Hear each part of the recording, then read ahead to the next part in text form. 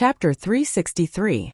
Previously, in order to search the kitchen of the main battlefield, the night watchers found firewood and set up 3 bonfires beside the well. The broken beams of the house crackled and burned in the fire. The raging flames rose half a meter into the air. Fatty was able to keep his oath in front of the Dragon Queen, and after the Great Wall cracked open, and facing Erlu's coercion, he was even more determined. He refused to reveal the secret of the Dark Gate, and Erlu and the Night Watchers went to the bottom of the well, so they didn't get the secret out of him like Danny did. Moreover, the Night Watchers were nearby, and they didn't want Erlu to control the magic hub of the Great Wall. So Stannis didn't put too much pressure on Fatty. Not long after Fatty was free. He was tired, hungry, and cold, so he ran to the bonfire beside the well, squatted on the wall of the well, and closed his eyes to rest, until he saw the pig trotter that was kicked into the charcoal hole by the Dragon Queen. When the Dragon Queen walked into the kitchen to look for evidence of the rat chef, she saw Fatty sitting by the bonfire, chewing on a bone with his face covered in oil. 7 levels of hell, Sam. What are you eating? Danny had a bad feeling. Burp, pig trotter. Sam chewed on the oily tendon and mumbled, "No, it doesn't taste like pork. It's more delicious than pork. Venison? It tastes like deer meat. And a bit like bamboo rat, so fragrant, so fresh. Do you have any more?" "One isn't enough." "Such a big one, it's not enough." Danny's mouth twitched, and she confirmed again. "Where did you find the pig trotter?" "In the charcoal pit. Luckily I have good eyes," Sam complained as he chewed on the bone. "Megalosaurus is too wasteful when it eats. A mouthful of dragon flame burned half of the thick leg, or else I would be full." Gulp. A drop of cold sweat slid down her temples. Danny blinked her eyes and swallowed hard. She then asked, "I remember it was already cold." "Remove the charcoal, cut it into pieces, stir it over the fire and rub salt on it. Smells good." "Oh, the bones are so hard." Sam stuffed a huge bone into his mouth, and the sound of his teeth rubbing against the bone could be heard. "This meat, I don't know where it came from." Danny didn't know if she should tell him the truth. "Isn't it just the leftover bones of the Megalosaurus? I've seen a lot of them in front of the King's Tower in the past few days." Sometimes, Sir Barristan would cut a piece of meat from the charred thigh of the bison as a side dish. Fatty pulled out the bone club from his mouth, then pulled out the longsword at his waist.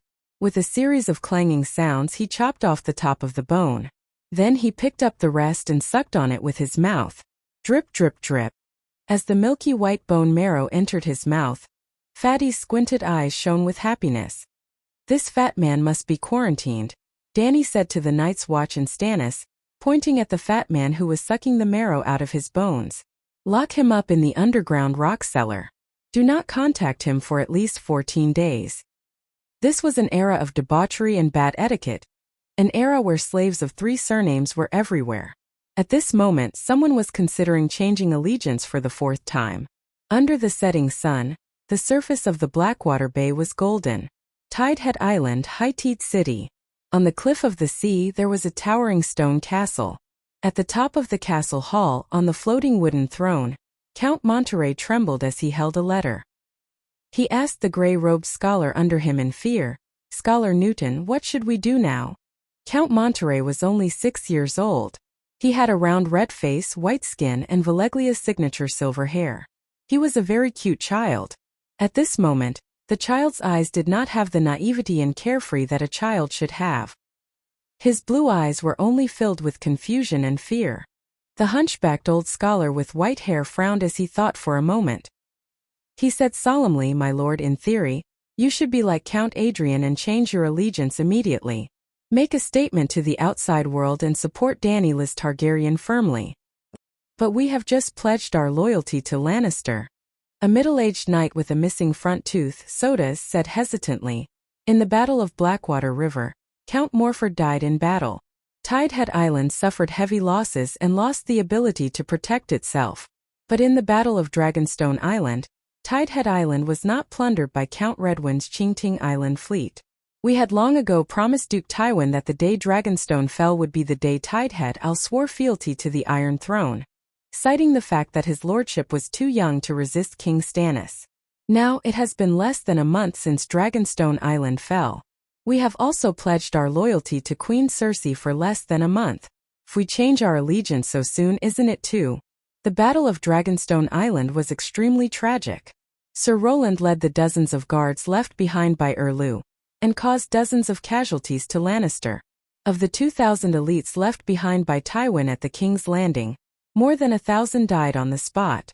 The rest were mostly crippled. That was why the Great Sparrow could still leisurely wash the floor of the Great Cathedral after tricking Cersei. While Dragonstone Island was in such a tragic state, Tidehead Island, which was less than 10 kilometers away, was in peace. At that time, Tidehead Island was still under Erlu's control. This was the survival wisdom of the Westeros nobles. Throw away your integrity and kneel down to beg for mercy. Protect the castle and continue to live a carefree life. Monterey Valerian, whose father had died, still had a few loyal vassals. After the Battle of the Blackwater River ended, the loyal vassals quietly surrendered to Tywin.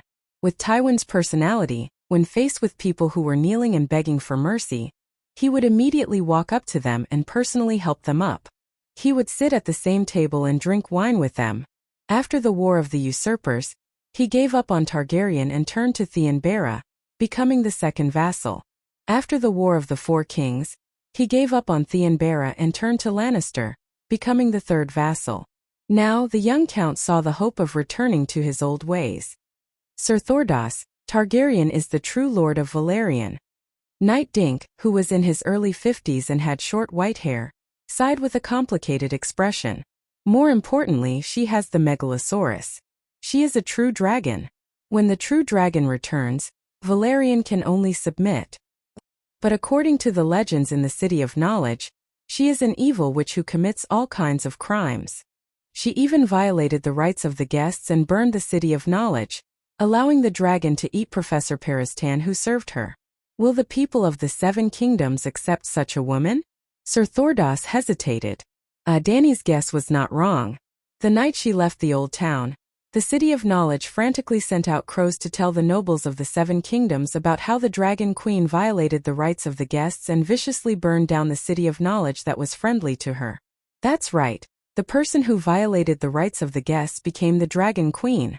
The nobles of the City of Knowledge and the Old Town warmly received the Dragon Queen, who used the alias of Layla Wayshui. Who knew that she actually used evil witchcraft in the City of Knowledge? Professor Peristan and Sir Dax Norton.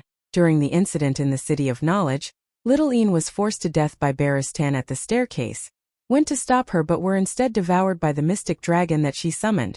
After that, she rode on the dragon and burned half of the City of Knowledge, destroying the Steward's Pavilion. One must know that at that time, the professors in the City of Knowledge were treating Layla as a VIP. So, while Dany was still acting cool in Hudgian County, the news of her coming to the Westeros was already known by the nobles south of King's Landing. Let's not talk about the reaction of the nobles and the commoners towards the return of the mystic Dragon Queen. Count Adrian Sitiga, who had been obediently being a captive in the King's Landing, immediately ran away. Adrian Sitiga was the Count of Crab Island. Like his younger brother Count Morford, he had followed Stannis to participate in the Battle of Blackwater River. After all, Crab Island and Tide Island were the strongest territories among the few vassals of Dragonstone Island. Adrian, who was in his 50s, was luckier than Count Morford, who was not even in his 30s. Or it could be said that he was older and more cautious. He was also more cunning and did not have the recklessness of a young man. Although his family's army had suffered some losses, but his life was still saved. Without a doubt, Count Adrian was also a qualified noble. He immediately knelt before Tywin. Other than true dragons, lions or stags, there was no difference to crabs. The Count of Crab Island's emblem was a red-shelled crab. Tywin did not make things difficult for him. He only asked the old crab to stay in the King's Landing for 2 years. When the situation stabilized, he would then be allowed to return home. The old crab gladly agreed. He thought that the situation was settled, and the day of the King's Landing was coming. Then Tywin died, the imps ran away, Cersei went crazy, and the Dragon Queen appeared out of nowhere and returned on a dragon. The old crabman may be old, but his mind was not muddled. He immediately led the remaining 200 to 300 crab soldiers and escaped from the King's Landing in the night. At that time, the 2,000 lions of King's Landing were buried on Dragonstone Island by the Night of Flowers. Even Cersei was locked up in the dungeon by the Great Sparrow for various adjustments. Lannister's power was in a vacuum at King's Landing, and no one cared about the old crab. Once he returned to Crab Island on a fast boat, the old crab immediately sent a letter to the neighboring Tidehead Island, inviting his little brother to welcome the queen and join in the righteous cause. Then, the 6-year-old Count Monterey gathered his retainers to discuss this matter. Even if I am a scholar, I have to say that the City of Knowledge has made a huge mistake this time. Scholar Newton said with an ugly expression. You also think that the scholar is lying? Old Sir Dink's eyes lit up as he quickly asked.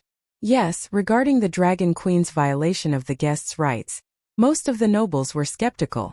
Especially the nobles and knights who attended the Honey River Conference. They had interacted with Layla before. Although they were shocked by her identity as the Dragon Queen, almost no one believed that she would violate the guests' rights. Instead, it was the ordinary citizens who followed the crowd. Most of them cursed the Dragon Witch, and some even treated her as the second Fry. I can't find a reason why the Dragon Queen would violate the guests' rights. Even many of the citizens in the old town saw her riding a dragon and spitting out fireballs. Even if it was true that the City of Knowledge was set on fire. Scholar Newton suddenly paused, and his expression turned ugly. There is a saying that the guilty party cries first. I am very worried that the violation of the guests' rights is true, but, Sir Sodas licked his teeth and said doubtfully, could the City of Knowledge be lying? That's impossible. The scholar swore to be neutral and not participate in the struggle for power. Did you notice the reaction of the old town of Hightower? Scholar Newton said bitterly. What reaction? No reaction. They did not express any opinion at all. Most of the nobles in Riverbend were also silent. If the City of Knowledge did not have any political leanings, why would the Dragon Queen attack the City of Knowledge? I suspect that a scholar recognized her identity and did something dishonorable, provoking the Dragon Queen to take revenge. The young count was confused, but Soda's and Old Dink's expressions changed drastically. They shouted in disbelief. Has the City of Knowledge gone mad? Suddenly, a loud beast roar came from the sky outside the window. A terrifying aura that made people tremble followed. Dragon Megalosaurus. The guards outside the hall shouted frantically. The hunchback scholar laughed bitterly and shook his head. Don't think about it. She is here. Valerian has no choice. Count, prepare to swear your loyalty. Chapter 364. Although they met the door god and the rat chef, Dany did not change her plan. That night, she left the Great Wall with old Yemont.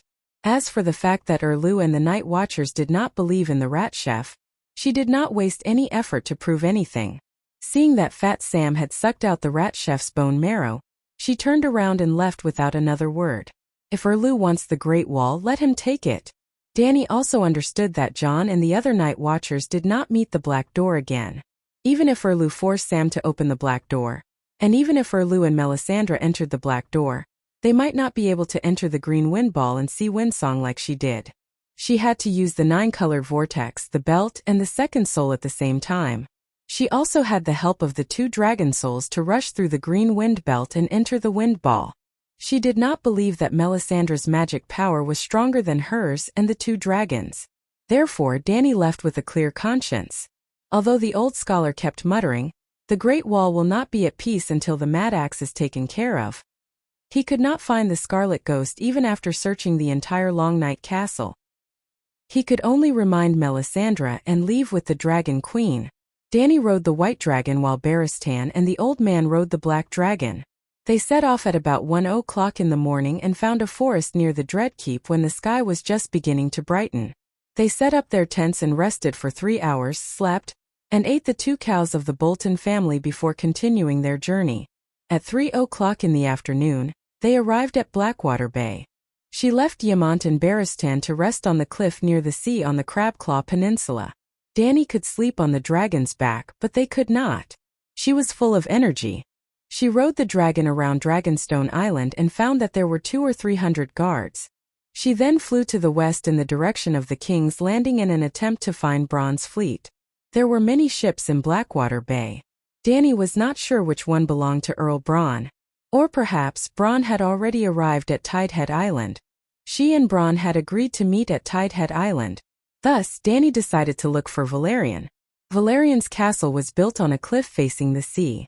To the south was the sea, to the west was high tide, and to the north was a small plain with villages.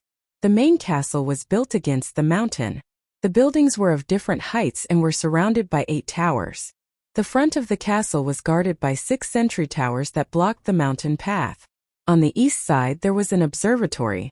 There was a 1,000-square-meter courtyard in the center of the fortress.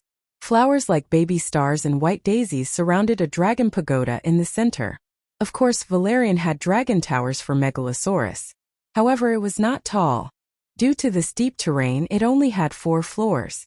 The top was 200 square meters wide, much smaller than the Dragon Tower in Volantis. When Dahe and Little White landed, it was a little crowded. Half of their tails were hanging outside the tower. Your subject, Monterey Valerian, greets Your Majesty the Queen.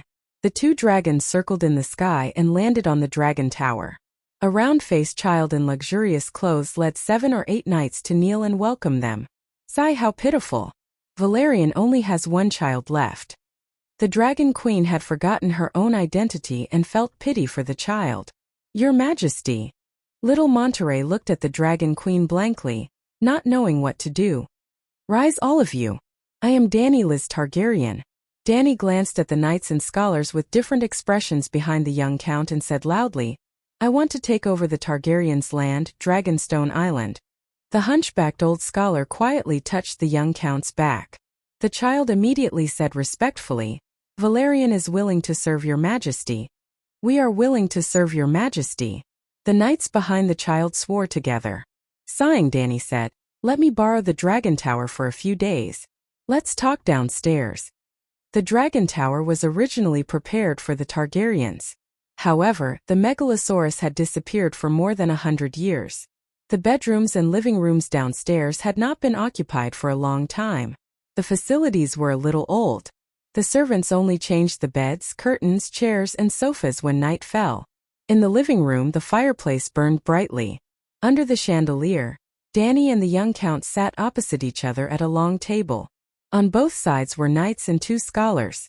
The maids entered in a single file, carrying Qingting Island golden wine, steaming hot bread, freshly stirred butter, thick beef soup, salad made of green peas, onions, and beets, fish stewed with almond milk, roast duck, fat chicken, roasted lamb chops that were grilled to golden brown. It was very sumptuous. Both parties had introduced themselves. Yimont and Baristan were old acquaintances. At this moment, everyone was much more familiar with each other.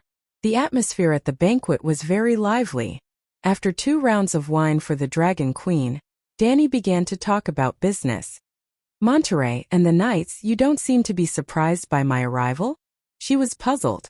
The young count glanced at his scholar and whispered, We received a messenger crow from the City of Learning a week ago. Haha, those bastards made the first move. Danny immediately understood. She sneered and asked, They didn't say anything good about me, did they? The young Count Monterey hesitated. They said that you violated the guest's rights and murdered the doctor who treated you as an honored guest. The hunchback scholar put down his wine glass and sighed bitterly. What? Baristan was furious. I never thought that the City of Learning could be so shameless. Danny was not angry. If the lower limit of a scholar was a negative number, the absolute value would be as high as the upper limit of a scholar. Scholar Newton doesn't seem to believe the City of Learning's rhetoric?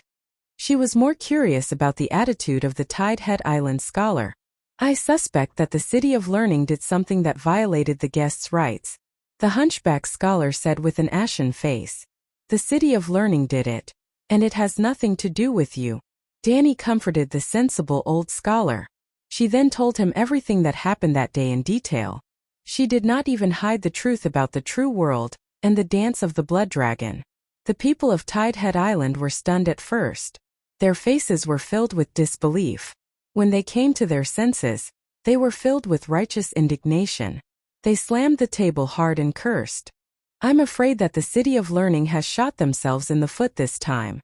Dr. Paristan is not dead at all. He is even sending a request for help to all the nobles of the 7 kingdoms. Old Yamant said with a complicated expression. He hated the City of Learning for what they did. Targaryen would never forget the pain of the Megalosaurus extinction. He could never forgive the City of Learning for plotting this. However, he deeply understood that the City of Learning had served the Westeros for thousands of years. They had made outstanding contributions and were indispensable. If the City of Learning lost its reputation, the nobles would no longer trust the scholars wholeheartedly. Without the support of the nobles, the City of Learning would not be able to maintain its reputation and credibility. However, the nobles and Westeros could not do without scholars. The City of Learning is also stupid. Almost all of the scholars know the truth about the dance of the blood dragon. They can guess the reason why the City of Learning is dealing with me. Can the dozens of scholars in the City of Learning stop the rumors? Even if they don't say anything, I can still capture a few of the scholars. When the time comes, won't the truth be revealed? Dany mocked. Even the scholars know? Sir Dink cried out. If so many people know, why hasn't the secret been spread? Sir Sodas asked in surprise. To be honest, Dany was also curious. The files were in the library. Even the scholars had the right to borrow them. How many scholars had there been in the past few hundred years? Why did no one tell the public? Also, the past generations of Targaryens were too careless, could not even be used to describe them. How stupid must they be to not receive any news about it?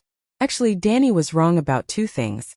First, before the Targaryens were exterminated, there were no files about the dance of the blood dragon and the true world in the library. At that time, ordinary scholars did not know the core secrets of the City of Learning. Second, the system for scholars to promote to scholars was far stricter than she had imagined. If a scholar's thoughts were unhealthy and had the idea of revealing the City of Learning's secrets to outsiders, especially the Targaryens, the scholars would let him be surprised before he took action. For example, Bullneck Marvin, the extravagant scholar who could slash people with a knife and write poems with a pen, was also fearful of the City of Learning. He was worried that he would be poisoned to death one day if he said the wrong thing. Not to mention the Targaryens, even the eight-clawed spider Varys did not know that the City of Learning had such great ambitions to build the true world. Your Majesty, how do you plan to deal with the City of Learning? The hunchback scholar asked worriedly. Sigh, the scholars and scholars who have committed crimes should all wear black clothes and be rid of their sins. As for the City of Learning, I will not ban it. Perhaps we should change the place and change the name. There must be a major reform. Your Majesty is merciful. Old Newton let out a long sigh of relief, his whole body relaxed. Why don't I convey your intentions to the City of Learning tonight? He probed with a fawning expression. Dany waved her hand and said seriously, no, take Dragonstone Island and let Scholar Ymont represent me to inform them of the results of the trial. Yes, yes, yes. That's how it should be. Scholar Newton nodded repeatedly and said in agreement. However, there was still a letter that night. Scholar Newton represented the Dragon Queen and sent it out to Count Adrian Sitiga on the neighboring Crab Island. It was late at night. After learning the details of the other ghosts, the hunchback scholar and Sir Dink left with the dozing young count with heavy expressions.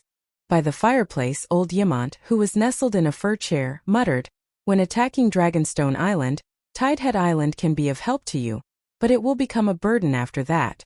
I'm worried that King's Landing won't let the enemy at their doorstep go. Battle is inevitable. At that time you have to protect Count Monterey. He's your vassal and the only heir of House Valerian. If I ride a dragon and burn the Red Keep, will the nobles of the Seven Kingdoms think that I'm the Mad King II? Dany sneered. Definitely, the old scholar said with certainty. The Red Keep to Targaryen is like Winterfell to Stark and the Eyrie to Arryn. Your Majesty, you don't like the Red Keep, but it doesn't mean that it doesn't have any symbolic meaning. Barristan also advised. That's why I don't want to recruit too many old vassals of the King's Landing. Not to mention loyalty, just the price of protecting their territory far exceeds the help they bring to me. Dany said helplessly. However, Tidehead Island and Crab Island were different. Whether she came today or not, whether the young count pledged loyalty to her or not, King's Landing would treat Tidehead Island and Crab Island as her forces after she took Dragonstone Island. This was something that Valerian's vassals knew, and so did the Count of Crab Island. It was because he understood that the mark of Targaryen on him was too heavy that the Count of Crab Island made a prompt decision to flee. He was even prepared to raise the three-headed dragon flag before the Dragon Queen attacked. I hope that Count Sadega can put in more effort. I don't expect him to be of much help to me, as long as he can protect himself. Danny sighed. Old Yamont's eyes flashed as he smiled and said, "Actually, you still have a force that you can rely on. They are absolutely loyal to Targaryen. In fact, they are only loyal to Targaryen. Not only are they numerous, but they are also brave and skilled in battle. They won't be a burden to you." Who? Danny's interest was piqued. Southern barbarians, the old scholar said strangely. Chapter 365. There are barbarians in the south too? Danny asked in surprise.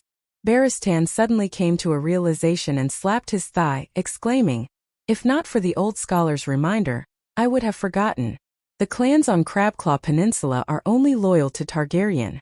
They even take pride in being the model subjects of the Megalosaurus." Crabclaw Peninsula? Danny got up from the soft couch and went to the map of the Seven Kingdoms hanging on the wall opposite the fireplace. Her finger pointed at Nymph, and then traced the horn-like peninsula to the east. It's strange. The land between Blackwater Bay and the Trident River is empty. There are no signs of castles, roads, towns, or villages. There are no castles, only clans and tribes, Barristan said. Old Yamont also got up from the soft fur chair and came to Danny's side. He pointed at the map and said, "The peninsula is barren and barren, full of swamps and pine forests. But every dark valley has its lord.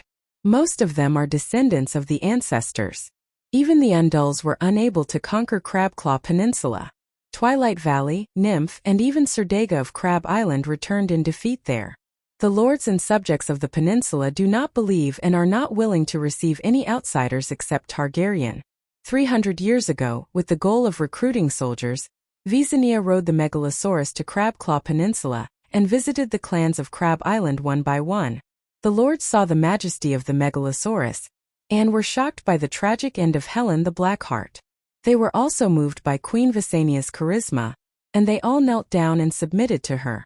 The queen also returned the favor, and took them in as Targaryen's direct vassals.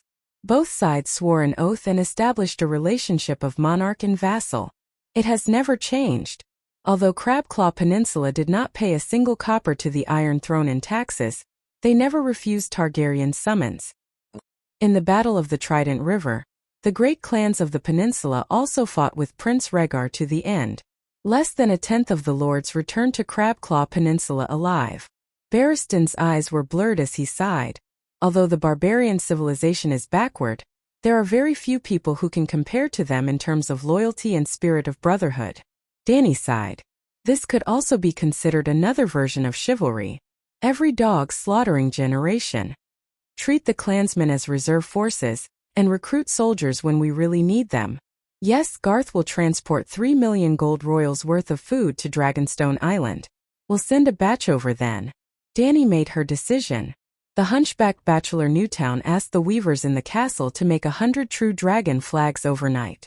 Early the next morning, Sir Dink led his men to hang the Targaryen three-headed dragon flag at the Hightide docks and the top of the castle. The appearance of the black dragon flag with a red background shocked the people of Hightide City and the harbor merchants. Targaryen has returned. The elderly residents of Tidehead Island dreamed of the previous dynasty and rushed to tell everyone they met about the return of the true dragon in fear and excitement. Quick, go to Dragonstone Island and tell Sir Lucian about the appearance of the three-headed dragon flag on Tidehead Island. A merchant of the King's Descent Sea concealed the anxiety in his eyes and whispered to the helmsman to sail away from the port. Sigh, a great storm is coming, and Queen Cersei is still locked up in the great cathedral of Baelor. King Tommen doesn't seem to be able to do anything. In the harbor hotel, a customer who was drinking whispered, "I'm afraid it's going to be another rebellion of the Four Kings. Winter is coming, can't those great nobles just stop?" His companion cursed in a low voice. Why would the people involved in the game of power care about winter? Which winter can freeze the king to death and starve the nobles to death? It's not like it's a long night. The seven hells, have you counted how many kings there have been in the seven kingdoms in the past 2 years? Robert, the young Wolfmaster, Renly, Stannis, Joffrey, Tommen, Balon, Danny, Liz. I heard that the pirates of Taiman Island took the old path again and chose a pirate king called Yuluan. There are only 7 kingdoms in the Westeros, and there are already 9 kings. A merchant on the other side of the narrow sea laughed strangely. I heard that this Targaryen has true dragons. How many of them? Yes, you haven't been to the trading cities, so you don't know about the anti-dragon Mother Alliance. Dany Liz Targaryen has 4 dragons. How terrifying. Aegon only has 3 dragons. I wonder if she'll block the passage and stop the ships transporting grain to King's Landing? A grain merchant suddenly said. Yes, the king and the great nobles are playing the game of Iron Throne, and we're going to make a profit from this. The Great Sparrow took a loan of a few million gold royals from the Iron Treasury, and is buying grain from the free cities like crazy. The price of grain has increased by more than 3 times. As long as it's transported to King's Landing, it'll be shiny gold royals. This is a rare opportunity. Soon, the merchants changed the topic, from the shock of the true dragon's reappearance to the worry of the sea route being blocked by the war. Look, red-shelled crabs. Suddenly, a brown-haired middle-aged mercenary stood by the window and pointed at the harbor and exclaimed. Everyone gathered around and saw a huge 50-meter-long galleon ship with 2 decks leading 3 second-class, 30-meter-long, seagoing ships and more than 10 paddling longboats slowly approaching the dock. Every ship had 2 flags hanging side by side, the red crab shield flag on a white background and the black 3-headed dragon flag on a red background. Standing on the 3rd floor of the tavern and looking into the distance, they could vaguely see a tall silver-armored old man with white hair standing on the top deck of the flagship. It's actually Count Sadiga. Wasn't he captured and locked up in King's Landing? The plump merchant next to them asked doubtfully. The news of the true dragon has already spread. He's not stupid. Why would he stay in King's Landing and be suspected by Lannister? Regardless of whether he's truly loyal to the Iron Throne, as long as Targaryen appears, the Lion will no longer trust him. It's better to escape and become the true dragon's trusted aide. Not only Valerian and Sadiga, but also dozens of nobles in the royal territory. After all, they've been loyal to Targaryen for hundreds of years. Their ancestors only became nobles when they followed Aegon to Blackwater Bay. A mercenary knight from the royal territory said with a complicated expression. When the news of Count Adrian bringing a fleet to Hightide's harbor reached the Floating Wood Castle, Dany was on the observatory, facing the sea and meditating. She was listening to the sound of the wind. It turned out that she had wronged Barristan the last time. He did not interrupt her epiphany. That magical version of unity of heaven and man was not just once. As long as she calmed down, she could enter the deepest part of her consciousness in the wind and hear the sound of the wind again. Since unity of heaven and man was a normal state, it naturally did not count as an epiphany. At this moment, Dany's forehead was shining with a faint green light, her consciousness drifting around with the sea breeze. She did not know where she was, nor did she know where she was.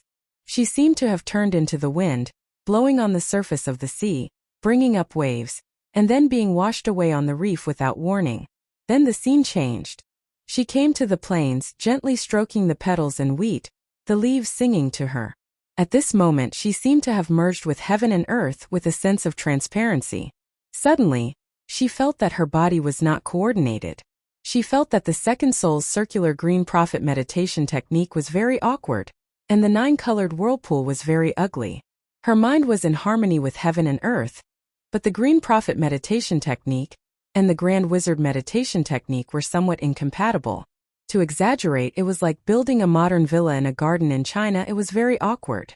She wanted to demolish the villa and rebuild an oriental classical pavilion that could merge with the garden and become a part of the garden. Then the circular shape of the green prophet meditation technique shattered into thousands of single runes. Then some of the runes began to be annihilated, some of the runes changed form, and suddenly new runes that Dany had never seen before appeared. All the runes surrounded her like petals, merging with her into the wind, on the sea surface, on the reef, on the island, in the forest, in the wheat field, in the city, in your majesty, wake up, Count Sediga is here. A hateful and determined old face replaced everything in the world, magnifying in front of Dany. I'm not angry, the old knight is innocent, don't be angry, with a wooden face. Dany chanted the clear heart mantra a few hundred times in her heart, then slowly said, so fast? It's not even noon yet. Maybe he received the letter last night and set off at dawn. It's only a few hours sea journey from Crab Island to Tide Island, said Baristan. He went up the floating wooden castle? Just bring him here to see me. The sailors saw the Count's fleet on the sentry tower. They should have just arrived at the pier. Scholar Yamant wants you to go down and welcome him. This is the etiquette between a ruler and a subject. All right. Danny nodded. You guys go to the pier first, I'll ride the dragon and catch up later. After the White Knight left, she sighed and entered the space of consciousness, observing the circular second soul that had reformed. It seemed like there was something more, but it also seemed like there was no change at all. Kueishi is right, I should settle down for a few years. It's best if I can put aside my affairs and focus on cultivation. Then she smiled bitterly and shook her head. There was no time for her to develop, winter was coming. She began to summon Blackie and Little White. Dahe, who was lying on the cliff boulder basking in the sun, jumped up and circled half a circle to the front of the star observation platform. Like a sea swallow, he lowered his body sideways and flew close to the wall. Then, Danny sprinted and jumped down from the 30-meter-tall tower. She closed her eyes and felt the sound of the wind beside her in the form of a dragon spirit. At that moment she, Blackie, and the world seemed to have become an organic whole under the adhesion of the wind. Like a normal person walking up a flight of stairs, Danny leaped lightly onto the back of the black dragon that was speeding past. She stood on Blackie, opened her arms and closed her eyes to feel the pulse of the wind. This is wonderful, this is true cultivation. Heaven and man is one, the law of nature. Queen Danny rise. Suddenly Danny, who was immersed in the sea breeze, heard her name. The voice was intermittent and vague. Hallucination? Eris Rhaegar, you two have to perform well. Our family is really going to have a good time. Her Majesty the Queen is in the prime of her youth, and she is the only Targaryen left. Coincidentally, Valerian also only left a child. The Queen should marry, and the kingdom should have an heir. We Settiga have the noble bloodline of Valeglia, and have been friends with Targaryen for thousands of years. There is no one more. Danny's heart rippled, the voice gradually weakened and finally disappeared. She also broke away from the temporary magical state. God, I heard Count Settiga's voice. This is the Green Prophet's ability to listen to the earth? Danny was overjoyed. In the future, could she be like Bran and blind in River Text, able to see through all the secrets of the world? With such beautiful expectations, the Dragon Queen did not care about the old crab's little calculations. Chapter 366. Adrian Settiga, the Count of Crab Island, also known as Red Crab, was a strong old knight in his 50s. Unlike Valerian, he had 3 sons and 1 daughter. After the War of the Usurpers as a vassal of Dragonstone Island, he had always fulfilled his obligations to Stannis, but that was all. During the War of the Four Kings when Stannis rebelled, the old crab did not dawdle and personally led the family's main ship, the Red Crab, into battle.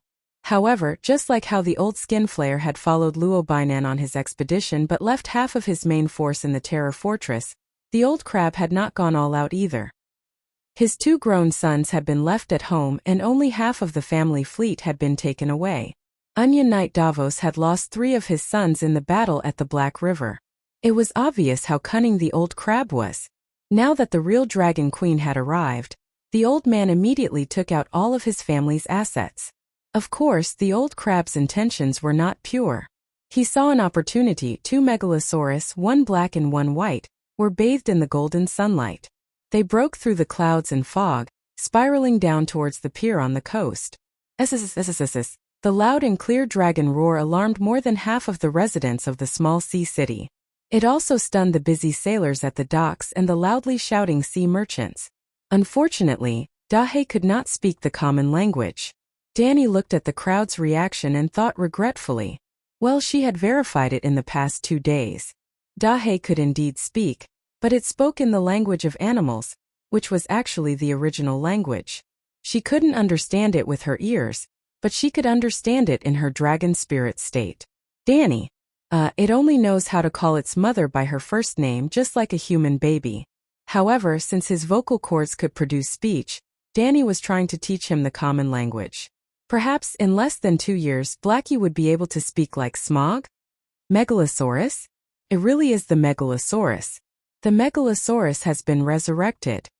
After Count Adrian finished lecturing his sons, he went to the side of the ship to relieve himself. Tears streamed down his face and he could not speak properly.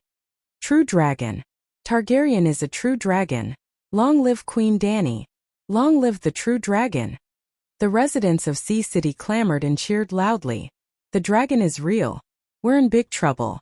We need to inform the King's Landing and warn King Tommen and Queen Margaret. Some mercenary knights hid the worry and shock in their eyes and quietly retreated into the crowd. 7 gods above, the Westeros are about to change. In the hotels, on the streets, and at the docks, merchants from all over the world looked up at the sky in shock and fear. When Barristan and the young Count Monterey led a group of people from the floating wooden castle on the mountain and separated the crowd with the cooperation of the dock guards, Dany rode Big Black down. Your subject, Adrian, greets your majesty. Mr. Adrian and his 2 sons were handsome, with silver streaks of blonde hair and purple or blue eyes. The old crab was in his 50s. He had a square face, a high nose bridge, and a straight chin. His body was still tall and strong. He had not changed shape, but his old face was a little oily. Of the 2 little crabs, the older one was in his early 20s and the older one was in his late 20s. They were both tall and strong with handsome faces. Your Excellency, I'm very grateful that you could bring people here so quickly. Dany smiled as she helped the old count up. I've been waiting for the true dragon to return. I wish I could grow wings and fly here in the middle of the night. The old crab said excitedly with red eyes. With such a loyal subject like your Excellency, I don't have to worry about not succeeding. Dany smiled as she exchanged some pleasantries with the old crab. She then began to introduce the people on both sides. Dragon Queen only had Barristan on her side. Everyone knew his character, so there was nothing much to introduce. These are my sons Aerys and Rhaega. The old crab proudly pulled his 2 sons to show off to Dragon Queen. They are great lads who are proficient in cavalry and naval warfare. Aerys is only 23 years old this year, and has experience in sailing to Iban and Midsummer Islands. Rhaega is also great. When I was trapped in King's Landing, he led the soldiers of Crab Island to defeat a few pirates who came to take advantage of me. This name Dany did not know how to complain. She did not know that the old crab had an 8-year-old son and a 12-year-old daughter named Robert and Cersei at home. With the old crab's status, there was no need for him to curry favor with anyone. He purely wanted to bless his children with the names of King, Prince and Queen, although the ending of the 4 of them was, I'm Aerys Satega. Greetings, Your Majesty. The eldest brother with a buzz cut looked into the eyes of the Dragon Queen and lowered his head with a red face. The second son, Rhaega, did not hide his admiration for the beautiful queen. He stared at her and volunteered, I am Rhaega Satega. Your Majesty, your beauty is beyond the imagination of the world and beyond the limits of words. Please let me be your navy commander and serve you faithfully. Dany resisted the idea of using human dragon fusion and releasing electric eye to scare him. She only smiled faintly and said, I have the idea of taking down Dragonstone Island. Let's go to Floatingwood Castle and talk more. Screech Blackie flew into the sky and White Knight brought over a horse for Dany. She walked side by side with the old crab and the young count. White Knight and the 2 little crabs brought up the rear, followed by a group of knights. 200 to 300 people walked towards Cliff Castle. Dragonstone Island should be taken down immediately. Years ago, Aegon set out from Dragonstone Island and landed at Blackwater Bay before conquering the 7 kingdoms. Your Majesty can repeat the path of your ancestors and use Dragonstone Island as a stronghold. Send out orders to all the families in the king's domain and find another shore to land. Tywin is dead. Jaime is disabled and Lannister is badly injured. In the past 6 months, Cersei has squandered all the wealth and reputation left to her by her father. She is also locked in the great cathedral by Sparrow. Who knows, when you arrive at King's Landing, the people will swarm out and put you on the Iron Throne. The old crab excitedly advised the queen, I only want to take back the Targaryen land, the Iron Throne. Let's wait until next summer to consider starting a war of conquest. Dany shook her head. Why? You have the dragon and the 7 kingdoms are in chaos. This is a rare opportunity. If we wait until summer, there will be a few years of buffer. Lannister will have recovered and sorted out the chaos. Then, Tommen will have come of age and the Seven Kingdoms will be united. We will be in big trouble. The old crab said anxiously. There are deviant ghosts, the young count said. Deviant ghosts? The old count was stunned. Monterey, what stories did your wet nurse tell you? It wasn't my wet nurse. It was the queen who told me that there are deviant ghosts outside the Great Wall. She even fought 2 deviant ghosts. The deviant ghosts admitted defeat and knelt on the ground. They called her the strongest queen of mankind. Monterey's round face was full of admiration. The old crab's mouth twitched. He lectured his little brother as an elder brother. Monterey, you are already 6 years old. Why can't you tell the difference between stories and reality? Her Majesty is telling you a story. You have to understand that legends and stories are all fake. Cough cough. Danny coughed a few times and said, Count Adrian, the deviant ghosts are real. Really? The old crab and the young crab were stunned. Could it be that the City of Knowledge was not lying? Her Majesty was really the Mad King II? Barristan saw the doubt on their faces and said seriously. At that time 6 deviant ghosts led thousands of ghouls to attack the barbarians' camp. The queen rode her dragon and bravely challenged the deviant ghosts to a battle. The Night Watchers, Stannis and the barbarians all saw it. Stannis? The old crab was even more shocked to hear the news of his old master. Why did he go to the Great Wall? The king of the barbarians attacked the Great Wall. He went to support the Night Watchers and subdue the barbarians and the Northerners. He wanted to make a comeback. Danny said. You let the dragon burn him to death? The old crab was shocked. Why would I burn him to death? Robert is Robert, he is himself. During the War of the Usurpers, he was trapped in Wind's Breath. Of course, he is also one of Targaryen's enemies. That will not change. But I swore at the Great Wall that when the long night comes, I will not harm any of the vassals who helped the Great Wall. Looking at the old crab's puzzled gaze, Danny sighed and said, the humans are facing a great disaster. They are too short-sighted and narrow-minded to still play the game of power. The old crab frowned and confirmed again, there really are deviant ghosts? It is not that I do not trust your words, but this is too sudden. I am not mentally prepared at all. It is like a dream. In a few days you should receive a messenger crow from the Night Watchers. In a few months the Night Watchers will escort a group of ghouls to the south. You can see it for yourself when you pass by Dragonstone Island. Then, under the Dragon Queen's signal, Barristan loudly told the story of her heroic battle with the deviant ghosts beyond the Great Wall. The knights were stunned.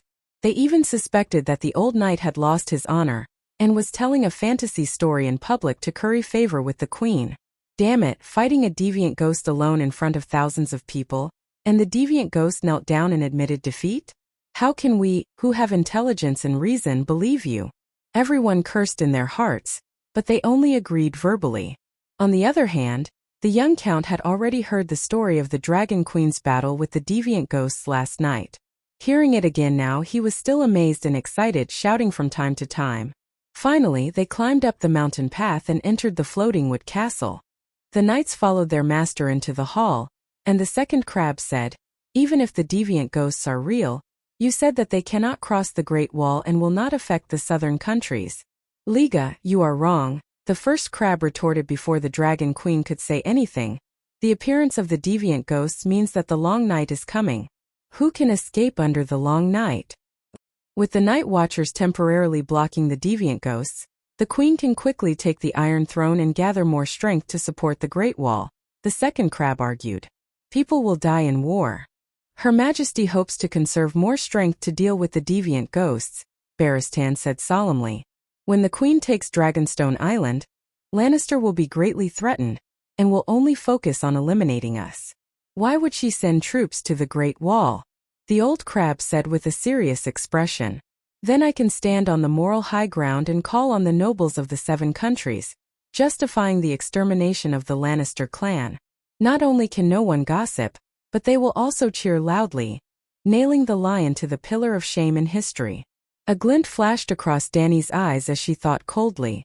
No matter what, she inherited this body and shouldered the Targaryen family's debt of gratitude and hatred. Who should she look for to avenge the extermination of the Targaryen family? Robert. It was a fact that his wife was stolen. Not only did Liga steal his wife, but he also wanted to eliminate his son. The Mad King first killed Ide's father and brother, then he wanted to kill Robert, who was an adopted son in Arryn Valley. Only then did Jon Arryn raise the flag of rebellion. Robert was truly forced into a corner. If he didn't rebel, he would die. That was why Dany didn't kill Stannis with a mouthful of dragonfire. Stark was even worse. Actually, Stark only had himself to blame. This was something Dany didn't know. Jon Arryn and Horse Tully, Catelyn's father?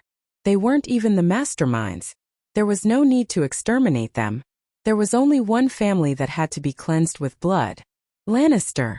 Tywin was too vicious. Mad King Aerys only made him lose face. And then he played Casme's reign on the Mad King.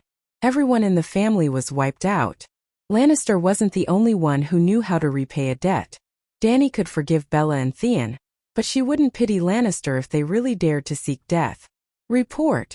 At this moment, a messenger guard ran into the hall and said to the Dragon Queen and the young Count, "Your Majesty Count, a group of knights holding the true dragon flag has arrived at the docks." Dany was stunned for a moment before she asked, "Is it Count Bronn of Stockworth Castle?" Chapter 367. Bronn was here. He brought with him 3 cargo ships, 40 sailors, 200 fully armed mercenary knights, and dozens of chests of gold and silver. He came with his foolish wife, bastard son, and disobedient scholar. Bronn's flag of the burning chain and the 3-headed dragon were hung on the ships. It was very eye-catching and immediately caused a commotion at the docks. The real Dragon Queen has gathered the old officials of the king's domain, and is preparing to attack the king's landing. The merchants and sailors at the docks rushed to report, frightened and excited. Dany treated them all equally. She did not look at the Earl of Blackwater differently because of his disgraceful background. She still rode her dragon and led White Knight and a group of knights to the docks to welcome them. Well, Bronn's original surname was uncertain, but during the Battle of the Blackwater River, he was responsible for raising the chain on the Blackwater River at the right time. For the Battle of the Blackwater River, this was a crucial task. Bronn completed his task beautifully. Cersei and Tywin awarded him the title of Knight. He was also proud of this and called himself Knight Blackwater. He also designed the green chain coat of arms. That day, when he received Dany's promise that he would be given the title by his own surname, Bronn changed his surname back to Blackwater. His Blackwater circled in the sky and landed beside White Knight. Dany jumped down from the dragon's back. "Bronn Blackwater greets your majesty." Bronn brought his wife over and bowed. "Earl Bronn, Lady Lolas, greetings." Dany nodded and said strangely, "You haven't been floating on the sea all this time, waiting for me to come to Tidehead Island, have you?" "No, we just arrived today," Bronn said. "Yes, we have been floating on the sea for a few days." At the same time, Lolas giggled. Bronn looked embarrassed and glared at his wife. Lolas was so scared that she shrank back. "Your Majesty," Bronn explained awkwardly, "I am not sure about Valerian's attitude. If they captured me and sent me to King's Landing then—" Dany waved her hand nonchalantly and got on her horse. She called out to him and they walked side by side towards the floating wood castle. "You're right to be cautious. I'm very satisfied that you were able to come on the first day I hung the 3-headed dragon flag," Dany said with a smile. Bronn heaved a sigh of relief and said with a wry smile, "I've arranged for a spy to be stationed at Hightide's pier. The night you left I started packing. It took me 2 days to travel from Stockworth Castle to Twilight Valley, and it only took me a few hours to buy a boat and sail to Tidehead Island. I have been waiting for you at sea for 3 or 4 days. If you hadn't come, I would have retreated quietly and continued to be the Earl of Stokesburg." "Ha ha ha, very smart, very prudent arrangement," Dany laughed. Then, she explained the matter of the deviant ghosts from beginning to end. "The Great Wall is far more troublesome than I thought. Took a lot of time." "So, the Eternal Night is coming?" Bronn asked in a trembling voice. "If the legends are true, the deviant ghosts can bring about the Eternal Night. Then the third Eternal Night is coming," Dany said with uncertainty. She was not sure if the Eternal Night would bring the deviant ghosts, or the deviant ghosts would bring the Eternal Night, Or if the deviant ghosts had always been in the extreme north and moved with the wind and snow. Danny even suspected that the deviant ghosts had never been exterminated. Then what plans do you have for the future? Bron thought for a while and asked. After a sumptuous lunch in the afternoon, the plates and bowls were removed and the long wooden table was covered with a sea blue mirror blanket. The group of knights and knights continued to sit in their seats and listen to the Dragon Queen talk about the Dragon Gang's eternal night battle plan. Well, with Bron, Monterey, and Adrian as the leaders of the 3 counts, together with 7 knights and more than 40 knights, this was the current strength of the Dragon Gang in the Westeros. It was a bit pitiful. But the 3 counts were not depressed, instead, they were very excited. The young count did not know anything. There were so many people at home and there was also a dragon, so he was very excited to watch the show. Adrian was the well-deserved big brother of the Dragon Gang, and the Dragon Queen had a dragon, so of course he was excited. Bron also had confidence in the Dragon Queen who had the Megalosaurus, and not only did the Dragon Queen not look down on him, she even let him, Valerian, and Sitiga form the 3 heads of the Dragon Gang. 7 gods above, that was Valerian and Sitiga. To be able to sit side by side with them under the throne of the Dragon Queen, Bron was so excited that he trembled. Let me talk about the arrangements for the next few years of winter. Danny looked at the group of eager and anxious subordinates, and said solemnly, first of all, we must always stand on the moral high ground, and truly uphold the honor of the nobles and the great spirit of the knights. No matter what Lannister and the other nobles of the 7 countries choose, we must have the defense against deviant ghosts as the core guiding principle. Any questions? Your Majesty is right. White Knight was the first to agree. If the Iron Throne does not believe in the deviant ghosts, or insists that the deviant ghosts are fake, and does not care about the Long Night, and only cares about attacking us, what do we do? Bron asked the same question that Crab Brother had asked before. I will represent the people of the 7 countries, represent justice, represent humanity, represent light and summer, and destroy them. Danny said solemnly, Dragonstone Island is too close to King's Landing. It is easy to attack, that is true. But at the same time it is easy for me to burn Red Castle. I only need to fly west for 2 to 3 hours. Then let's just take down King's Landing. Crab Brother clamored. Take down King's Landing, and I have to defend King's Landing. Then we will fight for power and authority. After a year and a half we will barely stabilize King's Landing, then we will fight against those who do not agree, and so on for another year or 2. Do we still have to attack the western region, Aran Valley, River Bend, Stormlands? By the time I complete the feat of Aegon the Conqueror, the 7 countries will be in ruins, taken down by the deviant ghosts, and everyone will be finished in the long night. Danny stared into Crab Brother's eyes and said aggressively, maybe it will not be that troublesome. Crab Brother lowered his head and mumbled, maybe? You are telling me maybe? Danny's cold eyes were filled with disdain. Underestimate the enemy. Do not think that the Megalosaurus is invincible, and do not treat all enemies as fools. If we cannot get through the long night, 100 Iron Thrones will be nothing but scrap metal. Your Majesty is right.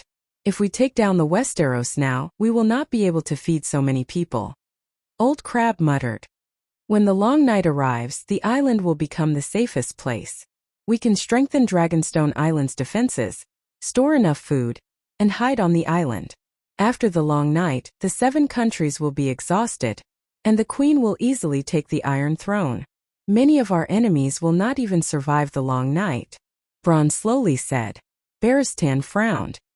He was very dissatisfied with the 3 heads of the Dragon Party, who only considered the problem from the perspective of personal interests. Why can't you learn from Her Majesty and give up on personal interests? Although Her Majesty will not fight for the Iron Throne, she will still carry out her responsibilities as a queen. He told them about the Dragon Queen's plan to buy food to relieve the 3 River Basin. No. In Old Nan's story, the long night lasted for an entire generation, and most of the lords starved to death. We may not even have enough to eat ourselves. Why should we care about those lowly peasants? They are not even your subjects. Crab Brother cried out heartbreakingly, as if Danny was using his money and food to relieve the peasants. Riga. Crab Brother pulled his brother's sleeve and said seriously, Her Majesty Danny is a true queen. You should feel honored to be able to serve such a queen. Hearing this, Danny's expression became a little better. At least there was still a reasonable person. The awareness of this group of nobles was even worse than the new free people of Slave Bay. Dragon Queen was somewhat vain and liked to show off in front of her loved ones. She had always wanted to create the illusion that she was a valiant, great, righteous, and benevolent queen in front of everyone. However, she never felt that she was great, righteous, or kind. She only did what she could and did not have the slightest sense of sacrifice. However, compared to the nobles of the Westeros, she suddenly felt that she was great, righteous, and kind. She was about to become a white lotus. As expected, no matter how ugly a flower was, as long as it met a green leaf that was ugly enough, it would still be a peerless fairy. Also, let me tell you one more thing. Even if the long night passes and the 7 countries wither, I may not be able to ascend the Iron Throne. Danny said. What do you mean? Everyone was shocked. I made a sacred oath on the Great Wall that whoever ends the long night will be the king. Targaryen will be willing to submit to whoever kills the king of strange ghosts. Oh, I won't submit. I will go to Slave Bay and become the queen. Let my descendants be the Duke of Dragonstone Island. At this moment, apart from the young Earl Barristan and old Ymont, everyone's faces were distorted. 10,000 alpacas were running in their hearts and 1,000,000 impus appeared in their minds. The 3 heads of the Dragon Society were about to collapse. Then what should we do? Bronn asked with a wooden face. Don't worry. First, I have dragons and all of you brave and skilled knights. Under my leadership, with everyone's fearless efforts, we have the best chance of killing the king of strange ghosts and ending the long night. What the hell do you mean fearless? You make my hair stand on end and my heart tremble. If I lose my life, what's the use of my land and title? Besides, I don't have a son. If I really die, won't my family's property be left to that bastard Tyrion? Bronn regretted it. No matter how difficult it was to deal with Cersei, she was still easier to deal with than the strange ghosts. He could almost think of Cersei's way of dealing with the long night. Hide in the rear, high walls, deep trenches, and plenty of food. Happily watch the righteous queen, knights, and knights fight the strange ghosts. When the long night is over, sharpen your sword and stab the heart of the last hero. This was also his style. He also wanted to do this. Why is your majesty so righteous, great, noble, brave, and benevolent? I am the same as the shameless and cunning Cersei. Why did I become hot-headed and switch to Saint Danny? Danny didn't know that the Earl of Blackwater was complaining about her noble character. In fact, she didn't have that at all. She continued, even if someone stole my head and became the hero of ending the long night, I also have the right to become a duke. The King's Landing was built by Targaryen. The King's Landing was developed by Targaryen and his vassals. I have the right to take back my own land.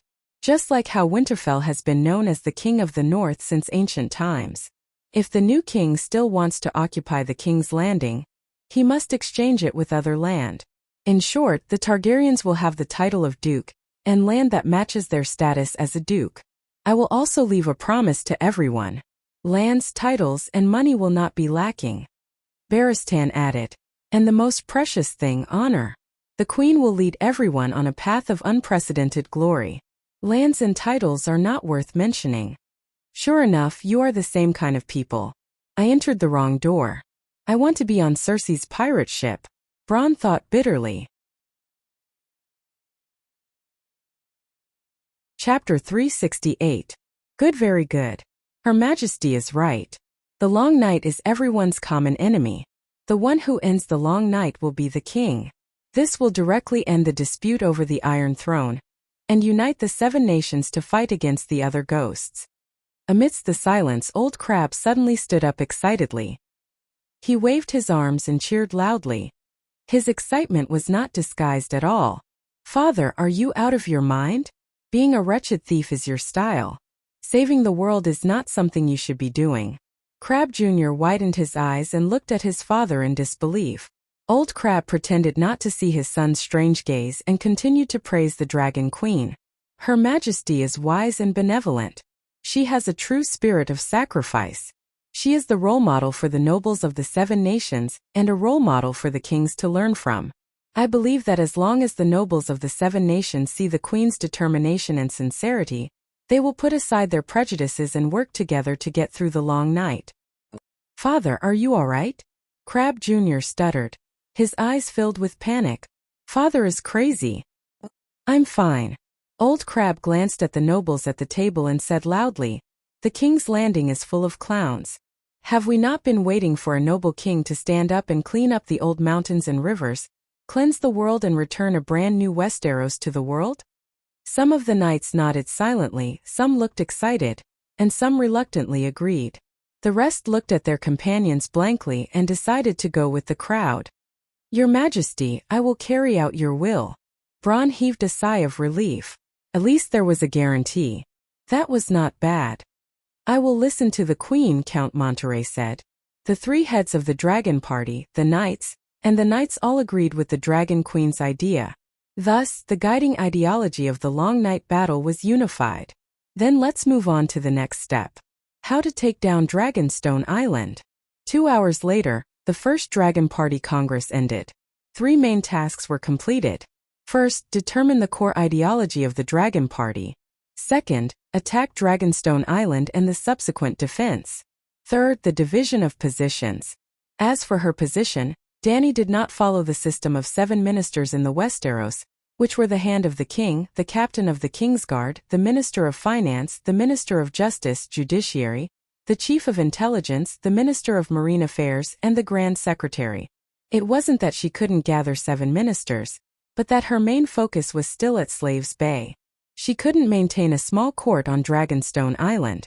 Based on the current manpower and the needs of future battles, the 1st Fleet General, the 2nd Fleet General, the 1st Honorable Knights Legion Commander, the 2nd Honorable Knights Legion Commander, and the Dragonstone Island Garrison Commander were established.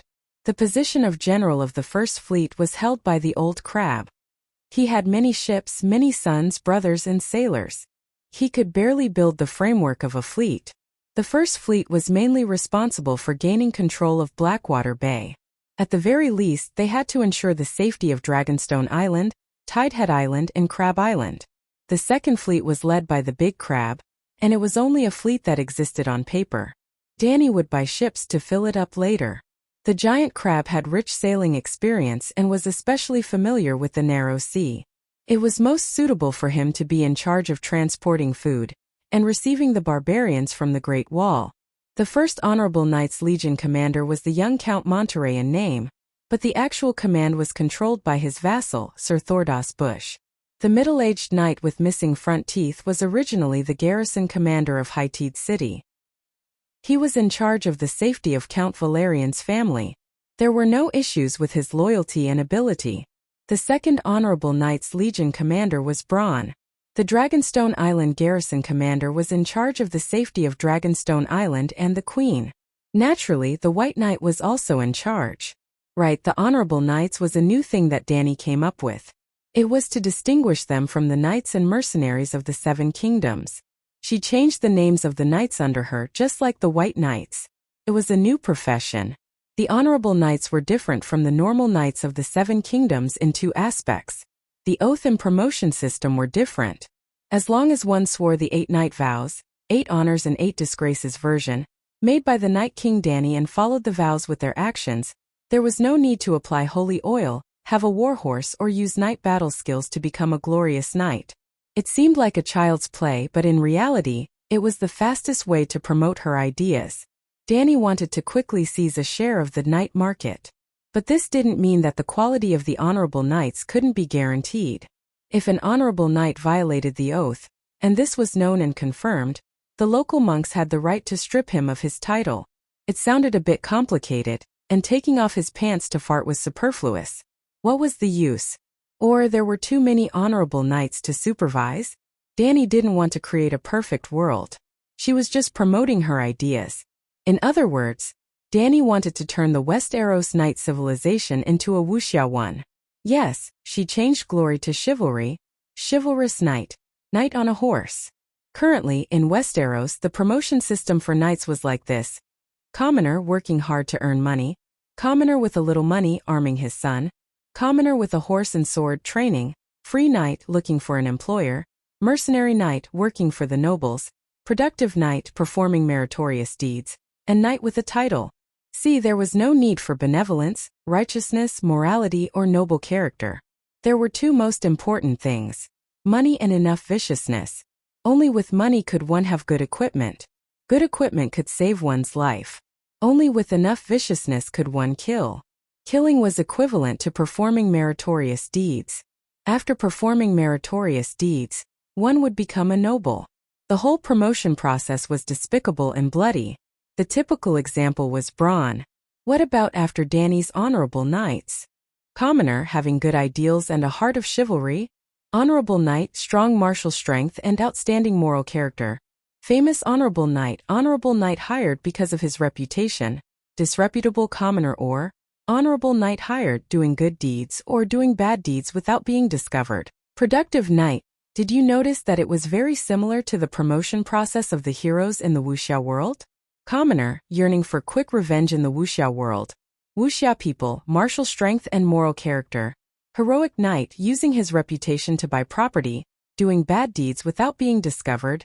Disreputable heroic knight, doing good deeds without being discovered, or doing bad deeds without being discovered. Heroic knight who was never short of money and could be passed down for generations in today's Westeros.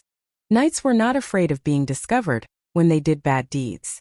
In other words, they openly bullied the good, burned, killed, and plundered. Wasn't it natural for nobles to bully commoners? Because the identity of a knight was bestowed by the nobles and the church, commoners could not remove the title of a knight even if they cursed loudly. Commoners could not crown an ordinary person with true chivalry with the title of knight, even if they praised loudly. It was different when it came to honorable knights. Their identity, honor, and shame were all determined by the common people's sense of right and wrong. Anyone who swore to be a good person, abiding by the 8 honors and 8 disgraces version of the chivalry spirit, would immediately receive the title of an honorable knight. Anyone who fulfilled the knight's oath of the Night King would be praised and sung by the common people, and become a famous honorable knight, heroic knight. Anyone, even the king, who violated the oath would be spurned by the common people and nobles. It would be useless even if he insisted that he was an honorable knight. In the Wuxia version of the knight civilization, no noble would dare to kidnap commoners in public, commit murder, arson, and other crimes. At most, they would quietly drip dry, and Westeros would evolve into a large number of Ubuchuan. Tidehead Island, High Tide City, floating wood fort, inside the newly built Holy Church. Under the statue of the 7 gods, the Night King Dany had a solemn expression. The sunset was projected on her body through the mosaic glass window, giving off a sacred and majestic aura. It was just like when Stannis converted to the Red God religion and gathered all his vassals on Dragonstone Island to witness the red-robed woman burning the statue of the 7 gods. The Night Queen restored the floating wood fort's holy church and gathered all her mounted knights. There were more than 1,000 of them and redefined the meaning of a knight. The 3 heads of the dragon faction knelt before her, followed by the knights and knights under the 3 heads. Behind them were bronze 200 mercenary knights, hundreds of the young count's retainers, and more than 400 marines led by the old crab. The holy church was not big enough, so many people could only kneel on the stairs and in the courtyard. Under the double dragon spirit state, the Night Queen Dany had a domineering aura and said loudly, "I swear to be kind to the weak. I swear to be kind to the weak." The knights in front of her shouted in unison, "I swear to fight against rape. I swear to fight against wrongdoing and injustice. I swear to hold the sword in my hand and fight for the people of the world. I swear to not harm children and infants. I swear to help my brother knights. I swear to be honest and trustworthy, to abide by the basic laws of the country and the traditions of all races. I swear to be ashamed of ignorance, to be ashamed of being lazy, and to be ashamed of being extravagant." The Night Queen nodded in satisfaction and said, "Very good. You have become the first batch of honorable knights in Westeros. Please remember and uphold your oath. The 7 gods, Megalosaurus, and I will watch over you together." Nighttime. In the tower where Count Setiga lived, in the old crab's bedroom. "Dad, this is another Saint Baylor. The second son of the crab side." The old crab shook his head and said, "Although she is overly righteous and even gave herself the title of archbishop, she is much smarter and more rational than Baylor. In fact, I am very happy to see a queen who sincerely believes in the 7 gods." When Stannis burned the statues of the 7 gods on Dragonstone Island, the old crab was also present. At that time, he used a piece of linen cloth to cover his face as a sign of protest. The nobles who dared to openly oppose the red gods were burned to death. The second son of the crab said emotionally, "The 7 kingdoms are in chaos and the kings are in conflict. Only the despicable can survive and obtain the final victory. The queen is too benevolent. My heart is burning with worry." The eldest son of the crab said solemnly, "To be able to serve the benevolent and righteous queen, we should be happy. The long night is dangerous. The nobles of the 7 kingdoms are shameless and cunning. If we are not careful." After a pause, the second son of the crab said solemnly, "Brother, you have to understand the principle of act within your means. The queen seems to have the absolute advantage, but she clearly wants to fight the deviants. The dragons are not invincible." Following that, he looked at the father of the crab and asked, "Father, do you think the deviants are real?" "Of course they are real. Would the queen lie?" The eldest son of the crab immediately said. The second son of the crab ignored his eldest son and only stared at his wise father. "They might be real." After a moment of silence, the old crab said worriedly. Chapter 369. After a short day of observation, I feel that Her Majesty is as benevolent as the Virgin Mary, but her character and wisdom are superior. She would never joke about the deviants. Besides, we all know that Scholar Yimont was at the wall. Now that he is here, it means that Her Majesty must have been to the wall. With Ser Barristan's character, he would not lie. The old crab pondered. Since the deviants are real, why did you not persuade Her Majesty to take down the King's Landing? Instead, you praise the decision of end the long night as king, and no expedition to the west before summer? You should understand the thoughts of the people at the King's Landing. Even with the promise of end the long night as king, it would not attract Cersei, Tyrell, and the others. The Iron Throne now belongs to them. As long as they kill the last Targaryen, the deviants would not be able to shake their position. The second crab was confused. "Sigh, of course I understand." The old crab sighed helplessly. Her Majesty is not a qualified player of power. Her understanding of the king is different from ours. For thousands of years, a king is a king born a king. As long as the nobles support them, the king will always be the king. The king is the representative of the nobles, the leader. The king leads the nobles and has nothing to do with the people. The king is only responsible for the nobles. It seems that because she grew up among the people, Her Majesty Dany Rise redefined the king. She believes that the queen should be responsible for the livelihood of the people of the kingdom, and does not care about the nobles' attitude. Then all the more you should correct the queen's mistake. The second crab was even more confused. The old crab's eyes flashed and he smiled. "Yes, I should correct her, but she mentioned something that made me change my mind." "What is it?" The old crab smiled proudly. "Our attention has always been on the Westeros. We have forgotten the name of the Dragon Queen in Essos. She is the Queen of Slavers Bay. In the future, she will defeat the Anti-Dragon Mother Alliance and become the Queen of Volantis, Queers, Lys, and even half of Essos. Her way of thinking about the king was not suitable for Westeros, nor was it suitable for the free trade city-states where slavery was the norm. But as a liberator of the slaves, she would be loved by the slaves. To the Dragon Queen, the world was beneath her feet, and the Iron Throne was perhaps of little value. There's no need to jump into the quagmire and get into a scuffle with the King's Landing people and get dirty. That's the Iron Throne, the glory of the Targaryens for generations. You make it sound so unbearable, Crab Lord II muttered. The old crab sighed and said, "Second brother, you've learned 70% of my cunning and cunning. That's good. Only villains can survive in the Westeros. But this doesn't mean that you have to look at things from the perspective of a villain at all times. The queen was honest and kind, while Stannis was stubborn and responsible. They are different from people like Cersei, and their way of thinking is different. You have to treat them differently." Crab Lord I could not accept it and said with a red face, "Father, how can you say that about yourself?" The old crab glared at his eldest son and said unhappily, "If I wasn't cunning, I would have buried you 2 brothers in the Blackwater River like the Onion Knight. If I wasn't cunning, Tywin, that vicious old lion, would have cut off my head or forced me to wear black clothes. If I were to pledge my loyalty to Lannister at the King's Landing, The future of House Sadiga would be ruined. Crablord lowered his head. He did not know if it was for himself or for his father, but he was so embarrassed that he could not show his face. Crablord II, on the other hand, was not embarrassed at all. He even focused on his father's teachings. After a while, he nodded thoughtfully and said, "Father is right. Everyone is different and I have to treat them differently. But what about House Sadiga? Our roots are in the Westeros." "No, Sadiga and Valerian's roots are in Targaryen. 400 years ago, our ancestors were still living in Valeglia. As long as there are dragons in Targaryen, we will go wherever they go." The old crab smiled. "Don't forget your mission." He emphasized his tone and said with anticipation, "Mission." Crablord's face turned red again.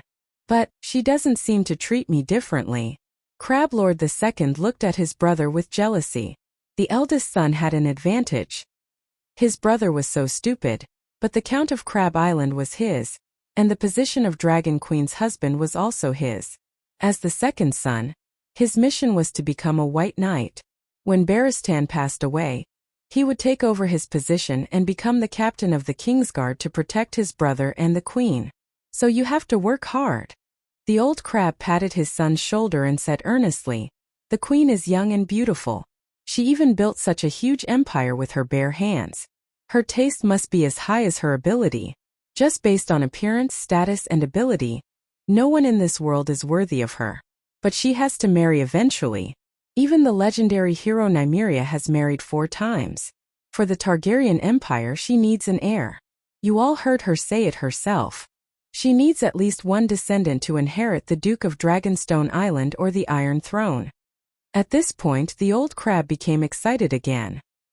He stood up and rubbed his hands, pacing back and forth by the fireplace as he said, "Originally, in terms of bloodline, Valerian and Targaryen are closer. But now Monterey is just a child younger than Tommen. There is no hope.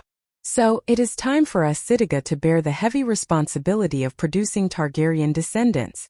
In fact, during Valeglia's reign, Targaryen, Valerian, and Sadiga had intermarried for many generations. Aerys, you are the eldest son. You are honest and honest. Your status, character, and ability are all worthy of a powerful Targaryen queen. Brother, if you are not willing, I am willing to do it for you." Crablord II looked at his eldest brother who had his head lowered and was silent. Before Crablord could speak, the old crab put on a stern face and reprimanded, "Rhaegar, you are the second son. If the second son wants to marry the queen, isn't that an insult to Her Majesty? Furthermore, your character is not liked by the queen. If that is the case, don't mention it again in the future." Rhaegar Sadiga lowered his head, his eyes flashing with resentment and jealousy. Dragonstone Island was no more than 5 kilometers long and less than 2 kilometers wide at its widest point. It was a stone island formed by the eruption of an active underwater volcano. On the narrow and barren land, there was only a castle and a small fishing village. The castle was built with Valeglia's black stone. Its overall shape was like a creeping megalosaurus. The design of the castle was mostly related to dragons. Smaller dragons decorated the frame of the doorway. The dragon claws extended from the wall were torches. The large stone wings contained the smithy and armory. The dragon tail formed the arch, the bridge, and the outdoor stairs. The castle complex had the stone drum tower as the main castle, Aegon's garden at the back, the wyvern tower and the sea dragon tower on both sides of the main castle. Among them, the sea dragon tower was built into a crow's nest after Eiler moved his family here 400 years ago.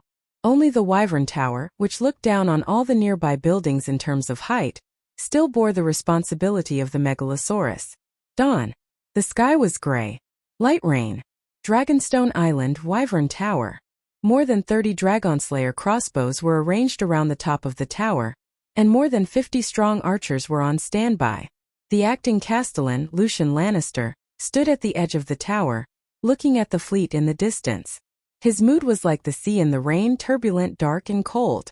The rain was like a fog, enveloping his body and soaking his golden lion cape, taking away heat and courage from his body. His father, Damian Lannister, was Tywin's cousin and the acting castellan of Casterly Rock City. His family was one of the main branches of the Lannister family. So the important task of guarding Dragonstone Island was left to him.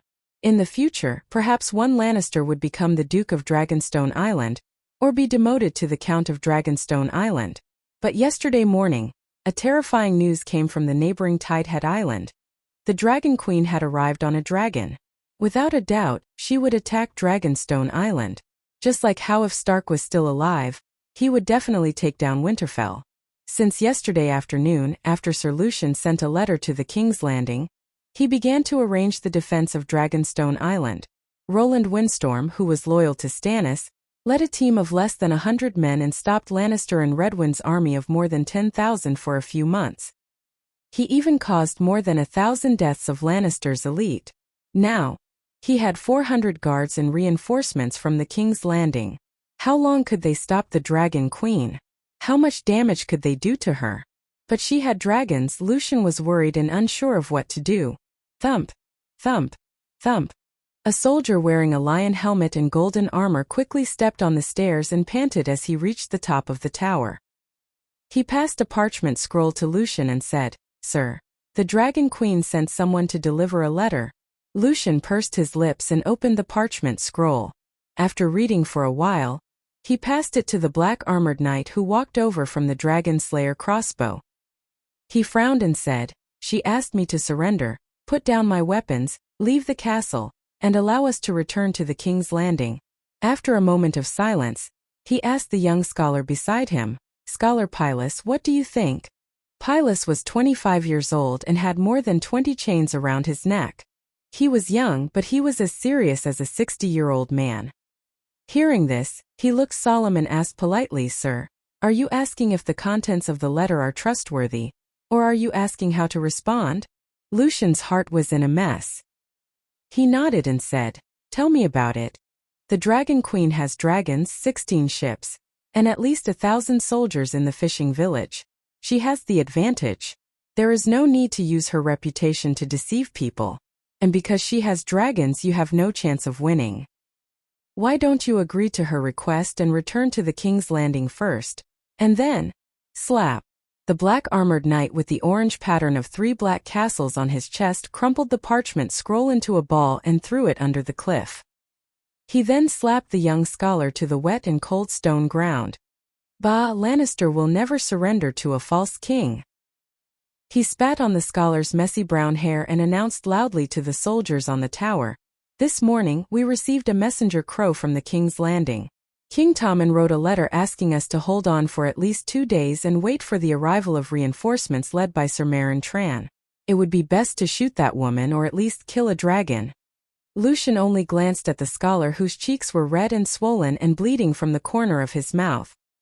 He then stopped paying attention to him and frowned at the black-armored knight. "Sir Burke, we only found 30 old dragon-slaying crossbows in the warehouse. They are all here. If Dany Rise attacks from other directions, our chances of winning are not high." The black-armored knight waved his hand and said confidently, "This is a dragon castle made of immortal stone. It is enough to defend against the dragon flames of the Megalosaurus. Using the Targaryen castle to fight against the Megalosaurus of the Targaryen. Ha ha ha, maybe we can really kill a dragon." Hiss boom. In the dark clouds where blue lightning flashed, a ferocious black monster drilled out and rushed straight in the direction of the flying dragon tower. "Megalosaurus, it's really the Megalosaurus." The black-armored knight's eyes widened. His courage plummeted as he shouted in horror. Chapter 370. Hiss. The black dragon was like a fairy in the storm, nimbly moving through the thunder and lightning. Blue and white fork-shaped lightning flashed around him, adding to his mysterious power. Hiss. The black dragon drilled out of the dark clouds and hovered more than 1,000 meters above the flying dragon tower. It did not immediately rush down to spit fire. But Sir Bacon and Lucian couldn't help but shout in fear, "Attack!" The lion-armored soldiers immediately pulled the trigger, and more than 30 treadmill-sized crossbows shot out a thin rain of arrows. The crossbow arrows, as tall as a person, made a long air passage in the rain. They flew more than 300 meters high before they slowly hovered in the air, and then accelerated to fall into the sea. Hiss. The black dragon lowered its head and hissed. Before the second wave of arrows arrived, It flapped its wings and flew to the Galen ship with the true dragon flag on the sea. The Megalosaurus ran away. Megalosaurus is also afraid of the Dragon Slayer crossbow. We drove away the Megalosaurus. Sir Bacon was stunned. His fear disappeared and he cheered excitedly. The Dragon Slayer crossbow is so powerful, far beyond the attack range of the Megalosaurus dragon flame. At the top of the flying dragon tower, the crossbow arrows can almost cover the entire stone drum tower. Although they didn't hit the Megalosaurus, they might have forced it to not dare to come down. Sir Lucian was also very happy. Long live King Tommen, long live Lannister. Under the leadership of Sir Bacon, more than 100 lion-armored soldiers on the tower shouted loudly, "Sir, you attacked the Megalosaurus." Scholar Pylus's mouth was red and swollen, but he still looked serious and dutifully reminded his lord at this time. "You attacked the Megalosaurus, which means you refused the Dragon Queen's persuasion to surrender." Lucian raised his eyebrows and said disapprovingly, "You saw it. With the Dragon Slayer crossbow, the Megalosaurus didn't dare to approach the stone drum tower. With only 1,000 shrimp soldiers and crab generals, she can't break through the castle defense of Dragonstone Island." Woo on the sea. At the center of the fleet, 2 kilometers away from Dragonstone Island, the flagship Layla was the first to sound an urgent horn. Yes, before we set off, the old crab wanted to change the name of the new red crab to Holy Danny Leezy. The Dragon Queen declined with a smile and suggested that the flagship be named Layla. Woo on the other side of Dragonstone Island, a bugle horn sounded, signaling the start of the attack. 400 armored soldiers holding the flag of the 3-headed dragon walked along the rugged mountain path, slowly approaching the castle gate. Ha ha ha, the evil dragon is so angry that it wants to attack the stone drum tower. Black Armor Duke Rick pointed at the Long family's soldiers on the hill in the distance. He leaned on the wooden frame of the dragon-slaying crossbow and laughed. "Lucian, do you see that? Only 400 armored soldiers dare to attack Dragonstone Island? That woman doesn't know anything about the defenses of her hometown." "Sir Burke, leave this to me. You go down and teach those traitors a lesson. Let them know the price of betraying the Iron Throne," Lucian said coldly. "I'll make sure they don't return." Sir Burke laughed cruelly and left. Glancing at the young scholar with wet hair who was still standing respectfully at the side, Lucian frowned and said, "Scholar Pylus, send a message to the King's Landing immediately. Tell King Tommen that the reinforcements can take their time. There's no need to rush. I swear on the name of Lannister that the Mother of Dragons won't be able to take down Dragonstone Island in a month." 10 minutes later, a messenger crow flew away from the crow's nest in the Sea Dragon Tower and flew towards the city by the bay in the west. Caw-caw, the sound of a dragon's roar could be heard vaguely. Lucian had been using a telescope to observe the large Galen ship.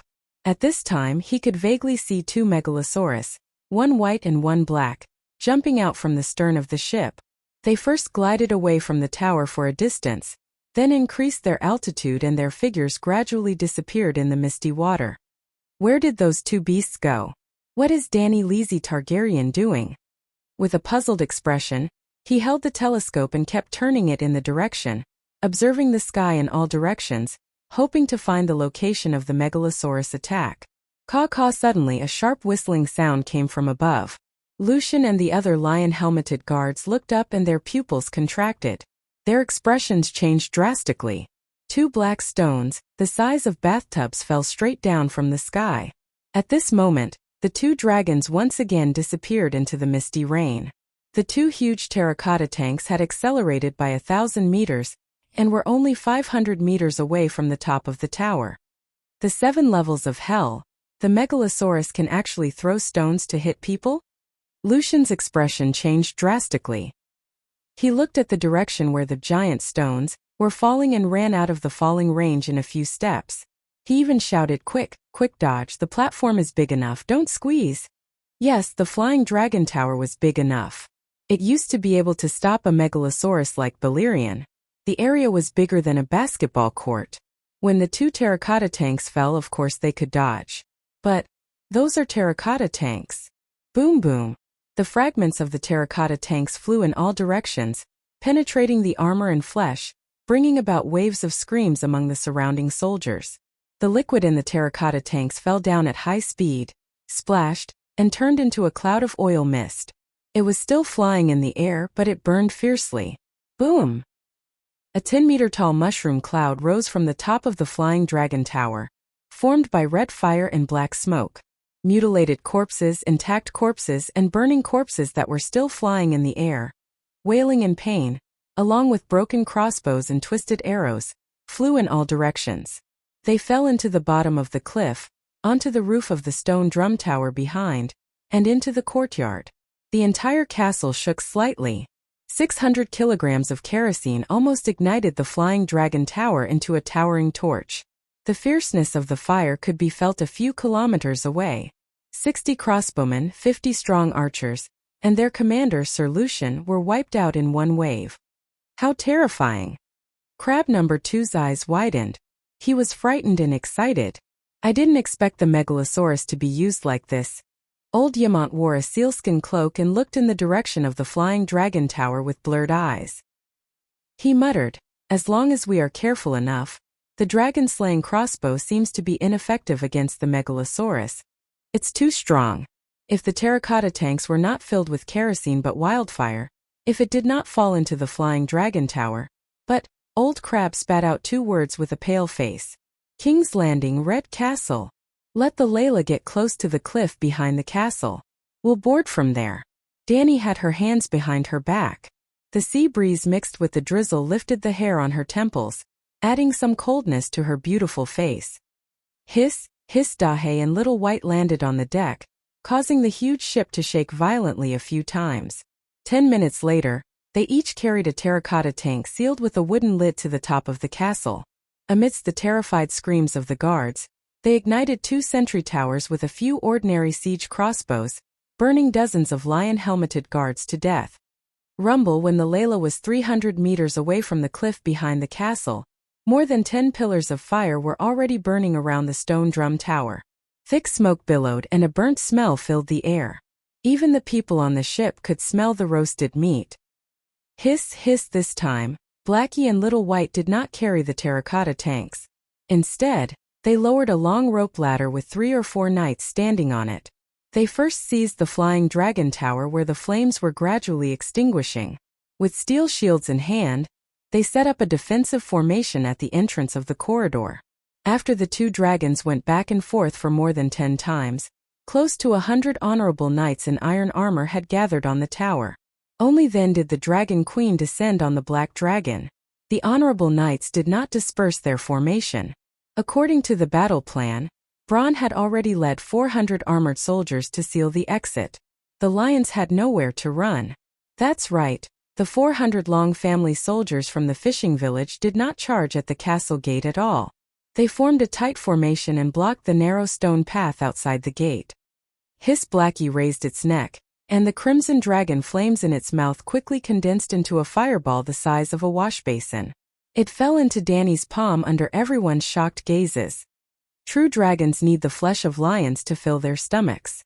Come with me and clean up Dragonstone Island. 10 fully armored knights holding arc-shaped shields walked at the front, followed by archers and knights holding spears and swords. Everyone was wearing iron armor and helmets. Danny walked at the back, protected by Barristan. Blackie and Little White did not stop working on the transport plane.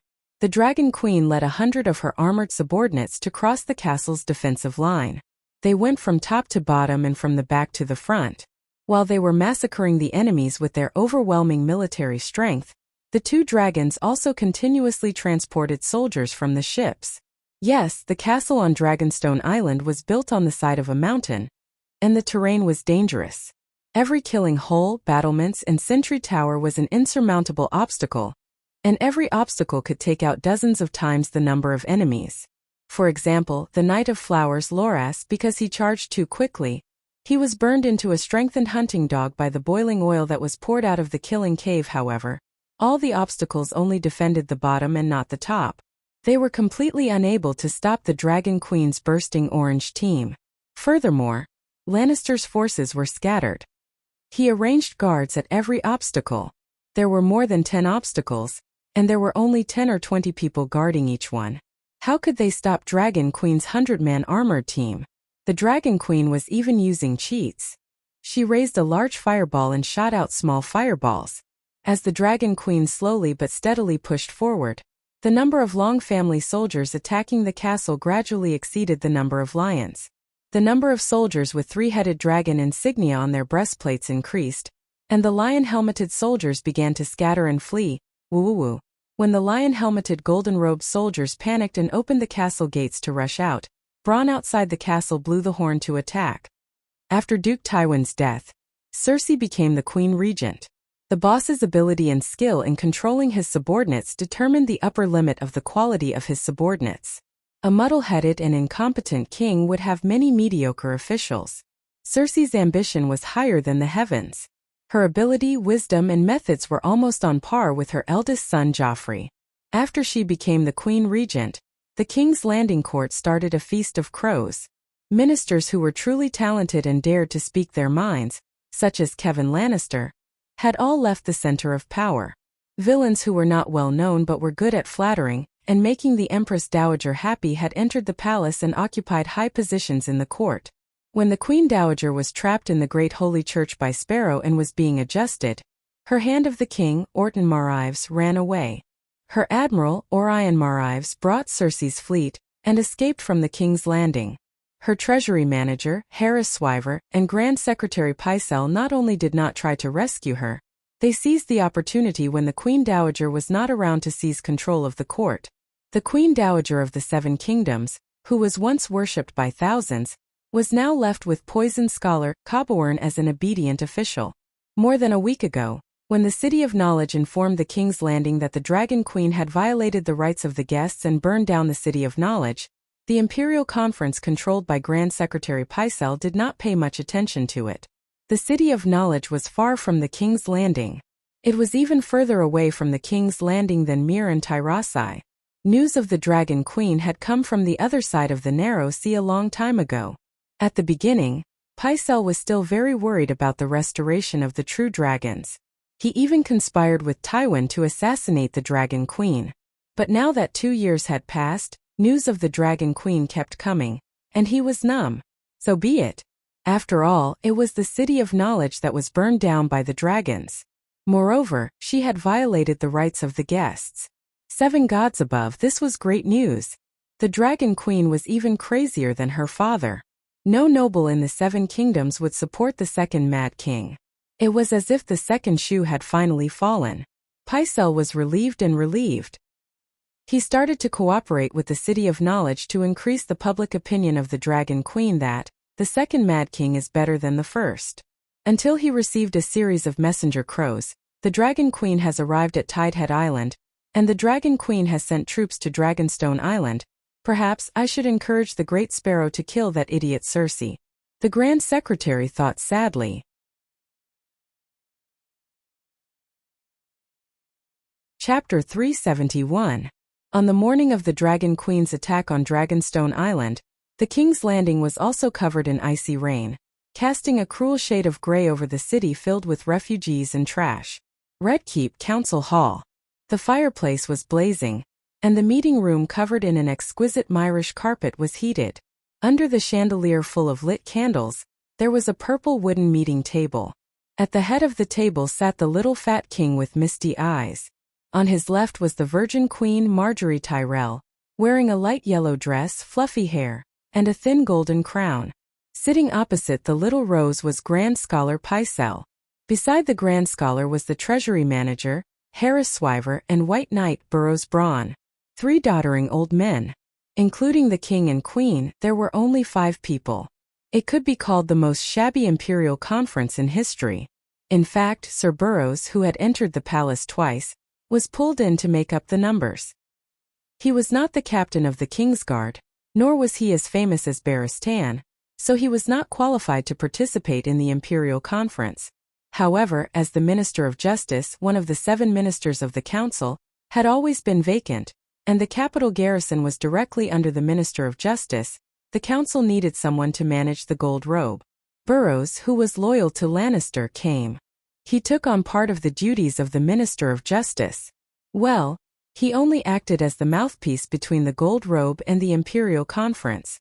He did not directly manage the capital garrison.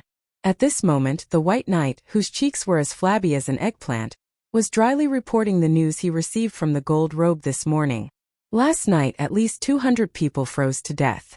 The sparrows carried the corpses and circled around Steel Street before carrying them out of the Lion Gate.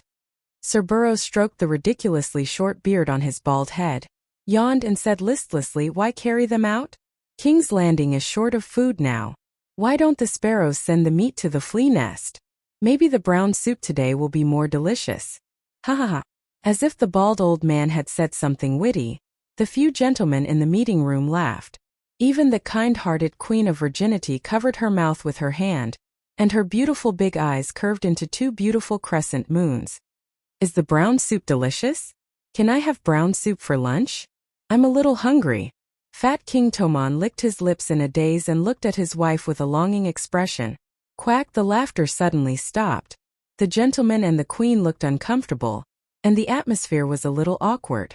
Tomon was even more confused. Cough cough. Sparrows eat brown soup, but they don't eat sparrows. The people who froze to death were all refugees from Hujian County. They were all sparrows. The sparrows carried them to prey and sent them out of the city for burial. Sir Bellows rubbed his flat nose and broke the silence. "It seems that the Great Sparrow has borrowed a lot of gold royals from the Bravosi." Grand Scholar Pycel's eyes flashed. "He has money, food, and countless beggar army. Maybe we should pull him into the Imperial Conference." Harris seemed to have heard the most ridiculous thing in the world. He shook his head and said, "Didn't you hear what the people outside said? The crownless king, the big sparrow. Everyone called him the Real King of King's Landing. Invite him into the Imperial Conference, and the next moment, there will be poor people with axes rushing into the Red Castle with the Great Sparrow. Just like how they forced the Archbishop to elect the Great Sparrow as Archbishop. They put a blade on our necks and asked us to kneel and welcome the Great Sparrow to the Iron Throne. Then we nobles will all be like Archbishop Renard, scrubbing the floor of the Red Castle with soap every day in exchange for a piece of black bread that is harder than stone and coarser than sand. The Red Castle is not the great cathedral of Baylor. It is protected by elite armored knights. How can the beggar army rush in? If the Great Sparrow joins the Imperial Conference, there will be a conflict with the witch. Let the beggar army deal with the mystic dragon, and then the mystic dragon will burn the sparrow." Speaking of this, Pycelle couldn't help but chuckle proudly. She has already burned the city of learning that has served the 7 kingdoms selflessly for thousands of years. She has become a villain who violates the rights of guests, and she will repeat the old path of her ancestors and burn the church's armed forces.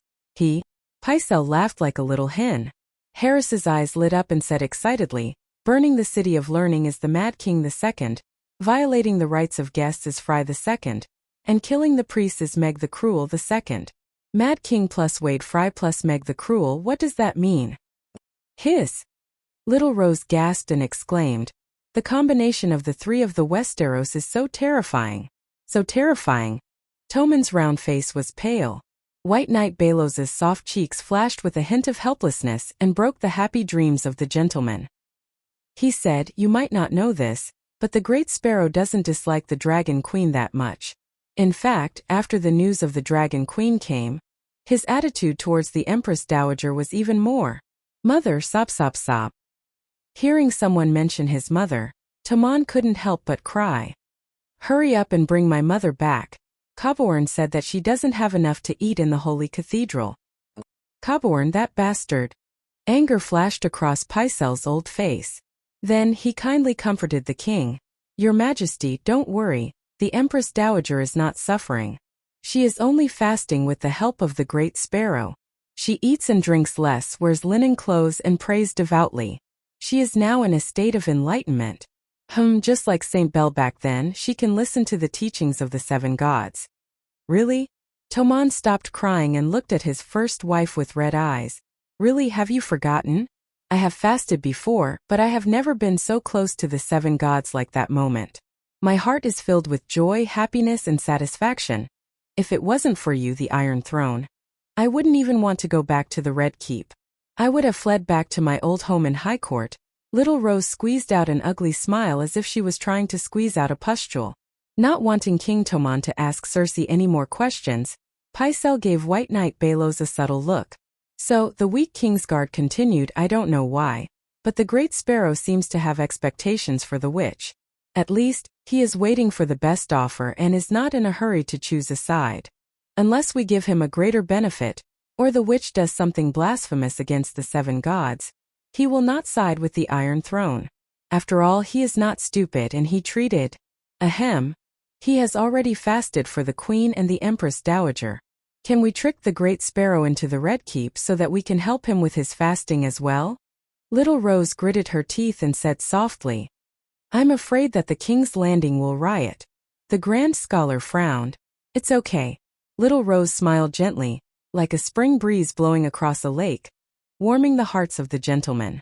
High Court can send another batch of food over. I will endure the filth and stench, and personally bring enough bread and cheese for a week for everyone who might riot. After a week, who will remember the Great Sparrow? She smiled sweetly. Just like what you did before? The people of King's Landing are almost calling you Saint Marjorie. Such a good reputation is too obvious in contrast to Lannister's reputation.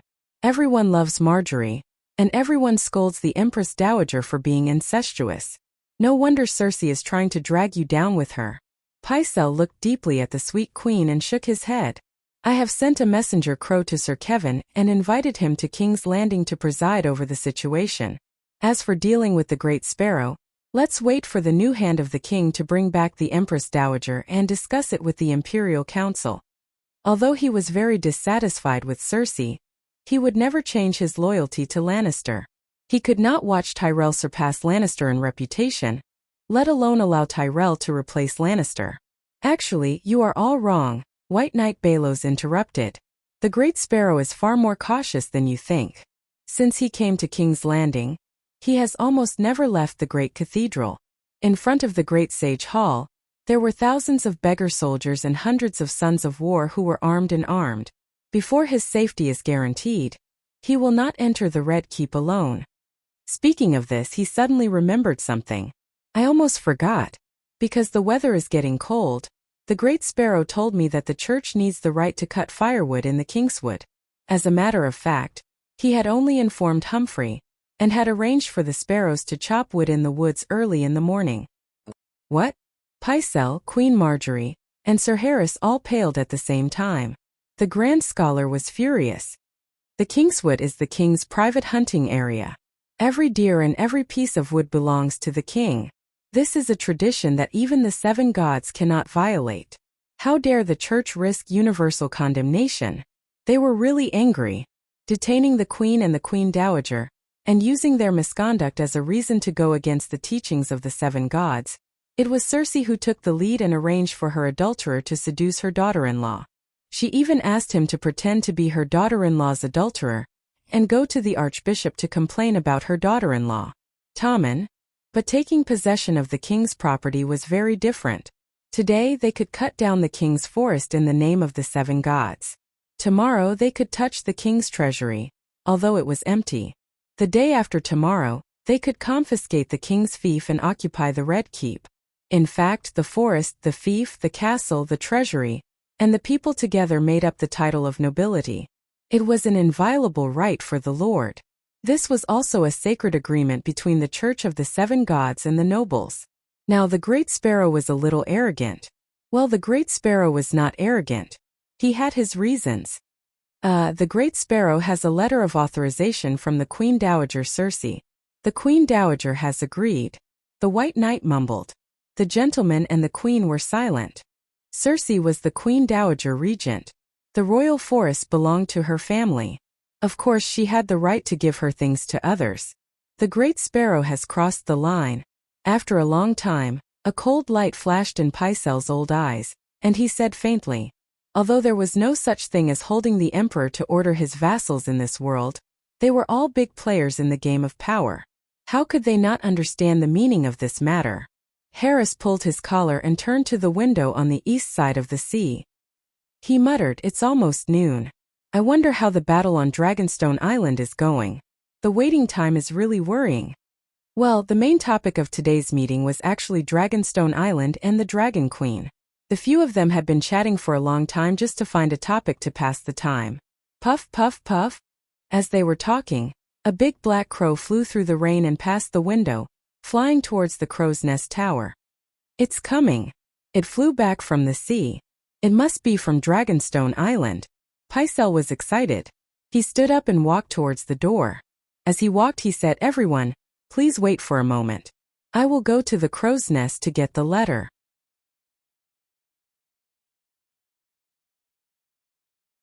Chapter 372.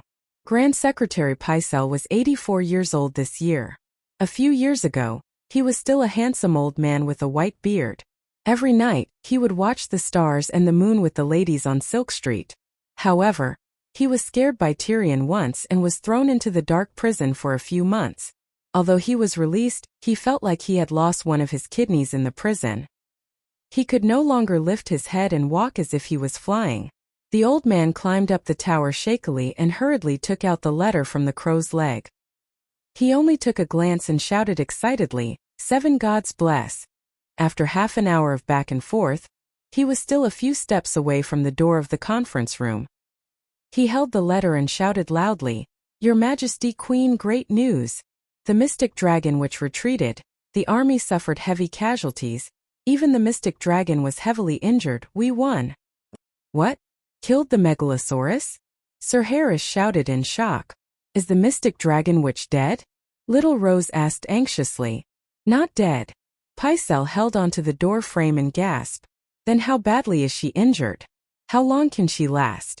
Palos hurriedly got up from the chair and walked to the door to take the letter. After reading for a while, the White Knight who entered the palace for the second time said awkwardly, "The battle hasn't even started yet. What do you mean? Hey, why can't you read between the lines?" "Look." Grand Secretary Pycelle took back the letter and read loudly. The Dragon Slayer crossbow completely restrained the Megalosaurus. The mystic dragon was afraid and hesitated. After a wave of arrows, the mystic dragon had no choice but to retreat. "Our army occupies the commanding heights. The flying dragon tower is covered with arrows. We will win and not lose, at least we can hold on for a month. Sir Marantran, please do not rush to march. If the warship is not equipped with the Dragon Slayer crossbow, please do not go out to sea to avoid colliding with the fleet of the Mother of Dragons." Do you see between the lines? I seem to see Sir Lucian's confident smile. Everyone knows Lucian's character. He is honest and steady, serious and does not smile. If he says there is no problem, then there is no problem. The Grand Secretary emphasized. "Yes, I watched Lucian grow up. That boy never talks big." Sir Harris nodded in agreement. Little Rose lazily sat back in her chair and said in annoyance, "Dragon isn't dead, Dragon Queen isn't injured, and no one on the other side has died. What are you all so excited about?" "Your Majesty, you don't understand. The dragon-slaying crossbows were invented by our scholars. There are 500 brand new dragon-slaying crossbows in the Red Castle's armory. Now that Dragonstone Island has confirmed the use of the Dragonslayer crossbows, we no longer need to worry about the witch riding her dragon and burning Red Castle," Pycelle said with a serious expression. Little Rose thought about it carefully and nodded in agreement. After being taken out of the great cathedral by Count Tolly, she really had the thought of immediately escaping back to the High Court. In addition to the fear of the Big Sparrow occupying the King's Landing, she was also worried that the Dragon Queen would burn down the Red Castle and burn herself to death.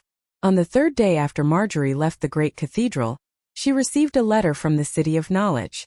If the dragon-slaying crossbows were really as powerful as the data on paper, the Westeros dragon-slaying crossbows had not killed a dragon yet, then the Red Castle could at least guarantee its safety. The Dragon Queen has only been in the Westeros for a few days. How did you make 500 dragon-slaying crossbows so quickly? Is it easy to make dragon-slaying crossbows? She asked curiously. On the contrary, only the toughest metal and wood, the strongest beast tendons, and the strongest shrapnel can be used as materials for crossbows. The process of making them involves complex mathematical calculations, and it requires a lot of time and energy from the top craftsmen to carve the standardized parts. In the end, the scholars will personally assemble the parts into a crossbow according to the blueprint.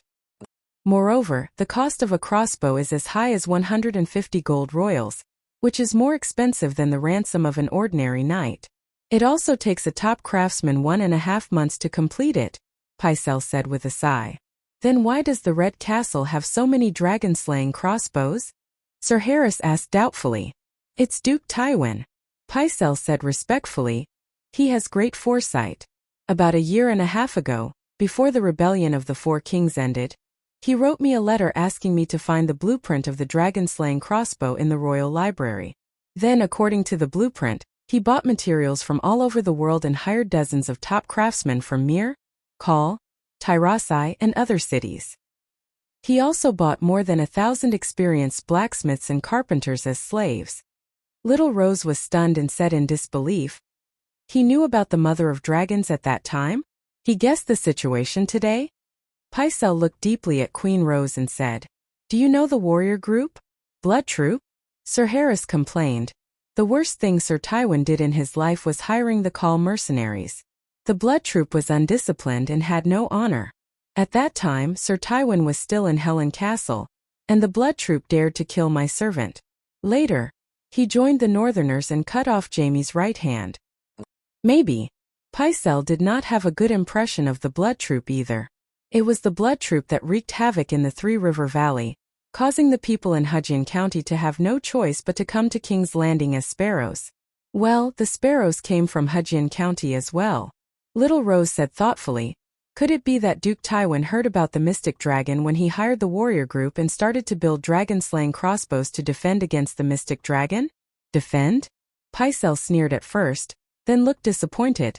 Dragon-slaying crossbows were just a backup plan just in case. Who would have thought that just in case would really come? Damn Bravosi bastard. Taking so many gold royals.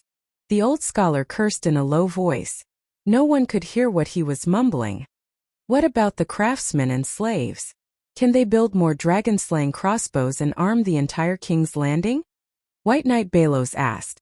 You'll have to ask Lord Kevin. The craftsmen, slaves, and materials are all in the west, in Casterly Rock City.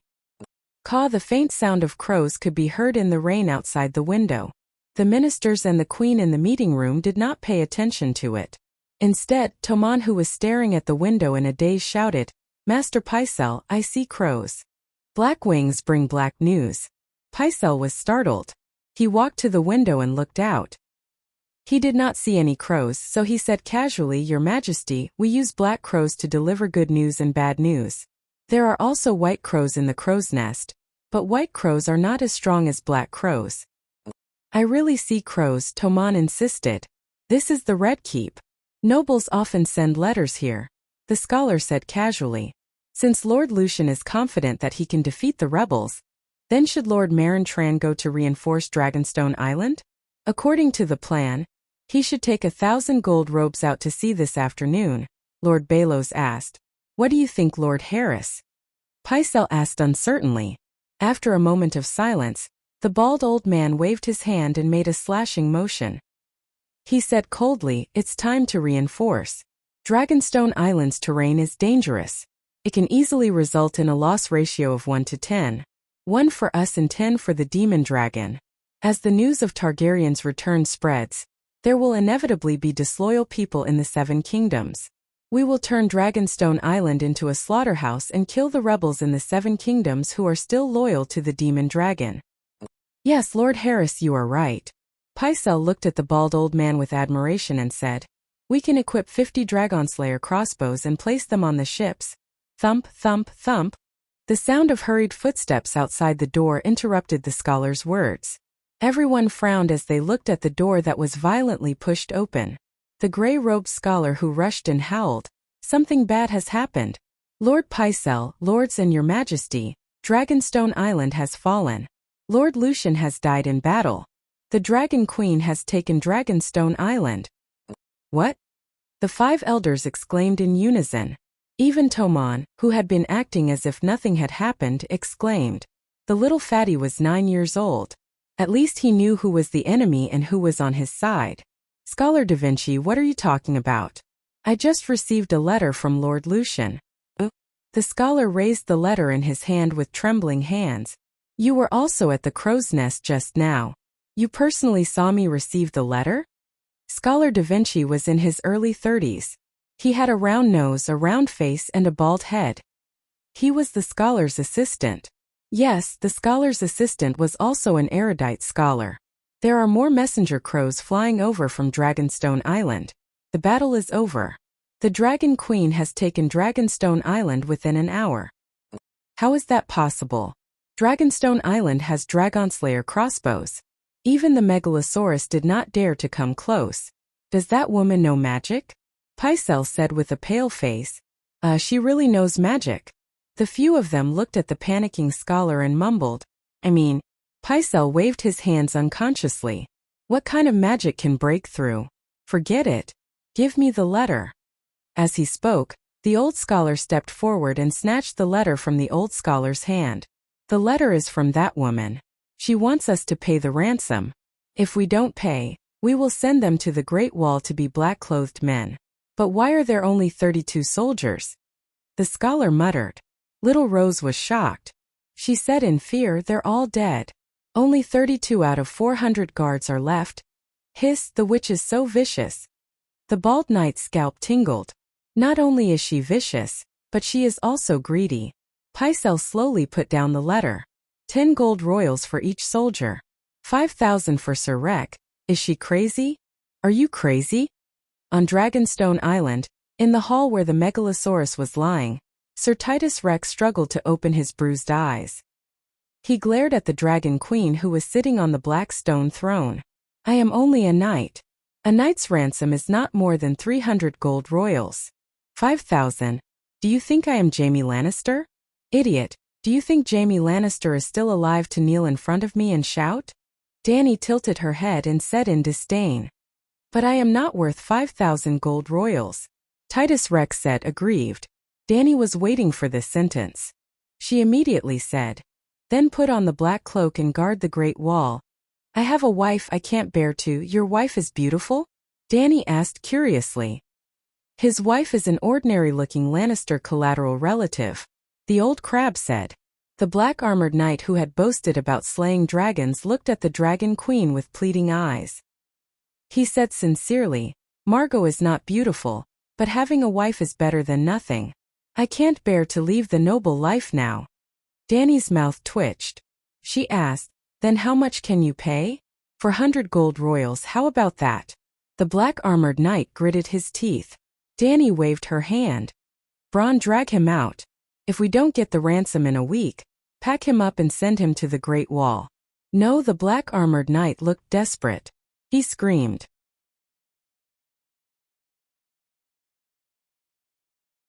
Chapter 373. Dragonstone Island changed hands, and the whole world was shocked. She took Dragonstone Island in less than an hour without losing a single soldier. How did the Dragon Queen do it? Everyone knew that Lannister paid a great price to take Dragonstone Island.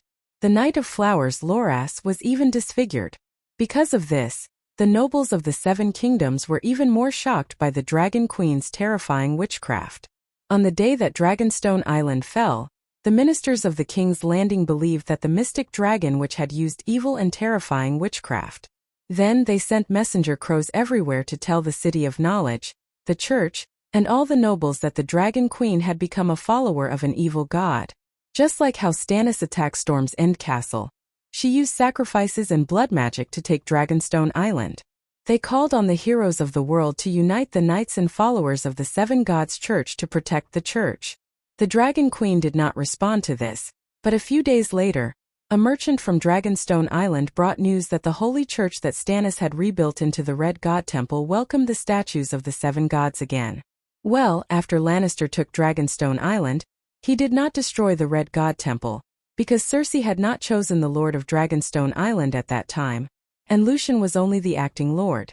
As Barristan had said that day, the 7 wooden statues had been consecrated by the Archbishop. Archbishop Dany had consecrated them. Of course, the fact that the Dragon Queen believed in the 7 gods could not deny the fact that she was a witch. In fact, Dany was not in the mood to argue with the King's Landing. The day after she took Dragonstone Island, she rode her dragon back to Slaver's Bay. If not for the Three-Eyed Crow's sneak attack, Dany would have left the Westeros and gone to the Rhone River to intercept the fleet that set off from Coer. Well, it was the fleet that transported the dragon-slaying crossbows. Even if she did not have time to burn the dragon-slaying crossbows, There were still many things waiting to be dealt with in Slaver's Bay. How could she be in the mood to mess around in the Westeros? Barristan and Whitey stayed on Dragonstone Island to deal with the possible attack from the King's Landing, while Dany took Old Yamont back to Slaver's Bay. Dragonstone, Pintos, Dagger's Lake, the Great Lake in the center of the Lorne. It was a journey of more than 8,000 kilometers. Because the old man was old, he had to stop and rest for a while. After flying for 2 days and 1 night, Dany once again returned to Slave Bay, a place that made her feel comfortable. SSSSSS above the blue sea, about 30 kilometers away from Astapor, 2 megalosaurus, 1 big and 1 small, 1 green and 1 gold, were flying towards them. He wanted to get close to Boss Black Dragon. But he was also afraid of the unfamiliar Boss Black Dragon. After not seeing him for a short while, Big Brother seemed to have changed again. The last time Dahe learned magic, it had already frightened the 2 younger brothers. At this moment, there was an additional divine pressure that made the dragons fearful. They hesitated to move forward, hissing endlessly at the side. "Oh 7 gods, this is your dragon? So beautiful, what a magnificent scenery." Old Yamont took off his flying helmet and looked at the 2 dragons flying together in a daze.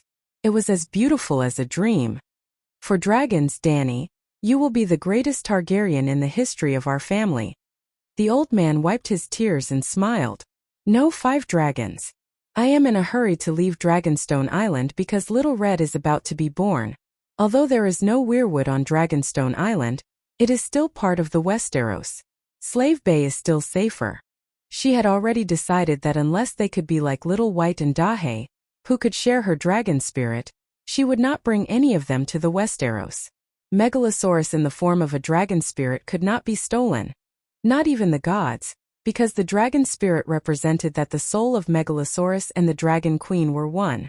Enslaving the soul of a Megalosaurus was equivalent to enslaving the Dragon Queen, but even the gods could not enslave the great wizard Valeglia.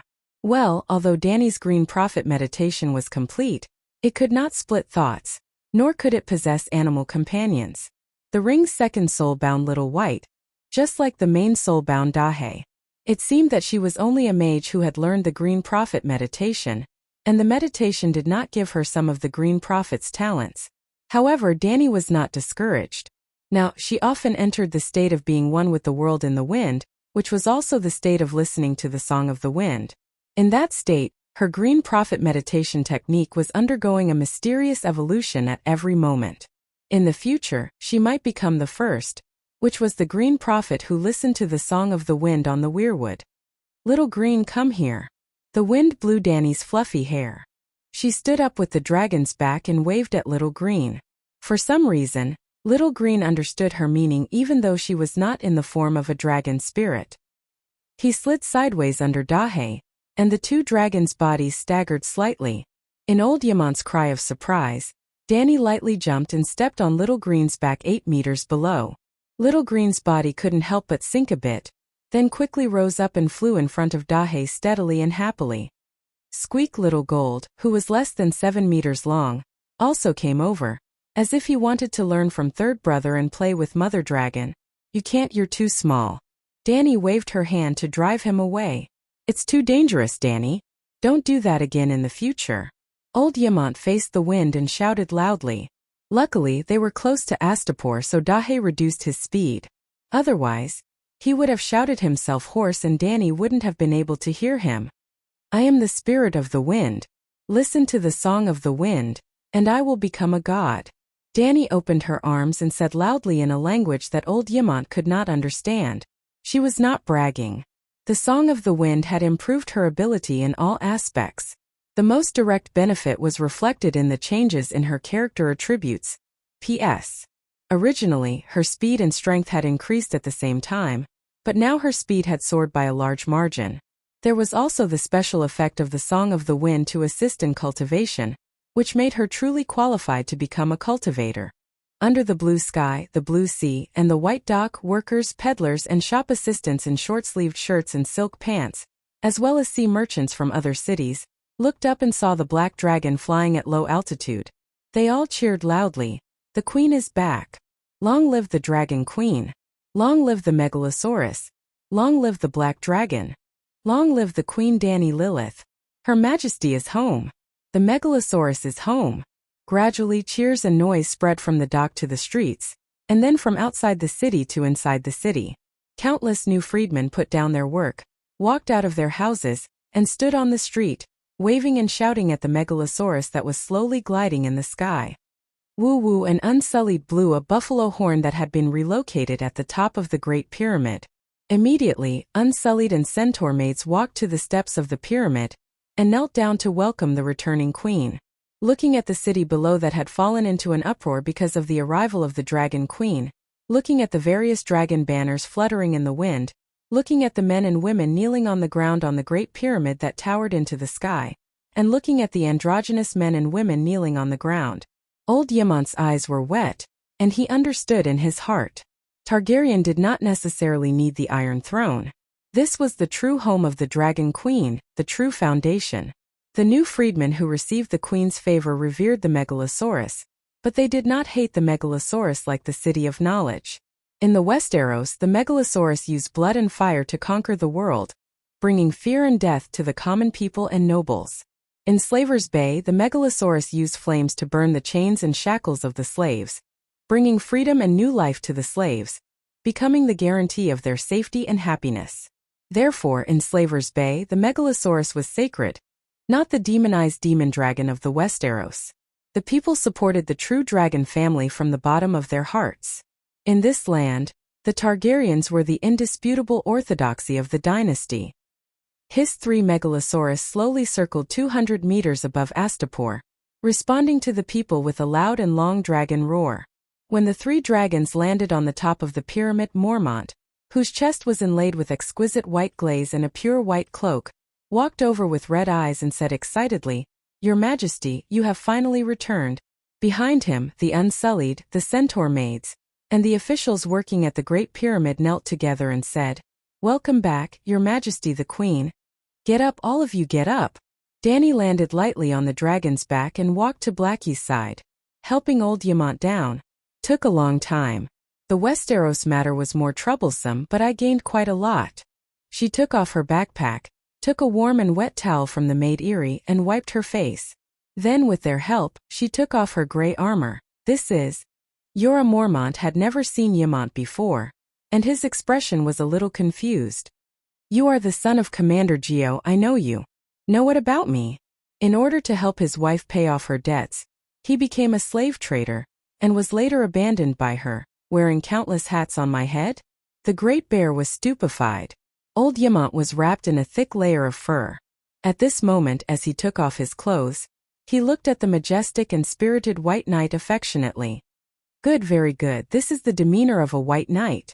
Mormont's burly body, clean and shiny armor that was as white as snow, made the old man admire him greatly. Jorah heaved a sigh of relief. It had nothing to do with Lyneth. After taking off her armor, Dany felt unprecedentedly relaxed. She moved her arms and legs a little, then smiled and explained to everyone, "This is Scholar Yemont Targaryen, the second brother of my master. Greetings, Scholar Yemont." Everyone immediately bowed respectfully. So it is Scholar Yemont." Sir Jorah reacted and said in surprise, "Your Majesty, why did you go to the Great Wall? This is different from the original plan." Dany's face darkened and she said hesitantly, "Let me freshen up first, then I will tell you about my experience in the Westeros. I gained quite a lot, but the process was not very pleasant." When she returned to Slave Bay, it was noon. Dany did not hold a big banquet. She simply filled her stomach and went to the bathroom to take a bath. She changed into a silk robe, a layer of light leather armor and a mail armor. Because of the return of the Dragon Queen, the citizens of Astapor crowded from the Great Pyramid after lunch. She had to stand on the first stone step and greet the new freedmen at close range. Old Yemont was behind Dany, looking at the crowd below who stretched out their arms and shouted, "Misha," fanatically. With a complicated expression, he said to the little black girl Missandei, "I did not expect Your Majesty to be so loved by the people here." After introducing the senior leaders of the Great Pyramid to Old Yemont, Dany entrusted the little black girl to him, and let the old scholar train Missandei with all his strength. At the same time, she also entrusted Yemont to the little black girl, Let her teach him the customs of Slave Bay, and let him familiarize himself with the new Targaryen kingdom. The queen liberated us and brought us a happy and peaceful new life. Of course we love her. You probably haven't seen the past life of the slaves, especially the slaves of Slave Bay. Otherwise there would be no doubt, the little black girl said seriously. Under the sun, the crowd swarmed over, and their enthusiasm was as dry as the temperature in Slave Bay. The elderly and children, men and women, all sincerely expressed their love and respect for the Dragon Queen. Ymont was silent.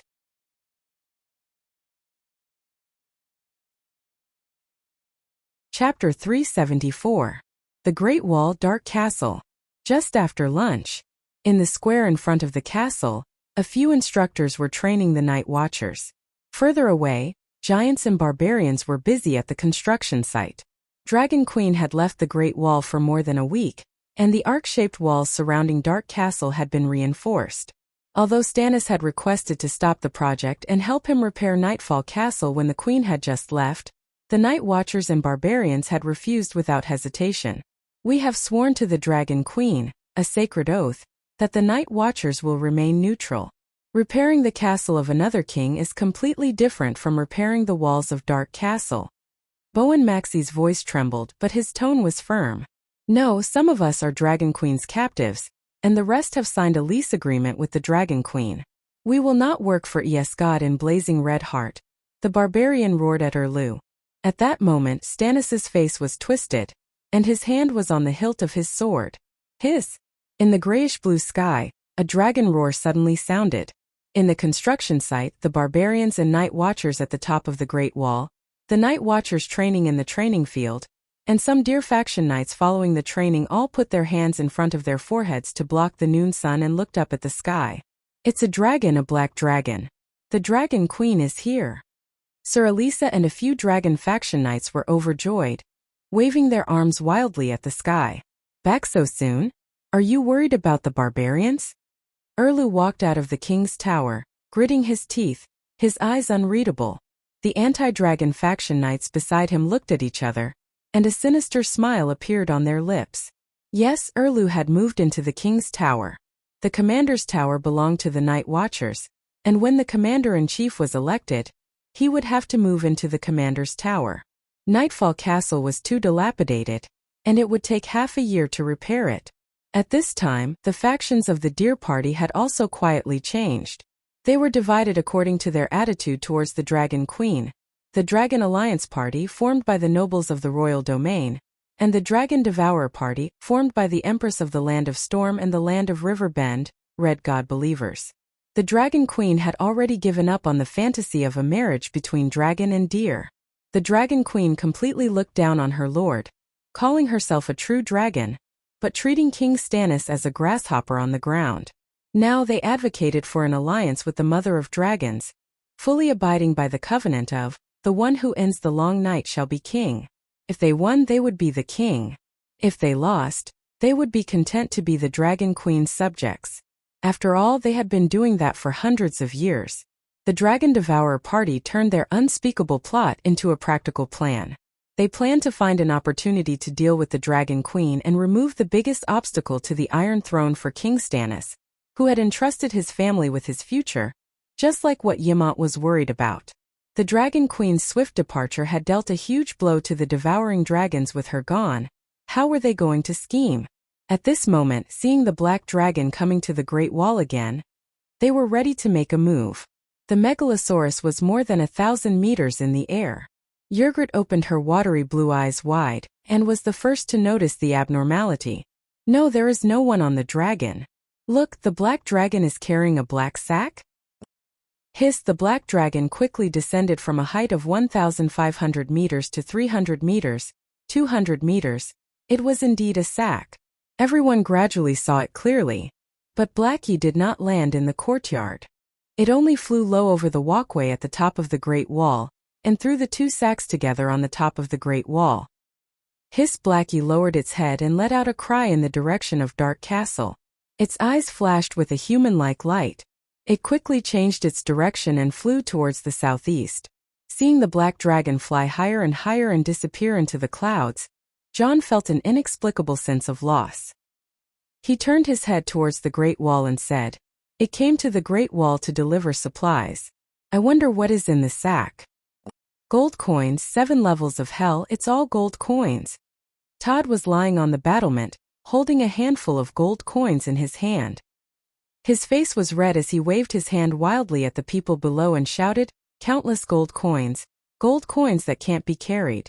A few £100, a few £1,000. Gold coins?" The night watchers were shocked but also enlightened. The Dragon Queen fulfilled her promise and delivered supplies to the Great Wall. With gold royals there will be food. Bowen was so excited that his whole body trembled. "It's not gold royals. It's a type of gold coin that I don't recognize. It's smaller than gold royals. It seems to be the Radiance coin that is popular in the Free Cities," Todd shouted from above. "Radiance coin?" Stannis blurted out.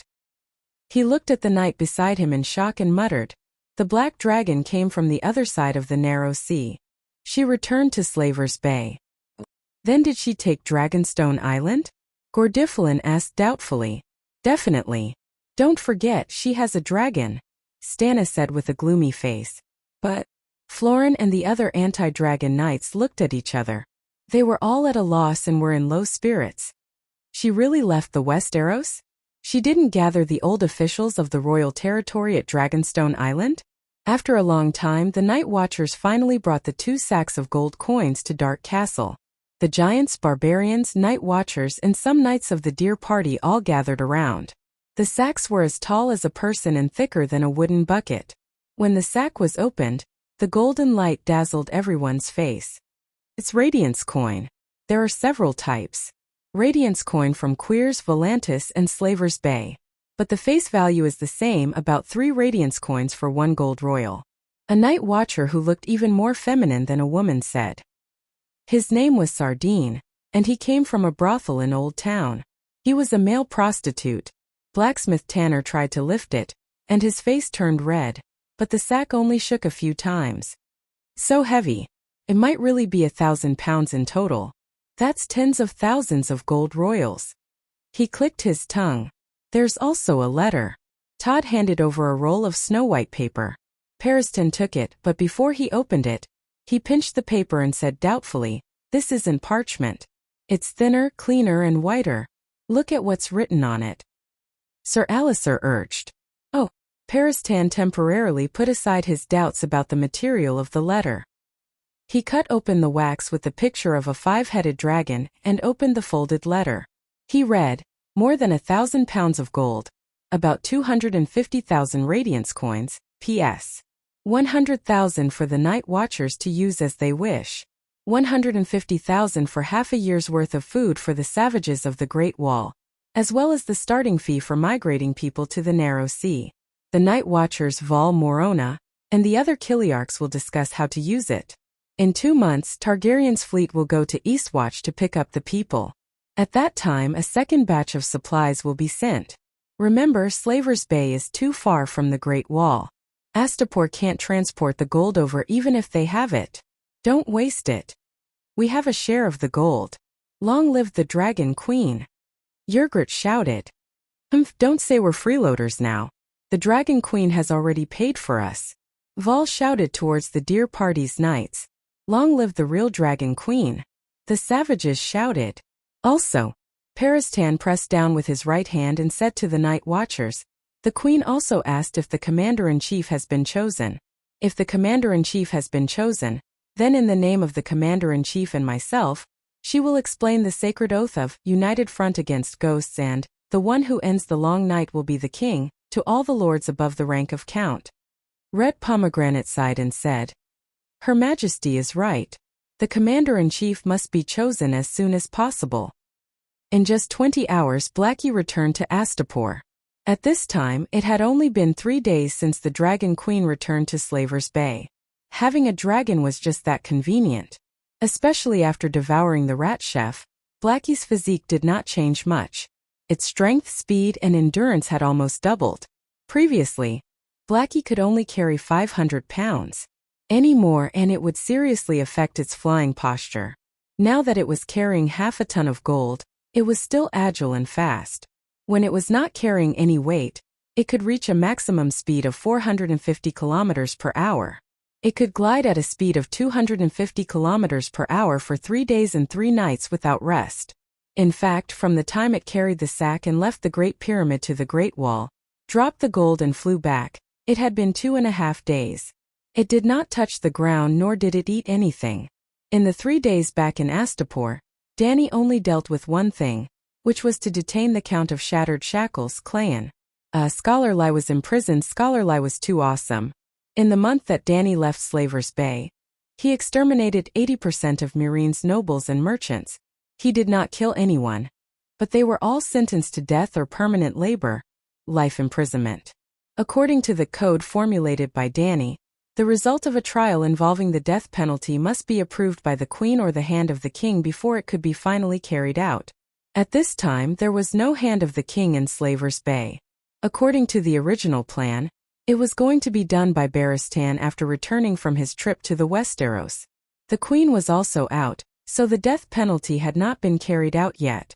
When the news of the Queen's return spread, the Green Saintess of Astapor, Grazda, immediately came over with 7 or 8 frightened toga-robed Gith people.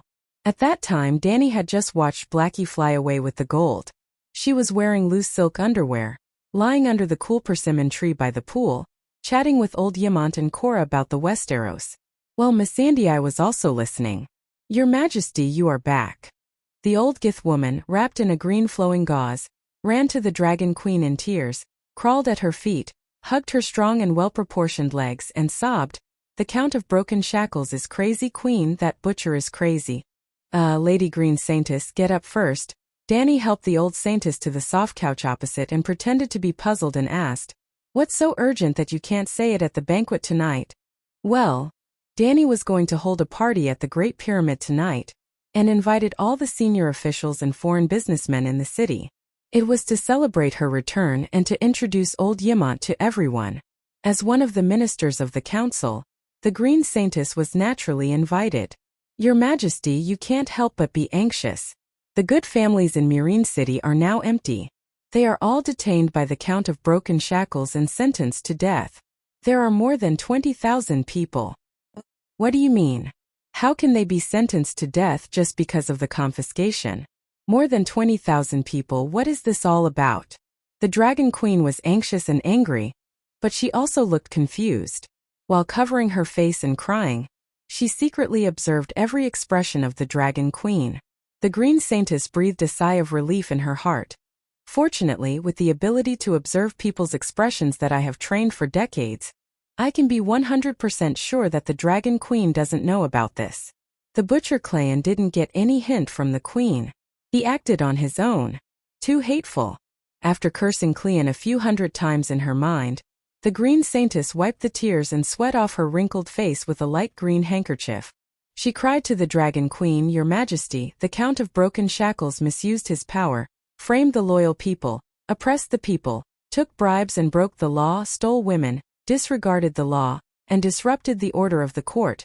The Green Saintess did not repeat herself. She listed hundreds of crimes that Clayan had committed. Danny felt a headache coming on. She could only interrupt her and say, "Keep it simple and get to the point. What exactly did Clayan Shackle do?"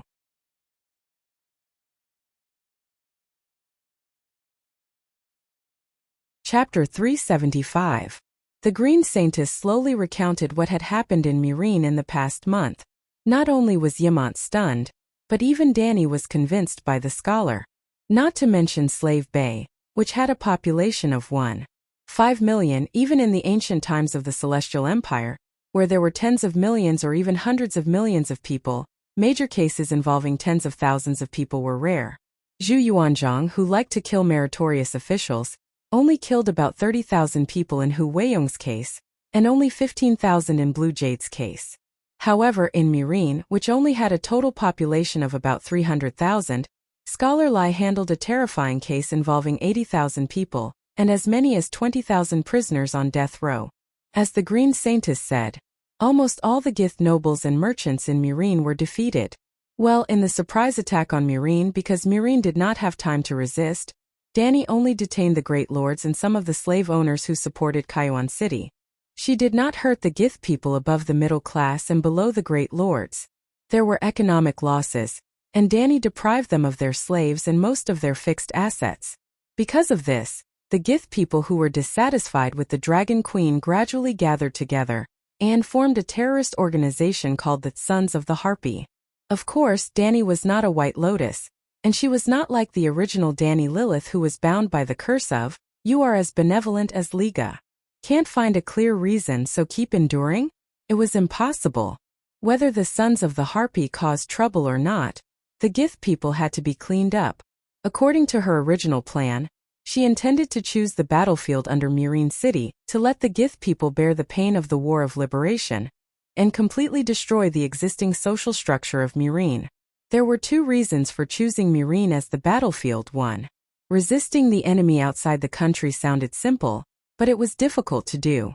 If Dany chose the battlefield at Tolos, 900 kilometers west of Meereen, just the food transportation alone would kill her.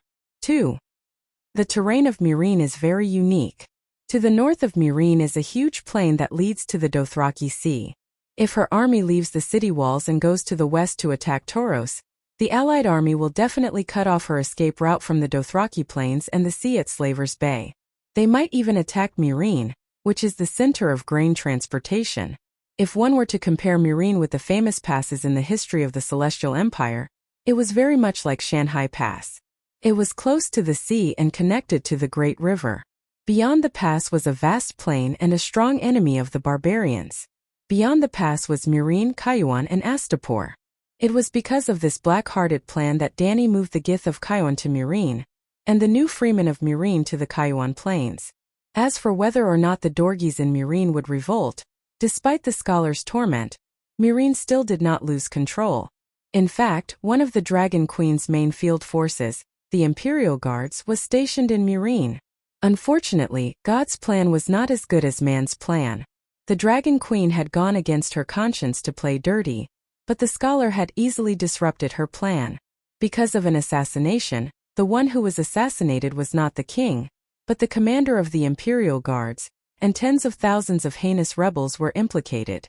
Of the less than 300,000 Gith, 60,000 were imprisoned, and 20,000 were sentenced to death. With this ratio, even in the entire history of China, the scholar dared to shout to countless ancestors, "Who else?" What was even more impressive was that not only did he attack the nobles and merchants, even the religious forces of Meereen were almost wiped out. The status of the Green Saintess of Meereen in the religious world at Slaver's Bay was similar to that of the Archbishop of the Church of the Seven Gods, but her entire family was locked up by a count, and her family's property was confiscated. It was just too bam. The Dragon Queen smashed 3 teacups and a teapot with one slap. Too hateful. Smashed on the tea table, and the porcelain bowls and teapot fell to the ground and shattered. The queen was furious, her cheeks flushed, and her eyes were full of murderous intent. "Bastard, how dare he treat my codex as child's play, and ignore the tradition of not punishing the saintess. He's tired of living." These words seemed to support the Green Saintess' courage and backbone, and also opened the valve of resentment in her heart. Following the Dragon Queen, she scolded, "Klein is a cruel, merciless, inhumane, cruel and cunning butcher. He was lucky to get to where he is today with his insignificant achievements, all thanks to Her Majesty's grace. But he did not think of repaying Her Majesty's trust. He should be executed immediately, and let the Megalosaurus eat him." "How about this?" The Dragon Queen thought for a while and said, "Your Excellency Green Saintess, why don't I ride a dragon to Meereen now, and use the Queen's privilege to arrest Klein immediately? Or let's go through the normal procedure. I'll write a Queen's edict and give it to you. Then you can take a ship to Meereen City, and use the edict to find the great commander of the Imperial Guards, Sir John, to tie Klein Shackler up and put him in prison." What's the difference?" The old Saintess was stunned. Dany pointed at the 7 toka-robed Gith people who were blocked 4 to 5 meters away by the Unsullied, and asked, "They are all the victims of Meereen who were bullied by Klein, right? Plaintiffs and witnesses." "Yes, they are all Meereen merchants who came to Astapor to complain to you." The Green Saintess nodded. Originally, she was worried that the Dragon Queen would cover up for her own subjects, or even that she was the mastermind behind the scenes. So she gathered a group of plaintiffs to prove how heinous Klein was, hoping to put a little pressure on the queen so that she would not be so ruthless. After coming here, she found that she had thought too much. The queen had always been so wise and benevolent, and she also sympathized with the Butcher Earl's atrocities and decided to arrest him immediately. In this way, the witnesses who were used to complain and gain sympathy were useless. Do you remember the code of nobility that I made? It's the legal provision against crimes committed by nobles. Danny asked. The Green Saintess was stunned and began to think hard. But after thinking for a while, she only remembered that there was such a law, but she could not remember the specific content. I don't really remember, she said honestly. Danny waved to the little black girl in a purple cheongsam with a serious expression and said, Missandei, come and explain to Her Excellency Green Saintess. Missandei's big golden eyes widened and said, the Code of Nobility stipulates that there are only two ways to arrest a noble. First, regardless of whether there is conclusive evidence, the queen or the king's hand can announce the crime in front of the person and immediately arrest him. But in the trial process, the queen or the king's hand cannot appear as a jury. Second, the plaintiff provides sufficient witnesses and material evidence, legal and reasonable, and the queen or the king's hand can approve the arrest warrant. A minister holds the arrest warrant to arrest the criminal noble, and both the queen and the king's hand can appear in the jury. To put it bluntly, like the judicial system of modern society, arrest, administrative, and trial judicial were two different institutions. The queen could automatically choose to join one of them, but she could only be one of them. She could either be a police, prosecutor, or a judge. She could not arrest and convict people. There was no doubt that this law greatly limited the queen's judicial power. Yes, I remember, that's it. The Green Saintess nodded repeatedly. Catching a glimpse of Yimant's thoughtful eyes, Danny smiled and explained, the story of my father killing Duke Stark and his son was too shocking. When facing Mrs. Stoneheart and Jon Snow, I was a little lacking in confidence. In order to prevent such incidents from happening again, I made a law that strictly protects the rights of the nobles. Of course, there are also laws that protect the common people. Due to the ancestral mad blood gene of the Long family, Danny did not dare to act arbitrarily like the emperor of the great celestial empire.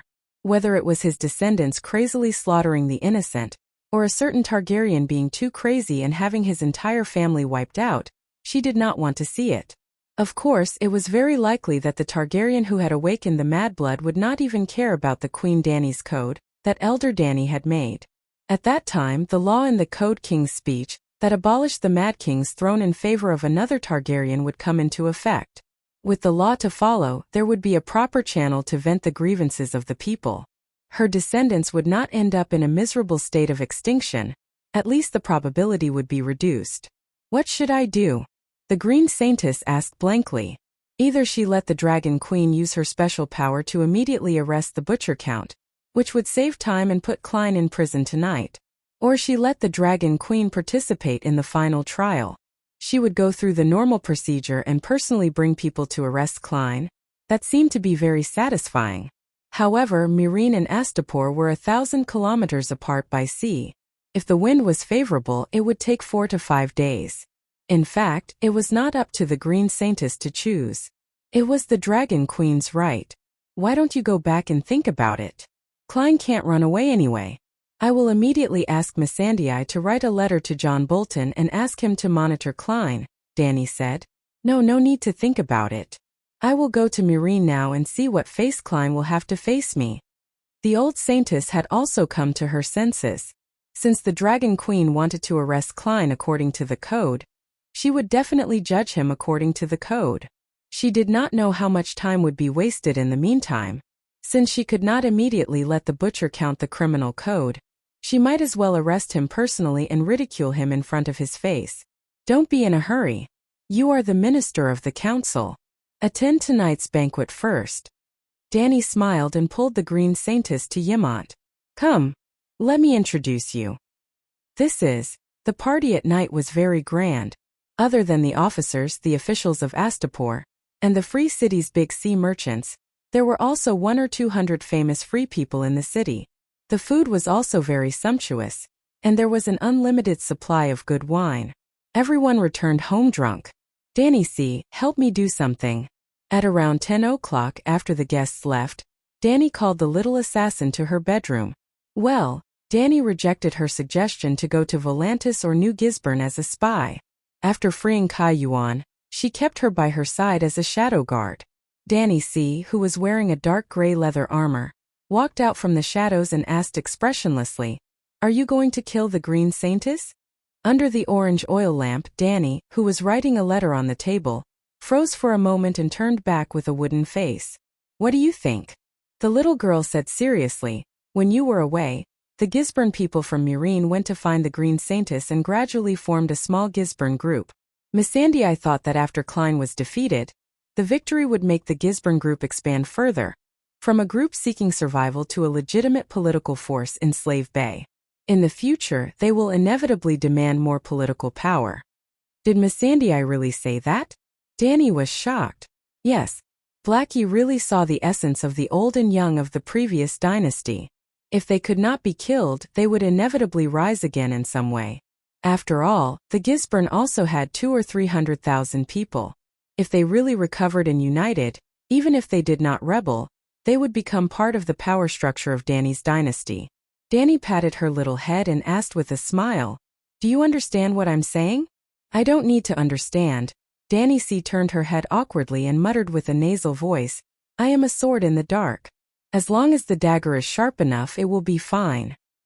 "Oh, there are some things that can't be solved with a dagger alone." Danny smiled and pinched her cheek. Before she struggled to resist, she pulled out a roll of parchment from the table and stuffed it into her arms. "Give this to Klein."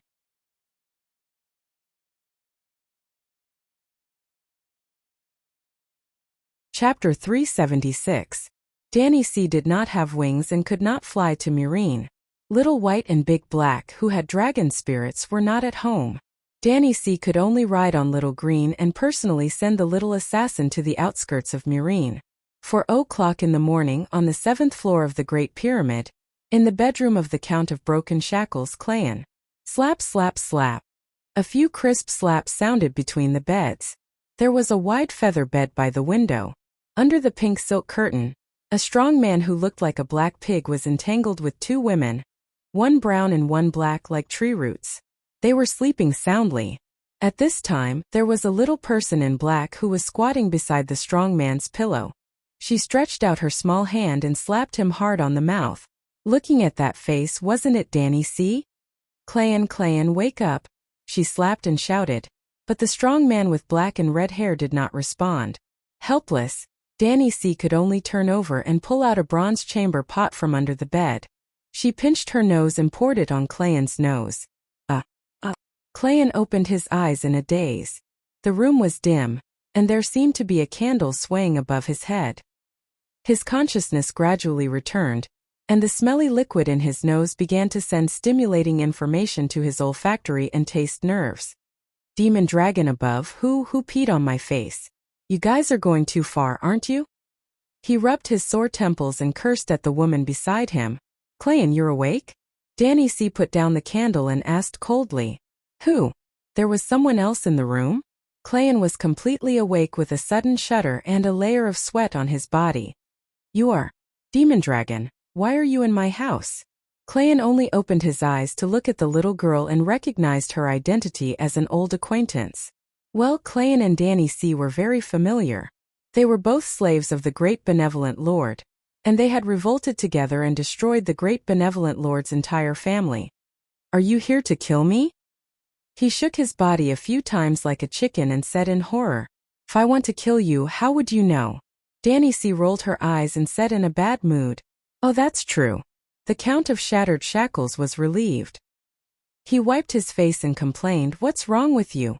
Why did you pee on my face?" Dang, dang, dang. Danny C. kicked the copper pot beside the bed a few times and threw the letter over. She said impatiently, "Don't talk nonsense. Her Majesty the Queen is back. This is a letter for you." Her Majesty the Queen is finally back. Klein was shocked. He opened the letter and asked casually, "Did she approve me? I'm being arrested?" Damn it, those traitors still haven't been completely caught. Some of them actually ran to Astapor to report me. Butcher Count cursed loudly. After cursing a few times, he stopped. Bewildered, he moved closer to the two girls by the pillow and looked left and right. Even such a loud noise didn't wake them up. Butcher was shocked and angry. You suffocated Zena and Angie? Danny C. crossed her arms and stood a few meters away from Butcher. She said indifferently, knockout drug. Why else would I pour urine on you? Butcher turned his gaze back to the letter. Under the weak candlelight, one could see that his brows were furrowed deeper and deeper. It seemed that he had encountered a big problem. Are you done reading? After a full quarter of an hour, seeing that Butcher Count was still sitting cross-legged at the head of the bed and staring at the letter with a serious expression, Danny C. was a bit impatient. Butcher suddenly raised his head and sighed. He waved to the little assassin and said, Danny C., come over here and help me. How do you pronounce this word? How stupid. After learning for more than a year, you still can't recognize all the words. Danny C. said disdainfully. However, she still walked over and asked, which one don't you know? Danny C.'s face scrunched up in embarrassment and annoyance. She muttered in a low voice, the queen is really something. Why did she use such a rare word? Butcher glanced at her with a wooden face and moved his finger to the next word. Hey, this is a letter from the queen. I can't read it. Danny C.'s face was slightly red. She retracted her head and said with a straight face, then, can you explain to me the story of Scholar Bao? Butcher Count asked again. What's Scholar Bao? The queen thinks that my methods are too cruel and will affect the people's perception of me. However, in Westeros history there was also a famous official who enforced the law. Scholar Bao had 3 guillotines. He killed the husband of a princess, the dukes of 7 countries, and his own family members who committed crimes. He also killed countless nobles and poor prisoners. However, this Scholar Bao, who was even more ruthless than me, became a model official who was loyal, just, and righteous. The queen asked me to learn from Scholar Bao and present myself as Scholar Bao. At least let the people think that I am Scholar Bao. I have a lot of respect for Scholar Bao, and I want to know more about him. Cleon sighed with admiration. There was Scholar Lai before and Scholar Bao after. They are both role models for my generation to learn from.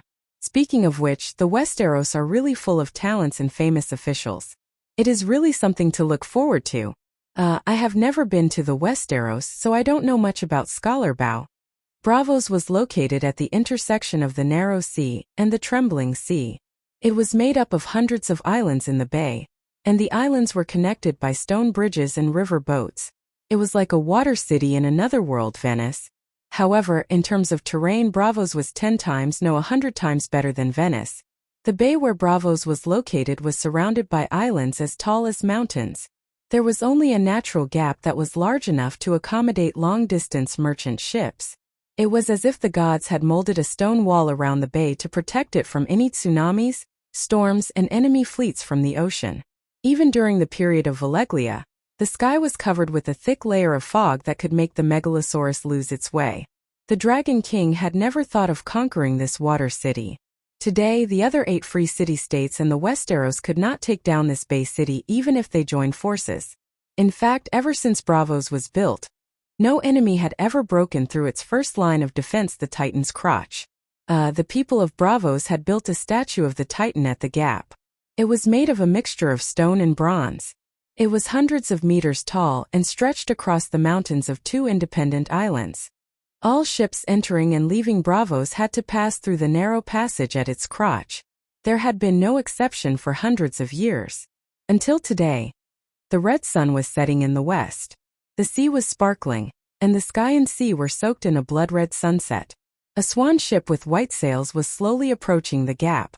No matter how many times they saw the bronze giant in front of them, the sailors from the Midsummer Islands could not help but be shocked. The sailors put down the ropes, barrels, and sacks in their hands. The captain left the rudder. The red archers put away their golden and wooden bows. They walked to the deck together and looked up at the godlike giant. The sun was immersed in the sea.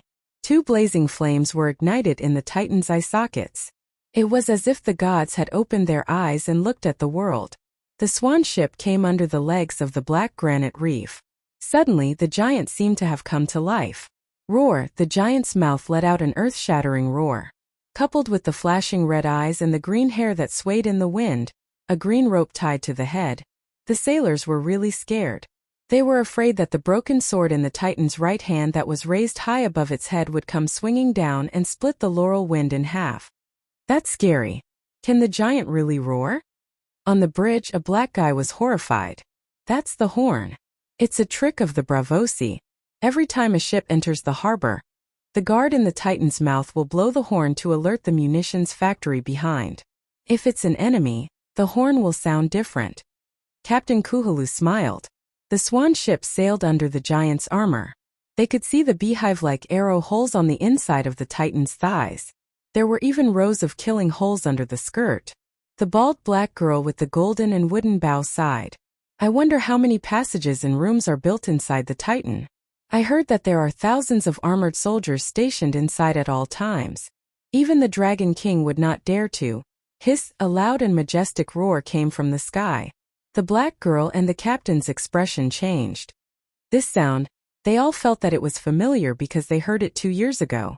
However, the roar was not as loud and domineering as this. Clang! The golden and wooden bow fell on the deck. The black girl Kojia suddenly turned her head and screamed in horror. Megalosaurus! The red sun was like a huge plate that slowly sank into the dark sea. A black mark with the setting sun as the background flew along the red sparkling sea surface and quickly flew towards the Titan. As it got closer and closer, the black shadow became clearer and clearer. It was like the god of the sky that came out from the red sun. Hiss, Megalosaurus! It's him. That black dragon, Black Diamond. Dragon Queen called him Big Black. Captain Kuhalu's dark and rough face showed a complicated expression. I haven't seen him in 2 years. He has grown so big. He could already draw back then. I wonder how smart he is now. Will he be able to recognize us? Kojia said, Dad, the Dragon Queen might be up there. Should we wave at her and shout?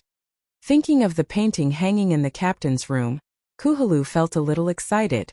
However, when he looked up and saw the giant Titan statue, his excited brain instantly sobered up. No, he shook his head and said seriously, the Dragon Queen is not here with good intentions.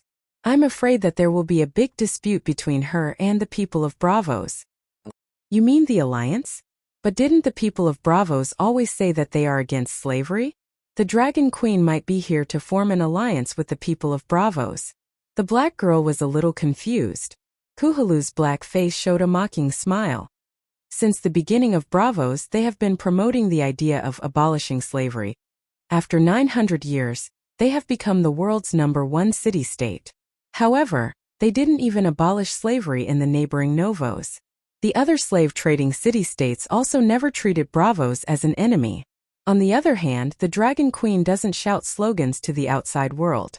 However, in just 2 short years, she liberated 3 cities in Slaver's Bay.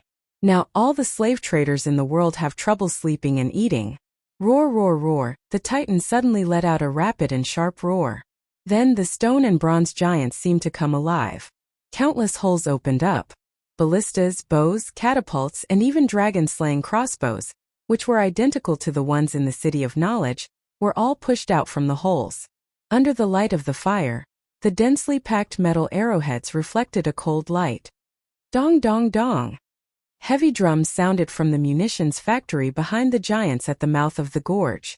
At the entrance of the Great Lagoon, which was behind the Titan of Bravos, there was a fist-shaped reef island. On top of it, there were countless catapults, ballistas, and fire-breathing crossbows. This was the munitions factory, the headquarters that guarded the main port of Bravos. At the same time, the munitions factory was also a dock that could accommodate dozens of large ships. On its shores there were countless docks, sheds, and docks, where even more ships were anchored. The city's defense fleet was stationed here. At the same time, it was also the shipbuilding center of Bravos. On average, 1 warship could be built in this place every day. The name of the munitions factory was appropriate. Woo woo woo, the sound of horns on the munitions factory's dock was continuous. One after another, warships and paddling boats left the rocky island and formed a formation at the wide mouth of the lake behind the Titan, ready to welcome the enemy. Blackie picked up the goldenwood bow from the deck and looked at the huge fleet in front of them. She said bitterly, "The Bravos people were prepared? They're moving too fast. This is troublesome. Kuhalu's face was pale. He stomped his feet and cursed. We're stuck in the middle of the battlefield. What should we do?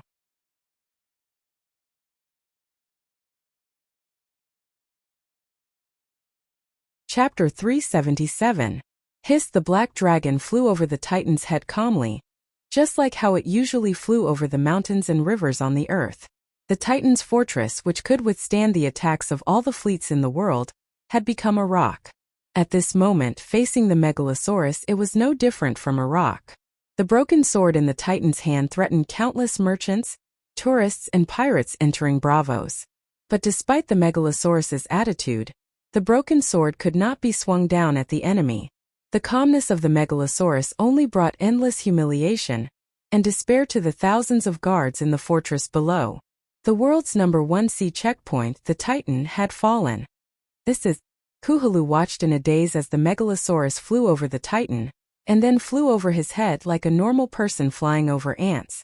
It flew over the fleet with the horns sounding everywhere, and headed straight for the inner city of Bravos. This is ridiculous. He suddenly laughed. The Bravos fleet that had shocked him, made him respect and made him panic, could only make him laugh. So what if they reacted quickly? So what if they were ready to go? So what if they were filled with arrows? So what if they were numerous? In the face of attacks from humans, the Titan's fortress and the invincible fleet of Bravos were insurmountable and undefeatable. But only one dragon, as if taking a stroll in the park, crossed these obstacles and entered the heart of the city. The demon dragon is attacking. Look, that's the Megalosaurus. The Dragon Queen is attacking Bravos. Panic suddenly descended on the water city like a tsunami, and swept through the entire city like an unstoppable tsunami. From the arsenal to the checkered dock where the customs registered, and then to the old clothes vendor's dock where foreign merchant ships stopped. Merchants, citizens, workers, vendors, and fishermen, they all rushed and shouted. Some people waved at the black dragon in the sunset, some hid in fear, some followed others in confusion, some looked serious and ordered to leave the port immediately. The Megalosaurus entered the inner city, flew over the streets, and came to the square above, looking down at the Sweetwater Canal below. It flew from the civilian district to the noble district. It seemed like it was sightseeing, ignoring the panicking crowd below, and only focused on observing the city on the water.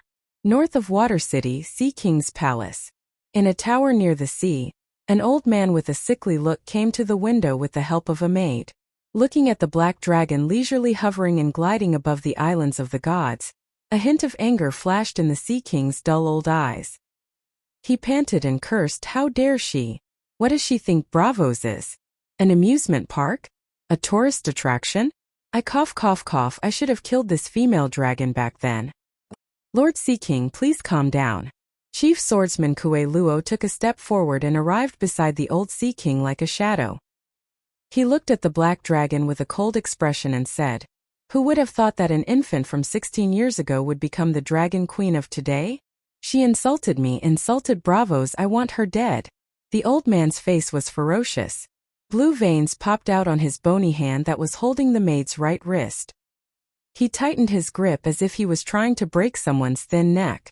The round-faced blonde maid was in so much pain that tears welled up in her eyes, but she did not dare to make a sound. Swordsman Kue Luo shook his head and said, "We have sworn an oath to the White Knight, Geraldine, that we will accept the Dragon Queen's visit and treat her as a guest. Similarly, the Dragon Queen has also sworn an oath to accept the host's hospitality as a guest." "I know. A guest's right is sacred and inviolable." The old man smiled bitterly and sighed. "I want to learn from Wade Fry from the neighboring continent, but I don't dare and I can't. I'm only the Sea King, and the Sea King isn't the master of Bravos." Hiss. The black dragon slowly flew towards the west, towards the Sea King's palace. "They're here," Chief Swordsman said. Yes, the Dragon Queen had come to Bravos. At least the officials and people of Slavers Bay, the nobles and top merchants of Bravos, all thought that the Dragon Queen would visit Bravos today. On the second day of the Dragon Queen's return to Astapor, the Green Saintess took a ship to Murine to arrest the Count of Shattered Shackles.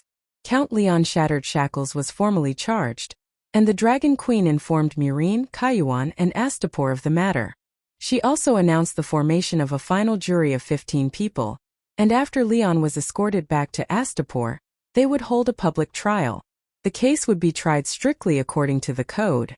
The Dragon Queen was the chief judge, and 5 nobles, 5 representatives of the new freedmen, and 5 representatives of the Gith people would put an end to the case of the Harpy's son, at the same time as the trial of Leon.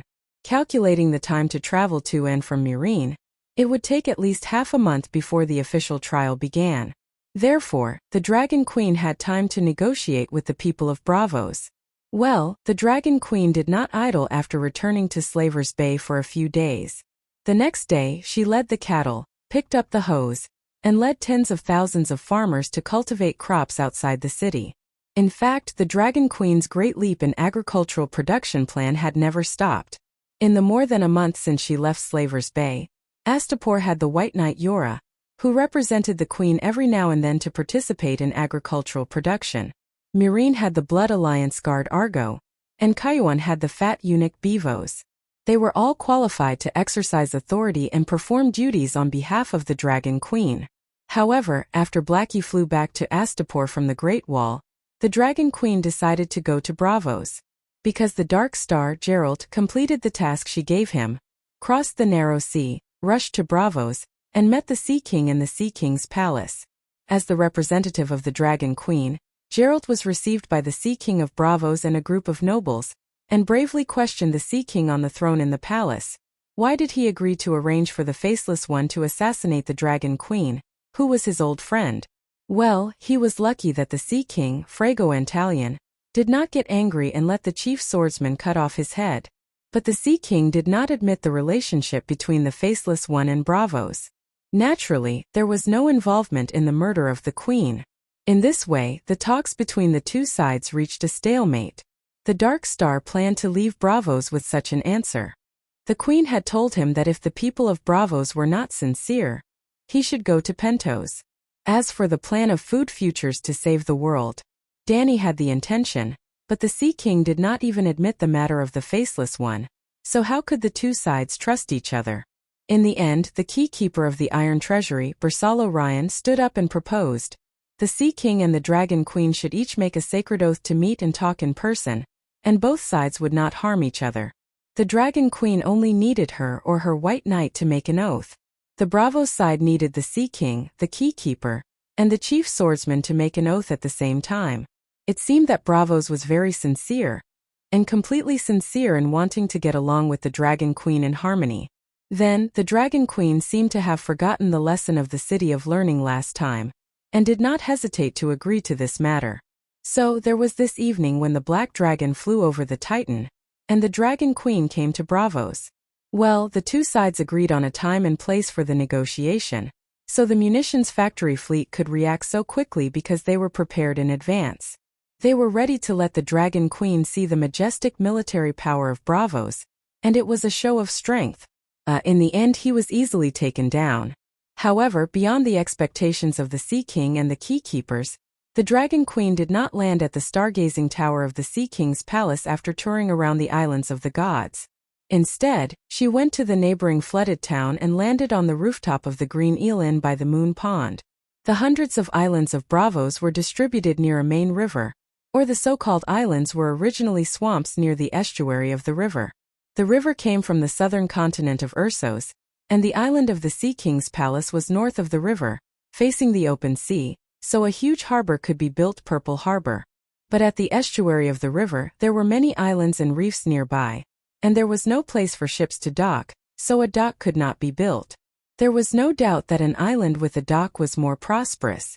However, because the flooded town was right at the estuary of the river, although it was not as prosperous as the Purple Harbor and the Old Clothes Merchant's Dock, it was still crowded with people because of the river boats. In short, the flooded town had people and inns, and it was a place for middle-class residents and inns. At this time, the Dragon Queen arrived at the flooded town, and the Black Dragon landed on the rooftop of the Green Eel Inn by the Moon Pond amidst the exclamations of the citizens and tourists. Well, because the 4-story Green Eel Inn had an open roof terrace, the Dark Star bought this in 3 days ago. That's right, they bought it. The Megalosaurus is here. The Megalosaurus went to the Green Eel Inn. Dragon Queen, I saw the Dragon Queen. Quick, go to the Green Eel Inn. I want to stay in the same inn as the Dragon Queen. Seeing that the Megalosaurus did not burn the city, the citizens regained their composure and no longer ran in a panic to hide. Instead, they surrounded the Green Eel Inn. Why is the inn door closed? When they arrived at the Green Eel Inn, they were surprised to find that the inn did not seem to be open for business. The fat boss of the black ship worker inn next door suddenly said, I remember now, the inn was bought by an outsider. He calls himself a Dornish and plans to settle down in Bravos. He even hired a team of craftsmen at the dock. I heard that he wants to renovate the inn in the Dornish style. Creak. As the crowd was talking, the inn door opened on both sides, and a dozen assassins in gorgeous silk robes walked out. Their faces were filled with excitement, and their cheeks were flushed red, as if a huge pie had fallen from the sky and landed on their heads. They were dizzy, and their steps were light as a feather. Even the water dancers' steps were messed up. The assassins dressed like peacocks separated the crowd and made way for the people behind them. Then they saw a hook-nosed knight in a white robe, escorting a tall silver-haired lady out. Everyone's eyes were wide open, and their mouths were wide open. The lady had exquisite facial features, fair skin and a pretty face. The lady exuded a dignified aura, and there were 3 dragons on the lady's leather armor. Targaryen, it's really the Dragon Queen. A Westeros merchant moaned. Ah, she's Dany Liz Targaryen, the Queen of Slave Bay. Dragon Queen, this is the Dragon Queen. Gods, I've seen the Dragon Queen. Everyone's mouths were like little motors that had been switched on, and started buzzing. Silence. The hook-nosed knight beside the Dragon Queen had a loud voice, and instantly shut down the hundreds of little motors at the door. At this moment, the Dragon Queen cleared her throat and began to speak. As you guessed, I'm Dany Liz Targaryen, the mother of dragons, the Queen of Slave Bay. This time, I came to Bravos under the joint invitation of the Sea King, the Iron Treasury Keykeeper, and the Chief Swordsman to negotiate a solution to the assassination of me by the Faceless One.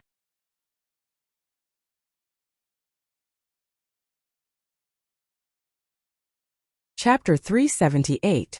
The Faceless One of Bravos tried to assassinate me, so I came here this time. I will discuss this matter with the Sea King. Boom! The Dragon Queen threw a nuclear bomb into the crowd. No, the word Faceless One was more terrifying than a nuclear bomb. Hundreds of small eyes that were blinking fervently were extinguished all of a sudden, like stars covered by dark clouds. In unison, whether it was the citizens of Bravos or the foreign merchants and tourists, they all took a step back, then another step back and another step back.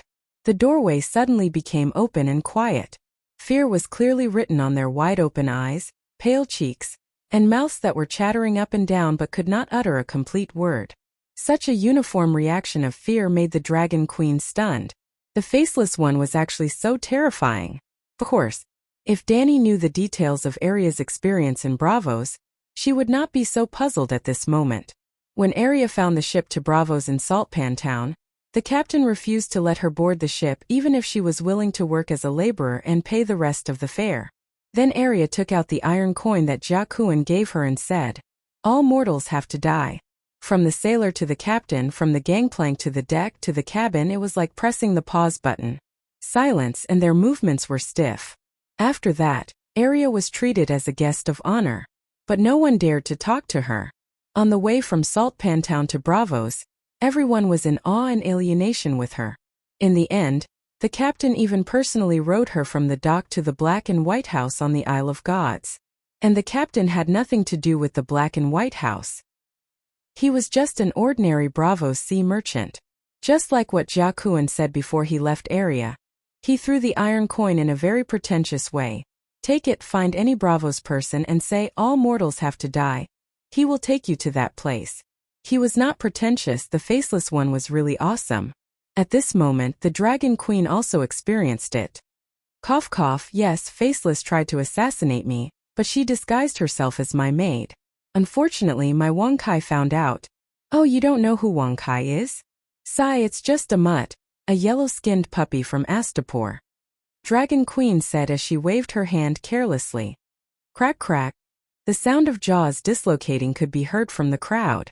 In short, I escaped the assassination of Faceless One without any danger. But I don't understand.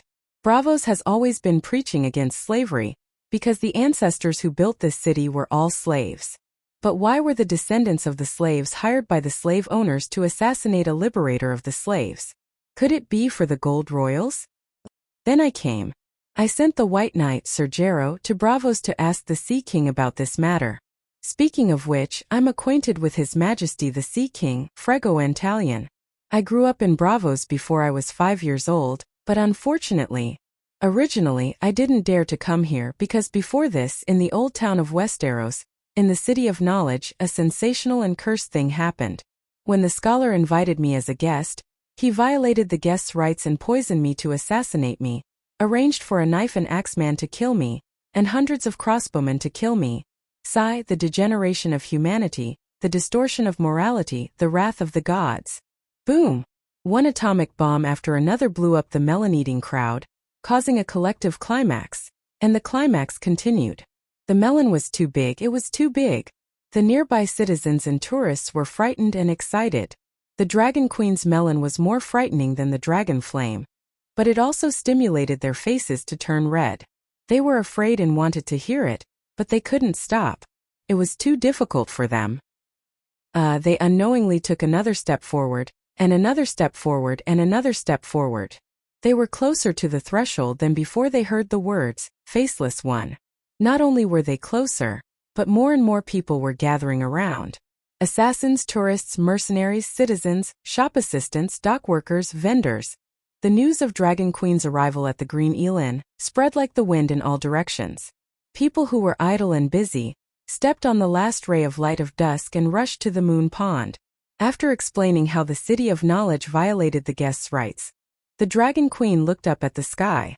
It was a cobalt blue and there wasn't much time left. The Sea King and his people should be here soon. In view of this, the Sea King, the Keykeeper, and the Chief Swordsman made a joint oath that we would never hurt each other during the negotiation period, nor would we violate the guests' rights. Now I'm here for world peace, for the happiness of the world's people, for the thousands of slaves who are worse than death. I need to talk to the Sea King. The matter of Faceless One, you must give me an explanation. It must be solved or else. The Dragon Queen, who was originally amiable and soft-spoken, suddenly turned stern and said in a cold voice, "I will burn Bravos, let the Sea King's palace and the school of black and white turn into scorched earth, and let this water city boil. The worst result is here. Don't say I didn't warn you." Wow! Everyone was shocked, angry, and frightened, and their faces were green and white. While they were at a loss, the Dragon Queen took a step back, and the door of the inn slowly closed. Is it useful to say that? Hearing the uproar outside, Dark Star's stern face flashed a trace of disapproval. If the City of Knowledge cared about the contempt and blame of foreigners, it wouldn't have repeatedly arranged for scholar spies to steal the technology of smelting steel and firing high-grade lenses from Reese and Coer. The Sea King and the nobles of Bravos, if they really wanted to do something, they wouldn't stop because of public opinion. The nobles only believe in swords, and the swords in their hands make them confident and powerful, while the swords in the hands of the enemy make them afraid and obedient. Danny walked to the stairs and said with a faint smile, "If the public's words were really useless, the story of the rat chef wouldn't have been passed down through the ages. Or is it that they have no sense of shame at all, and don't care about becoming the rat chef in the legend? Even if they can be shameless and proud, at least I can take the righteousness and the title, and stand on the moral high ground to judge the enemy. Righteousness and whatnot are not as practical as a dragon flame." Geralt sighed, stopped, and said to the dozen or so assassins behind him, "You all wait here and prepare to welcome His Majesty the Sea King." "Yes, Sir Geralt." The assassins respectfully answered. Dark Star accompanied the Dragon Queen to the third floor, where a spacious hall was. The former dining room was empty, and the walls and roof were covered with new yellow satin. The fireplace was lit, and 40 to 50 candles were lit on the chandelier. The room was warm and comfortable. Danny was by the window, gazing at the scenery of the Moon Pond. Drowned Town was named appropriately. There used to be a city in the mud at the mouth of the river. Hundreds of years had passed and the environment had changed.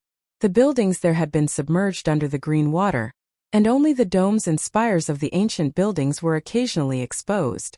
Since the ancient town had sunk to the bottom of the river, Its original dock for riverboats had become deeper, and more ships could be docked there. Therefore, the people of Bravos built a dock out of wood and stone, and surrounded it with a pond for ships to dock there. The locals called it the Moon Pond.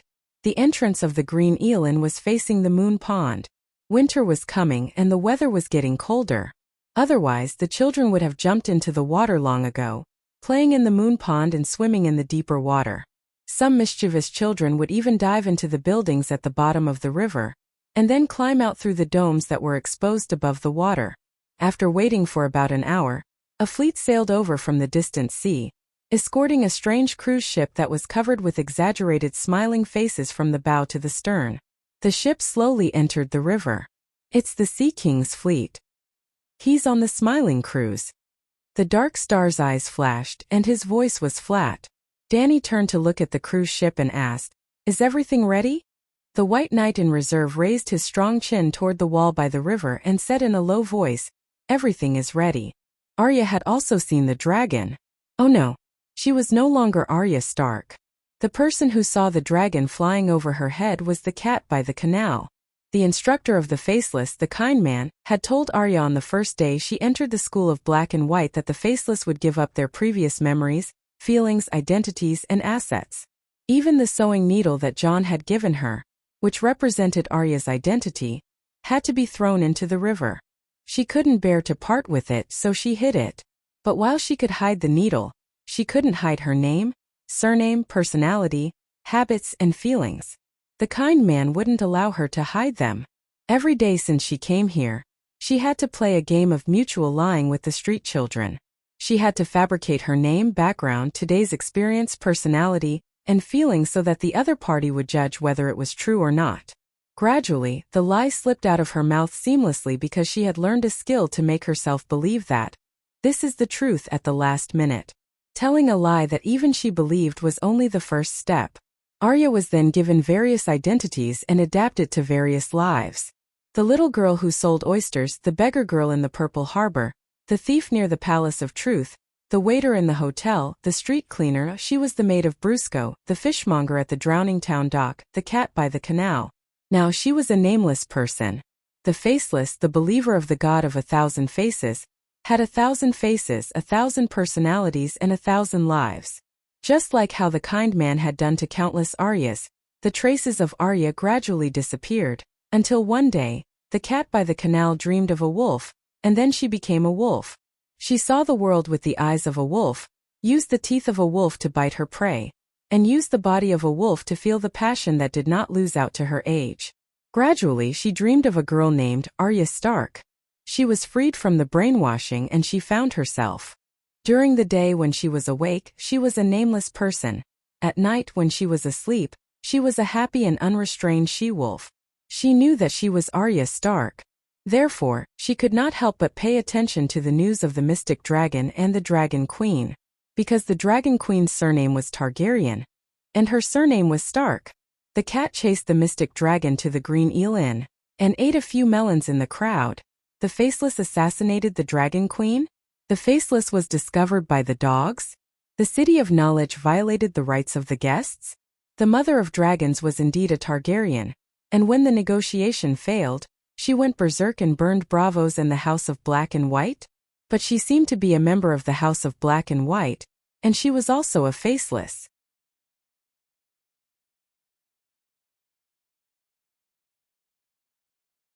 Chapter 379.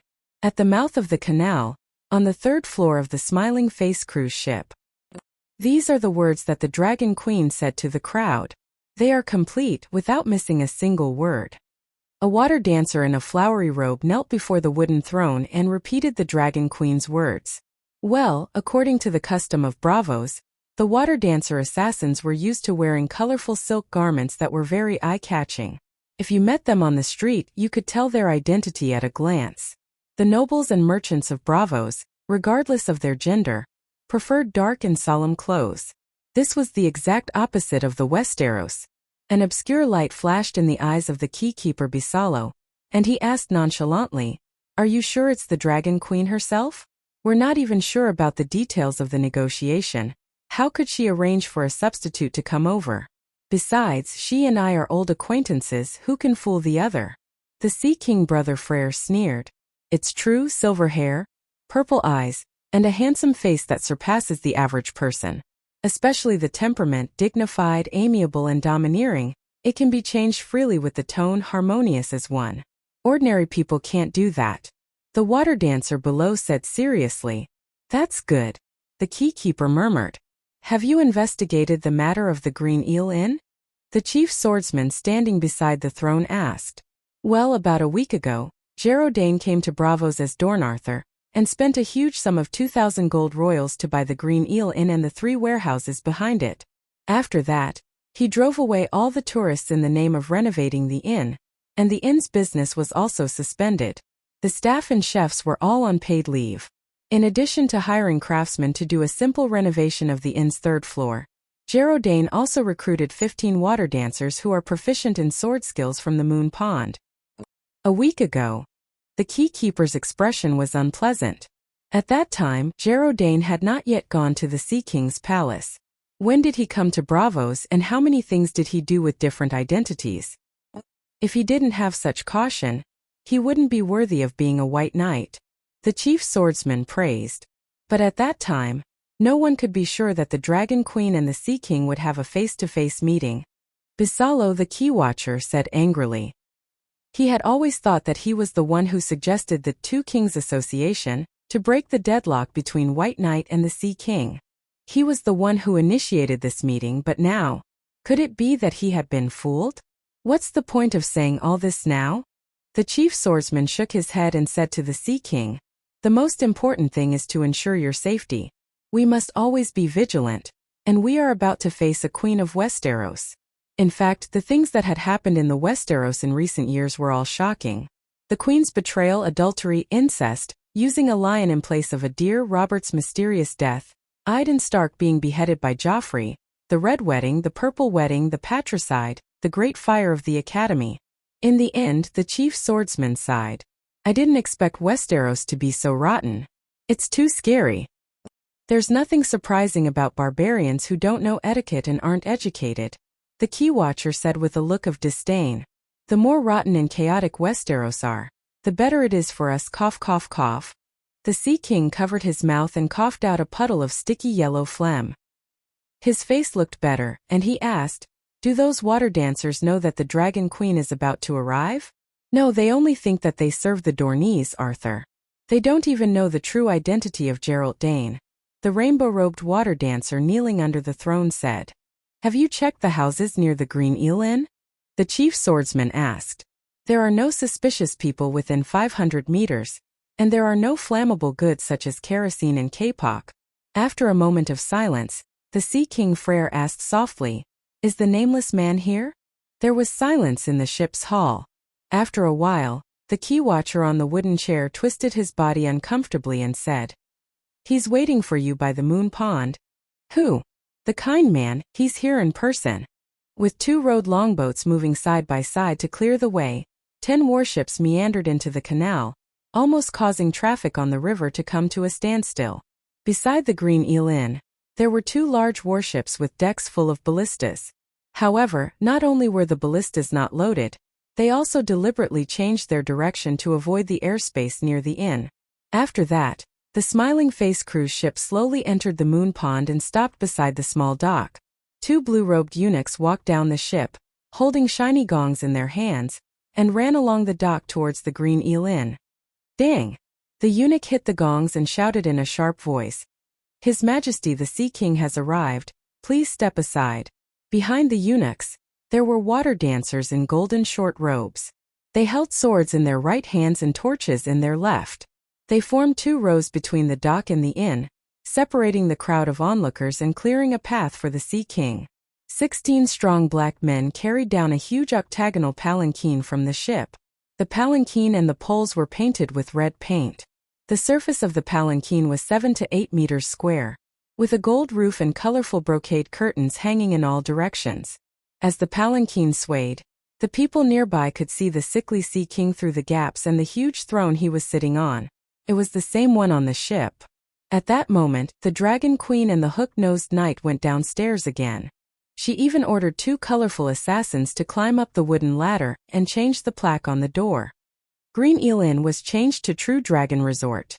She didn't mind this shabby place. The Dragon Queen didn't leave the inn, no, the resort.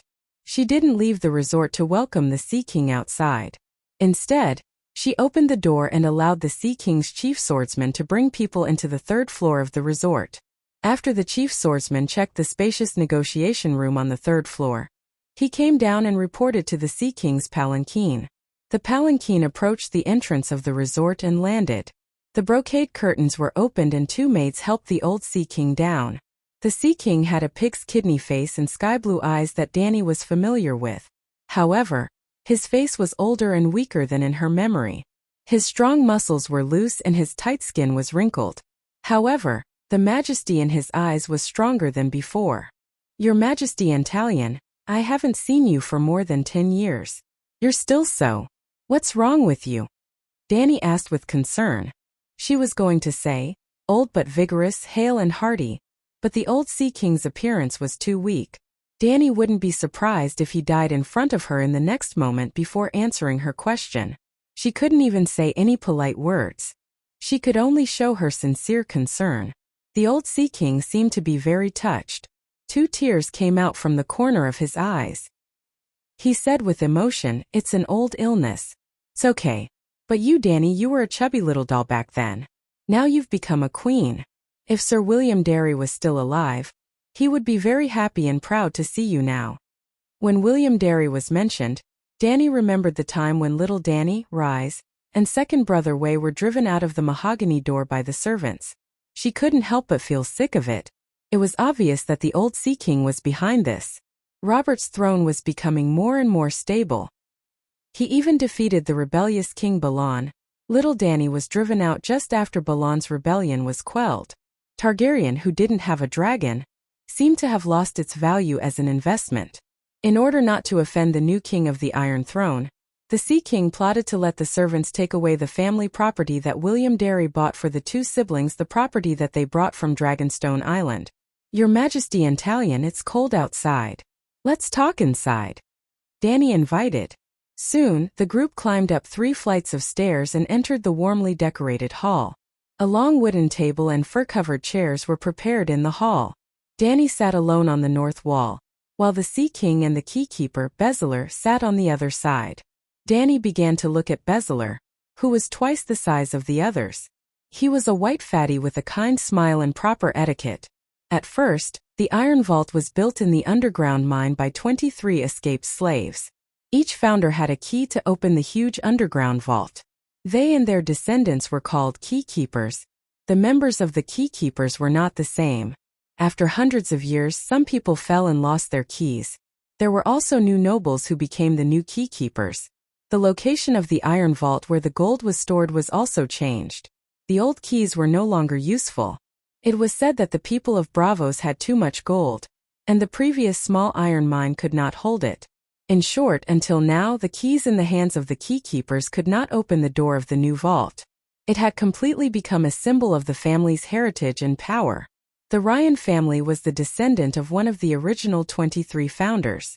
They were definitely senior keykeepers and the real masters of Bravos. At least, they were one of the masters. Your Excellency Bezeler, Your Majesty the Sea King, first of all, I have to apologize to the 2 of you. I did not go to the observatory as agreed, but instead troubled you to come to my broken hotel. As for the reason, I don't need to say it.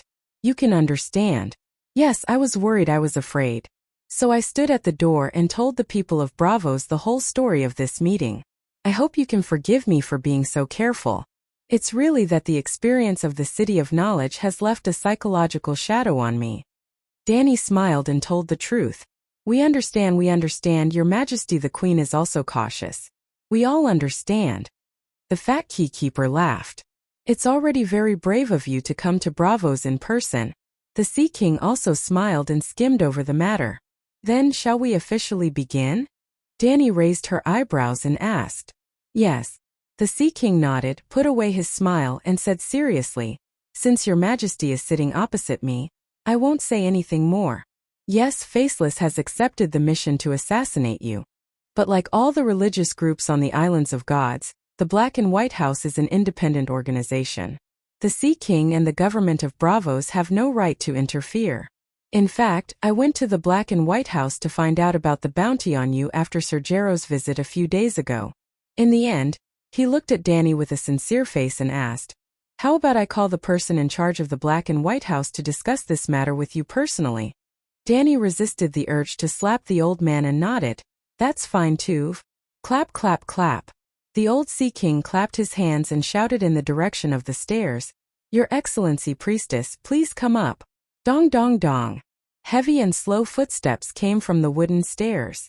It was a person's footsteps. From the frequency of the footsteps and the heavy landing sound, it could be judged that it was an old man. But there were 3 people coming up. 2 thin and shriveled little girls were supporting an old man in a hooded robe. The other 2 people did not surprise Danny, but the horse-faced brown-haired girl was exactly the same as the soul she saw in the direwolf last time. Area.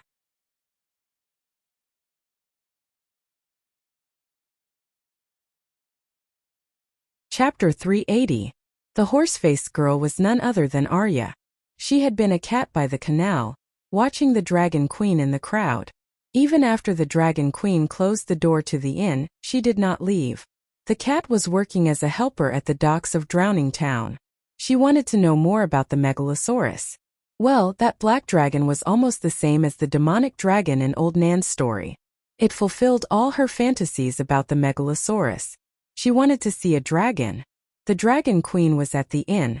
That black dragon that had flown off somewhere would come back. She wanted to see it again. A small hand grabbed her wrist. It was her senior sister, Waifu. Waifu was a pale-faced girl who looked no more than 10 years old. Her cheeks were sunken and she was thin and weak. She looked malnourished. But this little girl was older than Arya's mother. She was 36 this year. The strange poison of the House of Black and White had fixed her appearance and body shape to that of a 10-year-old. "The kind man is looking for you. As the former Stark, you should know your greatest enemy," Waifu said. "Who?" Arya asked in surprise. Then she seemed to think of something. She shook her head and denied it. "You've got the wrong person. I'm not Stark. I'm the cat by the canal. I work for the fishmonger Brusco. I don't have any enemies." Waifu stared at her for a long time. Then she nodded. "Yes, you are the cat. The kind man wants you to remember someone. The King of the North, Stark's mortal enemy. Are you willing to go?" Arya turned around and looked at the blurry figure of the woman by the window on the 3rd floor of the Green Eel Inn. Her hesitation turned into determination. "Do you want to see Danny Lys Targaryen? I'll go." Then Arya and Waifu put on black and white robes and entered the True Dragon courtyard as the kind old man's maids. Danny was surprised by the horse-faced Arya's appearance. Arya also recognized Danny, the beautiful knight she had seen in her dream. Involuntarily, her eyes began to flicker, and a strange expression appeared on her face. She recalled the female knight's warning to her that day. "You're a shapeshifter, a wolf spirit. When you're in the wolf dream state, you must remember the taboo of a wolf spirit. Don't eat human flesh, don't deny your instincts, don't indulge in things that don't belong to humans." Her long horse-like face began to turn red and hot. She had eaten people before and was addicted to it. "Luckily, I was in my wolf form and she didn't recognize me," Arya thought with relief. The hooded old man noticed Arya's awkwardness, but he only frowned and didn't pay much attention to it. Well, he thought that Kitty was starting to bring in the identity of Arya Stark. It would be strange if Stark's heart was as calm as still water when he saw Targaryen. And this was exactly his goal. "This nameless man greets your majesty, Daenerys." The old man walked to Dany's side and bowed respectfully to her. 1 old man and 2 young. The robes of the 3 faceless people were very distinctive. The right half was black and the left half was white.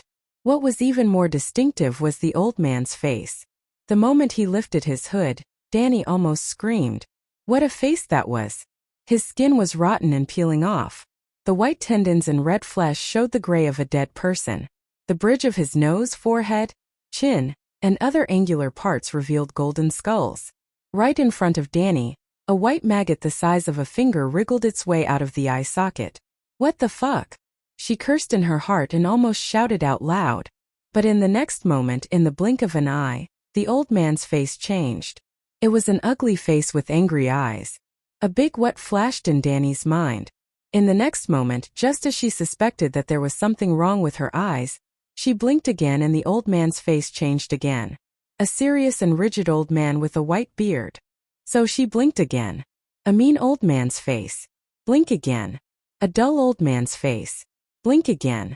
An expressionless old man's face. Blink again. An old man with an extremely faint smile. In this way, Danny kept blinking, and the old man's face kept changing, from extremely terrifying to amiable. In the end, he became the kindest old man in Danny's eyes. Looking at that face, the hostility in Danny's heart gradually disappeared. Amazing! She closed her eyes and said sincerely, "Your Excellency High Priest's face-changing technique is at the peak of perfection. I'm amazed." To be honest, even a master of Sichuan opera couldn't compare to this old faceless man. P.S. It was too real. His expression was as vivid as a real person's. It was almost impossible to tell that it was a fake face with the naked eye. The old faceless man smiled indifferently, with obvious pride in his eyes. Since he knew the purpose of today's negotiation, how could the faceless man not show off his skills? What's more, a certain queen had just used Estapo's dog to insult the famous faceless man. However, many times we don't judge a person by his face. Danny was unwilling to let the old man leave after showing off. For example, Estapo's dog can detect a person's aura and good and evil emotions. As long as it's an assassin, there will be malice in his heart. She said it again. Let Estapo's dog see a ghost. Dragon Queen's words are very true.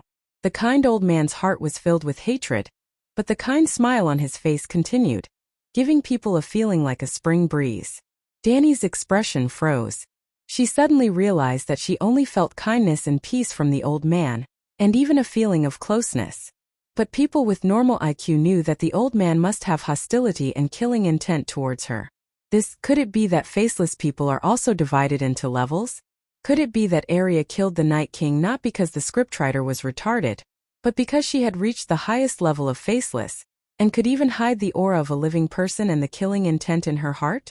Danny was a little uncertain. "Your Majesty, you came to me to ask about the assassination of you, right?" The kind man continued to smile kindly, and then said kindly, "You captured the nameless person in the Great Pyramid of Estapo, and then released her. So, I don't have to deny the failure of the Black and White School. Yes, we intended to assassinate you but unfortunately failed." Unfortunately? Danny's face was gloomy. "Your Majesty, please believe me, the Black and White School has no malice to you. They are just doing things for money." The person who looked at the key handed over a ball of kindness and said with a smile. Danny was so angry that she laughed. "Killing me is not malice? The person who wants to kill you is the employer. Assassins are like swords, although they kill people, they don't have a personal will." The person who looked at the key explained. The kind man was very dissatisfied with the statement of the person who looked at the key. Although he was talking about the nature of assassins, faceless people did not put themselves in the category of assassins. They were organized, had beliefs, and had lofty ideals. They were an orthodox religious group. So, he turned his head and looked at the fat man beside him. His kind face instantly turned into a serious and rigid face. Danny, who had been staring at him, was shocked again. She wondered if she was a little old and dizzy. He didn't blink, but she still couldn't see his change of face. The serious man said, "Your Excellency Bersalo, you have misunderstood the doctrine of the God of 1,000 faces. All mortals have to die, and all mortals have to serve. Death is a merciful relief. The nameless people are not assassins. They only represent the relief of the God of 1,000 faces. Moreover, the nameless people never selfishly give out gifts, nor do they actively choose to kill people. The nameless people are only the servants of the God of 1,000 faces." What he said was the truth of a lifetime. At least the explanation of the doctrine of the God of 1,000 faces that faceless people believed in was not wrong. The assassination of faceless people was regarded as a sacred ceremony, just like the baptism of Christians. Death is a merciful relief. Does it sound like nonsense and perverted? This started with the birth of faceless people. For some unknown reason, Valeglia plundered slaves from all over the world and crazily excavated the 14 fire peaks. The 14 fire peaks were active volcanoes sealed by Valeglia's witchcraft. Active volcanoes? Just imagine, you can guess how harsh the environment inside the mine was. It was said that the strongest slave miners could hardly live for more than a month. Living so miserably, it was better to die happily. As a result, the people who couldn't bear it, but were unwilling to kill themselves, brought death to the slaves. They were the first faceless people. At that time, death was really a merciful relief. But this doctrine was now. Not to say that it was inappropriate, at least ordinary people couldn't accept it and couldn't understand it. It was undeniable that in any society, in any environment, there were people who couldn't see past it. But the people who were assassinated by faceless people, 99% of them didn't want to die. And they didn't think that death was a merciful relief. Anyway, Dragon Queen was living well, very happy, and wanted to live for another 500 years. Not only that, even the person who looked at the key twisted his fat face. "Hey, Your Excellency Priestess, the way you talk nonsense with a serious face is really annoying." Danny leaned on the back of the wooden chair and lazily said. The kind person didn't speak, but his face changed, becoming a terrible angry face that could only be seen in nightmares. "Danny, such words should not come out of the mouth of a queen, especially when you are facing a highly respected high priestess." The Sea King's face was stern as he spoke in a serious tone as if he was an elder. "Do you want to die?" Danny squinted at him from the corner of her eyes. The old Sea King was so angry that his face turned white. He pointed at Danny with a trembling hand, trembling and unable to say a word. The chief swordsman suddenly stood up and coldly stared at the Dragon Queen, saying, "Are you threatening His Majesty the Sea King?" Danny spread her hands and said innocently, "Everyone saw that even the Sea King is old and suffering from illness every moment, but he still doesn't want to die, and doesn't think that death is a merciful relief. As the saying goes, don't do to others what you don't want done to yourself. Don't you understand this principle?" The Sea King's face turned purple. He glared at the frivolous Dragon Queen and said, "I respect the God of Thousand Faces, but I also have my own beliefs. The problem is I don't believe it either." Danny became more and more innocent. "Don't talk about this nonsense. Let's get to the point." Dark Star slammed the table impatiently and glanced at the 4 people opposite him, saying, "The Faceless may not be loyal to the Sea King, but they must serve the interests of the whole of Bravos.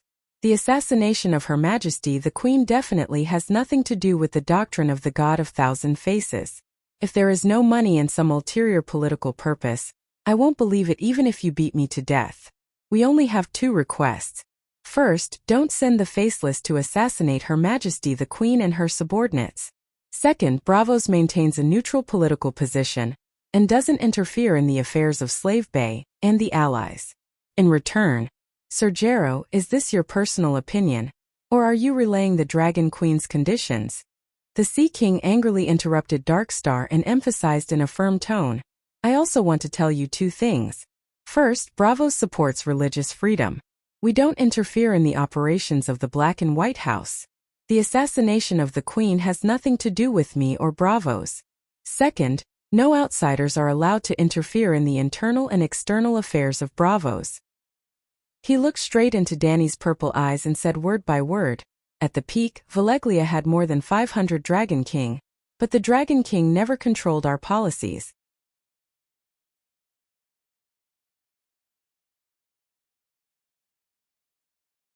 Chapter 381. Valeglia at its peak conquered the whole world, but it still respected Bravos, the Sea King said firmly. That was bullshit. Valeglia never respected Bravos. Bravos was built by a group of rebellious slaves, while Valeglia took hundreds of thousands of slaves from the whole world every year and sent them to the 14 fire peaks to mine. It lasted for hundreds of years, almost forming an assembly line of mining slaves industry. Countless slaves revolted every year. To the people of Bravos, they felt that it was a great victory to be able to escape from Valeglia. It was enough to be recorded in history, passed down through the ages, and sung by the world for thousands of years. But to the people of Valeglia, it was just 1 or 2 supervisors who neglected their duties, just like 1 or 2 substandard products on the assembly line. Obviously, The people of Valeglia would not delay the production of the whole factory for a few substandard products. As for the ancestors of Bravos who escaped, the great wizard might have sent 3 or 4 Dragon King to search the coast casually. They did not find anything, so the matter was over because they were very busy, spending hundreds of thousands every minute, so they could not afford to delay. In the end, the ancestors of Bravos were overjoyed, thinking that they had defeated hundreds of Megalosaurus from Valeglia. After that, there was something that made the people of Bravos even more proud. 100 years after the slave revolt, the city of Bravos had been quietly developing for 100 years. During that time they did not dare to contact the outside world, fearing that the Dragon King of Valeglia would come for them. Little did they know that Valeglia had already forgotten about this. But the people of Bravos still felt guilty. Before the city was completely exposed, they sent messengers with a lot of gold to Valeglia, going in through the back door, buying power and making arrangements. After making sure that the people of Valeglia would no longer trouble them, Bravos was excited as if they had defeated the Megalosaurus and sent out hero invitations, introducing the illegitimate daughter of Valeglia, Bravos, to the world. That's right, Bravos was not as independent as the Westeros. It still belonged to Valeglia's sphere of influence, and was known as the illegitimate daughter of Valeglia. Think of Volantis, the eldest daughter of Valeglia, Lys, Myr and Tarosi, the 3 sisters of Valeglia, and you will understand the position of Bravos at that time. In fact, before the cataclysm, Valeglia had indeed ruled the world. Other than Westeros, even the Soros continent, which was filled with miasma and plagues, had built a large number of Valeglia-free fortresses. Unfortunately, they were too close to Valeglia and were destroyed by tsunamis during the cataclysm. The Sea King's pretentious words were as laughable as Kakuzu's claim that he had fought against the first Hokage. Dany chuckled and leaned forward. She placed her elbows on the table and looked into the old Sea King's sharp green eyes. She said faintly, "Everyone, Bravos has never been regarded as a real enemy by the Dragon King, so it has never experienced the dragon's calamity. This has caused you to misunderstand one thing. You think that a strong bison should fear 500 fierce tigers, and can be dismissive of 5 fierce tigers. In fact, to Bravos, 5 dragons and 500 dragons are really not much different." Bang! The Sea King slammed the table with all his strength. His eyes were spitting fire as he panted, "Dany Lissa, you are too arrogant. Even your father and grandfather would not dare to say such things to me. Don't flaunt your seniority in front of me, and don't compare those 2 good-for-nothings with me." Dany wanted to shout, but she still bore the title of Targaryen. She could scold him in private, but she could not deceive her master and destroy her ancestors in public. She said faintly, "They don't have dragons. In this world, everything else is illusory. Only dragons are the masters. Everyone has been used to this rule for 6,000 years. I don't want to be the master of Bravos, but the problem is that I, who can be the master, am not willing to be the grandson. Do you understand, Your Majesty Frager Antolin?" The Sea King Frager panted. His pale, sickly face was flushed red. He looked deeply at the confident, arrogant and domineering Dragon Queen opposite him. He gritted his teeth and said, "When the Targaryens were at their strongest, there were more than 20 dragons, but they did not have such crazy ideas like yours." Dany finally could not help but curse loudly. "Don't mention those idiots. They are not worthy of being Targaryens." What? The Sea King, the Keykeeper, and the Chief Swordsman were all stunned. "I am the Patriarch of the Targaryens, and the Archbishop of the Church of the 7 Gods. I announce a new rule of the Targaryens. Any Dragon King who kills one another, any Targaryens who kill their relatives, will lose the surname of Targaryen. Just like the illegitimate child is called Vishouse, those idiots who were expelled from the clan will be called Idiot. Blood Dragon Dance, Black Party Rhaenyra Idiot versus Green Party Aegon Idiot? It feels so idiotic. You are crazy." The old Sea King was horrified and said with some fear. Not to mention the old Sea King, even Arya, who had always been rebellious, was so shocked that she lost her rigid and solemn expression. Her gray eyes widened, and even the mucus at the corner of her eyes could be seen. "I am not crazy." Dany sighed helplessly and asked, "If it were you with more than 20 dragons at home, would you still fight so hard for an iron chair that pokes your buttocks?" Everyone was silent. The old Sea King sighed sorrowfully. The bravos of the past generations had been guarding against this, and I actually encountered it. That's right, people with normal intelligence would not only fix their eyes on the narrow area of the King's Landing. So what if they ascended the Iron Throne? The Westeros were divided into 7 kingdoms and royal territories, and the Iron Throne could only govern one royal territory. If it were the Bravos, when the Megalosaurus multiplied and the family's strength increased, they would definitely fight for the right to rule the western continent of Ursus.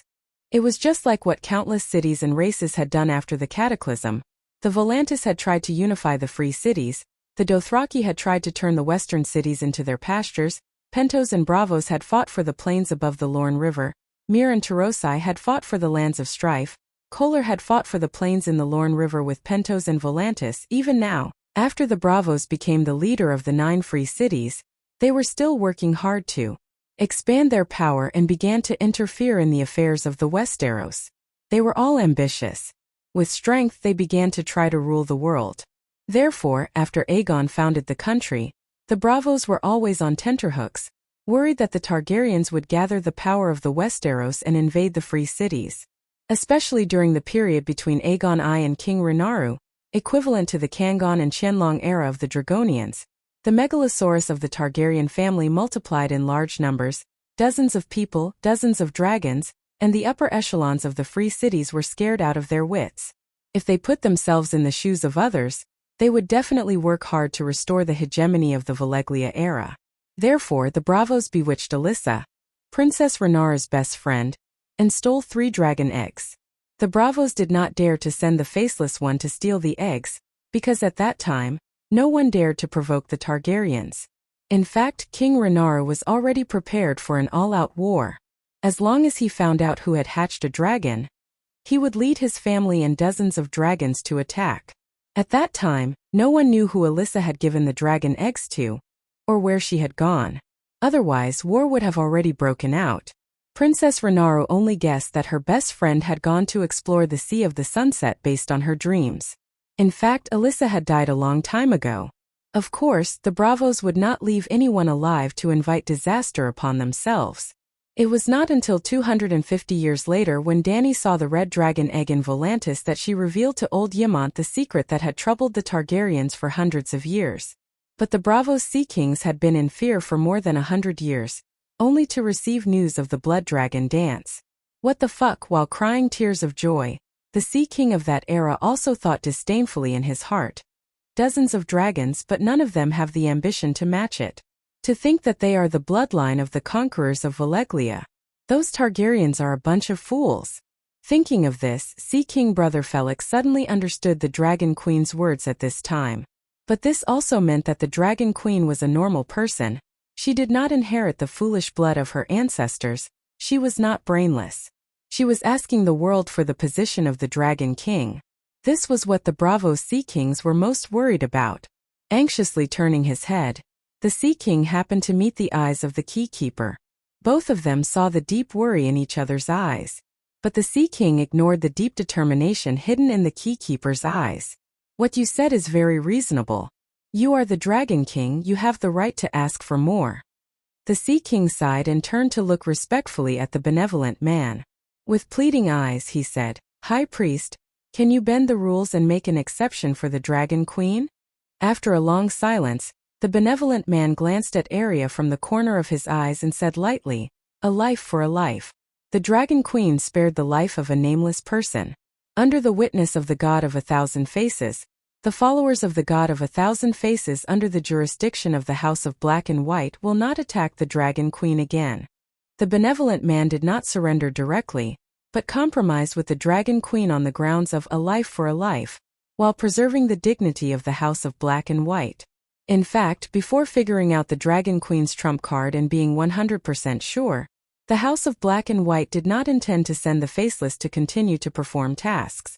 For this reason, the only remaining insider, Grand Secretary Pycelle, wrote many letters to reprimand the House of Black and White for not keeping their promises and not doing anything for the money. The benevolent man's answer to Pycelle was, "A life for a life." "Where are my officials?" Dany asked calmly without any joy on her face. The benevolent man answered with silence. After a while, the keykeeper broke the awkward situation. His fat face squeezed out a happy chrysanthemum, which brought the Dragon Queen great kindness. Your Majesty, if it is not a deep personal grudge, very few people would pay a high price for the faceless to kill, to bring a gift to your subordinates. In fact, there is only one king, but anyone can be an official. It is not worth it, not worth it. Danny was somewhat at a loss of what to do. If she forcibly asked the faceless not to act against her subordinates, wouldn't that give them something to use against her? Under normal circumstances, the king did not care about the life and death of his subordinates. Just like the fat man Bersalo said, anyone can be an official. Originally, the faceless did not care about the officials of the slave bay, but now that she was so concerned about the life and death of her subordinates, would she deliberately use them to threaten her? Even if one day, after a falling out, the faceless really went to a large-scale assassination of her subordinates, even if they could not hurt her, they could at least make her furious and make her suffer? What is the price for killing me? Danny asked. The fat keeper looked embarrassed. On the left, he looked at the stupefied Sea King, and on the right, he looked at the old man with a kind smile.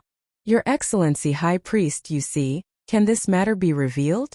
The fat man sorrowfully asked. Yes. The benevolent man gently nodded. Then the keykeeper stretched out a hand.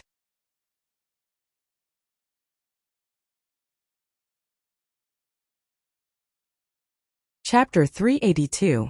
Looking at the face of the keyman, Bezalel squeezed out an awkward smile, stretched out his hand that looked like white bread, and raised his 5 carrot-like fingers together. 5 million gold royals? Danny raised her eyebrows, somewhat surprised. Yes. Bezalel pursed his lips and nodded. Haha, what do you say now?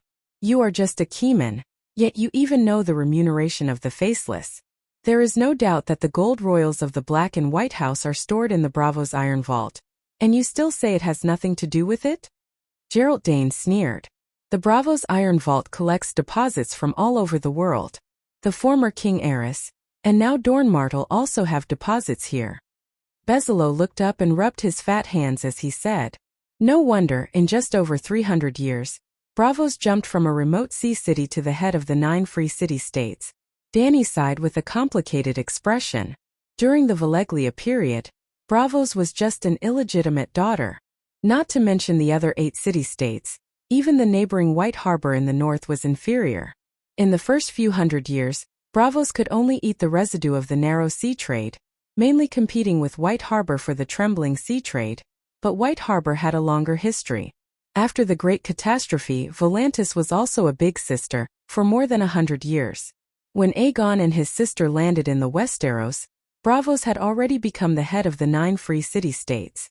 This speed of getting rich, it was no wonder that an immature Dragon Queen could earn 5 million gold royals. Even if the others were not as valuable as the Dragon Queen, as long as there were enough of them, the Black and White House could also earn 5 million gold royals in a year.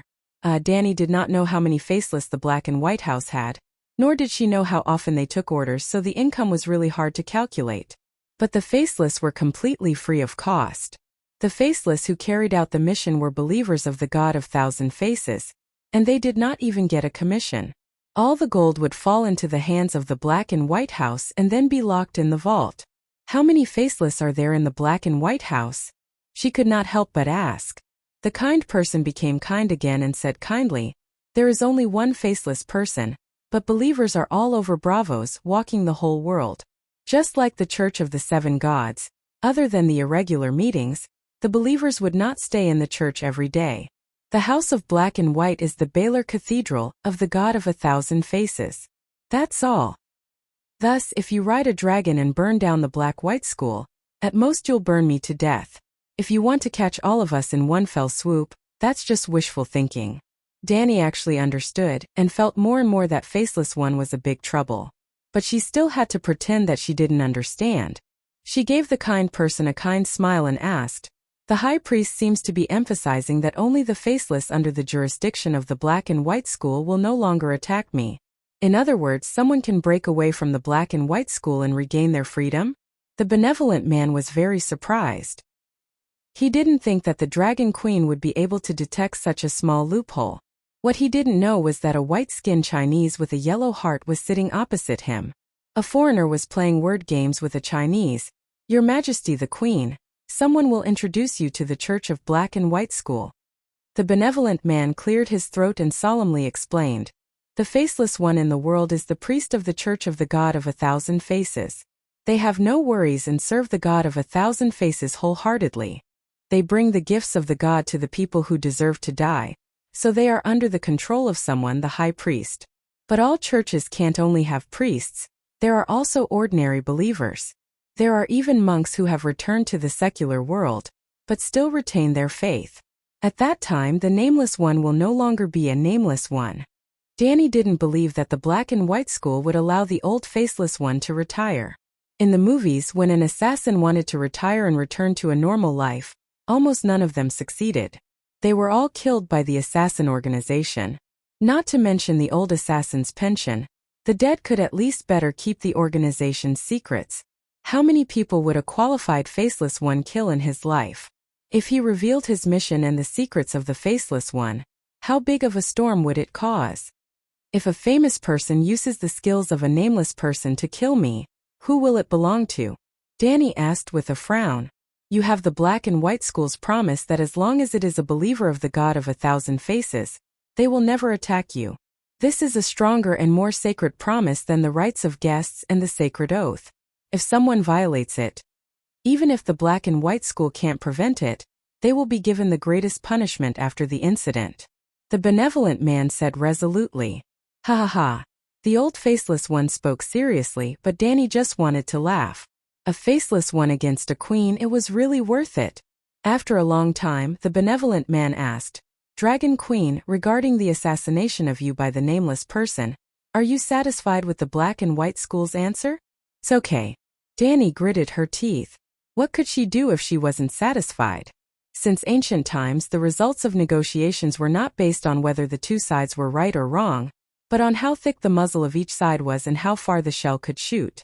After some probing, Dragon Queen found that her muzzle was thick enough, but it couldn't kill the enemy in one shot.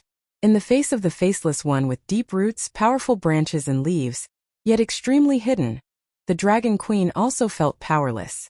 She had a cannon, but there was nowhere to fire it. Clap, clap, clap. Fatty Bersaglio clapped his hands, and a smile blossomed on his face. "Okay, the misunderstanding between the black and white school and Dragon Queen has been perfectly resolved. How about we go to the Sea King Palace to celebrate?" The benevolent man stood up and shook his head. "Someone has to serve the God of 1,000 Faces goodbye." Once again bowing to the Dragon Queen, the benevolent man led Arya and Waif to the stairs. "Wait a minute." Dark Star extended his right hand to the faceless one. "Your Majesty, you haven't asked who wants to kill you." "Sir, forgive me for not being able to comply, but the black and white school will never betray a devotee." The benevolent man stopped, as if answering Gerald Dane, but his head turned to the Dragon Queen. "Devotee?" Danny had a strange look on her face. Fatty Bersaglio explained, "According to the doctrine of the God of 1,000 Faces, death is the gift of God, the end of pain. So, if a person wants to get this gift, they have to make enough offerings to God. The faceless one will represent God and give the gift to anyone in the world." "Damn, you can make a shameless assassination so fresh. I can't help but admire you." "Gerald, don't make things difficult for the high priest, I know who it is." Danny smiled helplessly. In the whole Westeros except for Duke Tywin, who else can make up their mind to invite the faceless one as soon as they know that I'm hatching a dragon? The benevolent man's pupils contracted, and without saying a word, he turned and left. "Tywin Lannister." Arya's eyes flashed, and she took one last look at the Dragon Queen before following the benevolent man. "Your Majesty, you are so smart." Fatty Bersaglio gave a thumbs up and praised, "If Duke Tywin didn't find the Iron Treasury as a guarantee, I wouldn't know that Tywin, who is tens of thousands of miles away, would be so afraid of you. Now it seems that he did the right thing. You are the biggest threat to the Iron Throne." Sigh, there is no one in the Westeros more clear-headed than Duke Tywin. Tywin needs a loan to invite the faceless one? Isn't it said that Tywin's poop is gold? Danny was surprised. Fatty Bersaglio's eyes flashed, and he said pointedly, Your Majesty, you think that Targaryen's enemy is only Lannister? I don't want to think, I want them to think that Targaryen is not their enemy. Dany chuckled. A wise decision if you insist on revenge. At least 5.5 of the 7 kingdoms will not be able to resolve the conflict with you. Bersallo praised. What does this have to do with Tywin's loan? Geralt Dane asked. Bersallo showed a shrewd smile and said, since Theon Bella sits on the Iron Throne, and the nobles of the 7 kingdoms are hostile to Targaryen, then Duke Tywin doesn't need to spend his own money to serve the kingdom. Even if Targaryen is Lannister's mortal enemy, even if his grandson sits on the Iron Throne, or even his own grandson. Makes sense, Dany praised. No wonder Lannister can become the richest man in the 7 kingdoms, even in the distant Slave Bay. You can hear the story of Tywin pulling gold. Fatty's face suddenly turned bitter, and he stammered, Your Majesty, there is something I don't know if I should say. Say it, I can take the worst news. Dany rolled her eyes at him and sighed. The Iron Treasury cannot be defaulted, you know that, right? Bersallo said. Yes. The debt of the royal family is guaranteed by the Iron Throne. Bersallo observed the Dragon Queen's expression, and said carefully, according to tradition, the new dynasty has the obligation to repay the debt of the previous dynasty. Dany's heart was burning with anger, but her face was calm and she said lightly, so if I sit on the Iron Throne, I still have to pay Tywin the money to hire the Faceless to assassinate me? Bersallo seemed to have encountered an extremely difficult matter. His white steamed bun-like face wrinkled like a bun, and his pair of chubby hands twisted into a fried dough twist. In theory it is like this, he seemed to be too ashamed. His head was almost buried on the table, and his voice was extremely low like a mosquito in a mosquito net in summer. Dany was expressionless and Geralt Dane sneered.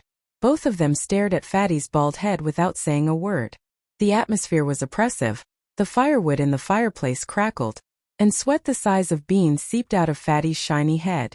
The Sea King, who had been pretending to be dead for a long time, seemed to wake up from his sleep and muttered, The Dragon Queen grew up in Bravos and she is our good friend. Bersallo, for my sake, can you give me a 30% discount? Bersallo Ryan immediately came to life, and with a pair of innocent eyes he shouted, Your Highness Sea King, I am only one of the key keepers. I do not have the final say in the Iron Treasury. At most, Fatty clenched his teeth and said with a twisted face, at most 20%. The Ryan family does not want the dividends from the Iron Treasury this year. Dany, what do you think? The Sea King looked at the Dragon Queen with a pair of sincere eyes. Dany did not comment and asked, How much money does the King's Landing owe? Or, to ascend to the Iron Throne, how much money do I have to repay the Iron Treasury?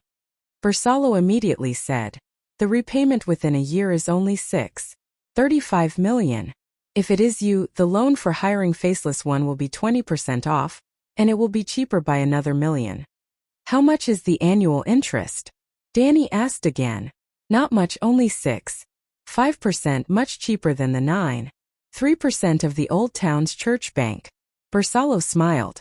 It was lower than the low-interest loans of many modern banks, and was not considered a usury. However, in this world there was no interest on deposits, and sometimes large withdrawals had to pay a storage fee. This kind of interest was similar to national debt.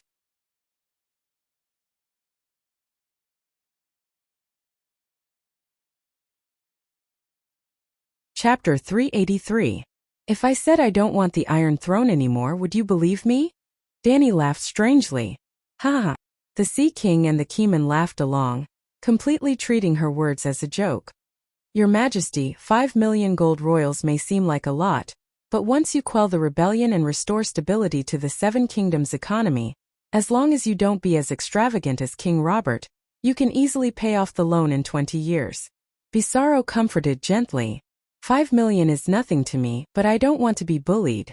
To tell you the truth, even if I really sit on the Iron Throne one day, I won't pay a single copper coin back to Theon and Lannister. You want to go back on your word? The smile on Bizarro's fat face disappeared, and his expression darkened. Dany, you have to think clearly, the Iron Treasury can't be defaulted. The Sea King advised. I know. Dany nodded and sighed. If a king doesn't pay off his debt, you will lend money to support another duke in the kingdom. The duke will use your money to overthrow the old king and become the new king, And the new king will repay the old king and his own debt to the iron treasury. Do it, do it, do it with all your might. She waved her hand and said encouragingly. Go and give money to Lannister, to Tyrell, to anyone in the Westeros. I support you. The Sea King and Bizarro looked at each other. They didn't expect the Dragon Queen to have such a reaction. Did she think that the gold in the iron treasury was not as useful as dragons? It seemed. We can put this matter aside for now. After all, Lannister is still sitting on the Iron Throne.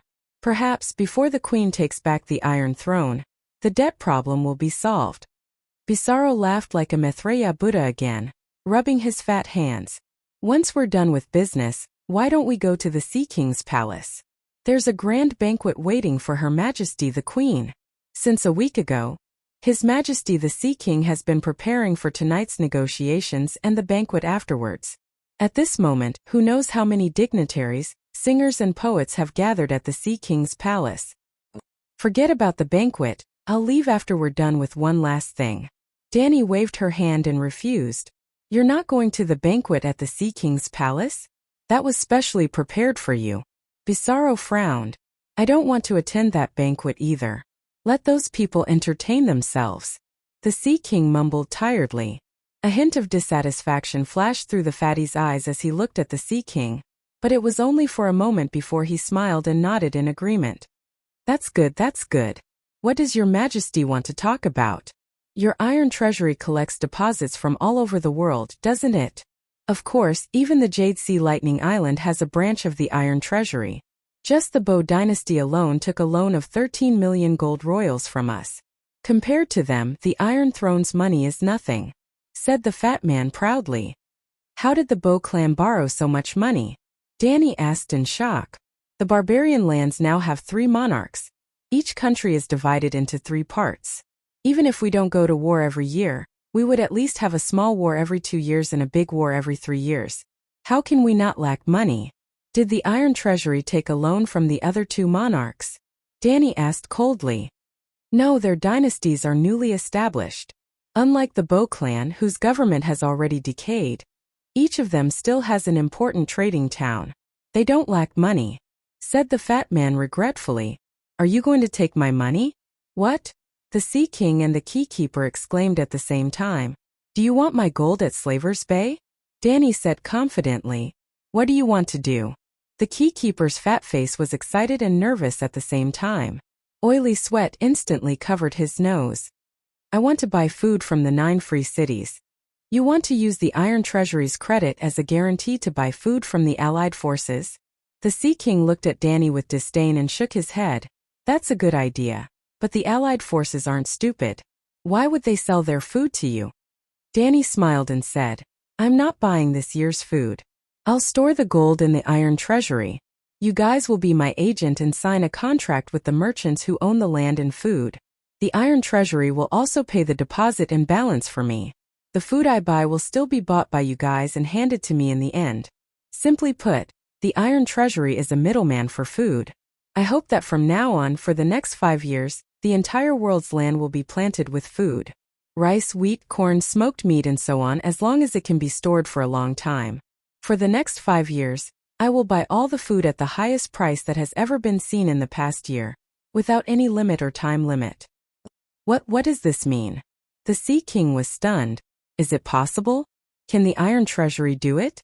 Dany asked. I'm afraid you'll have to spend a lot of money. Understanding flashed in Bizarro's eyes. After exchanging a look with the Sea King, a sense of superiority suddenly appeared on his face that made Dany feel baffled.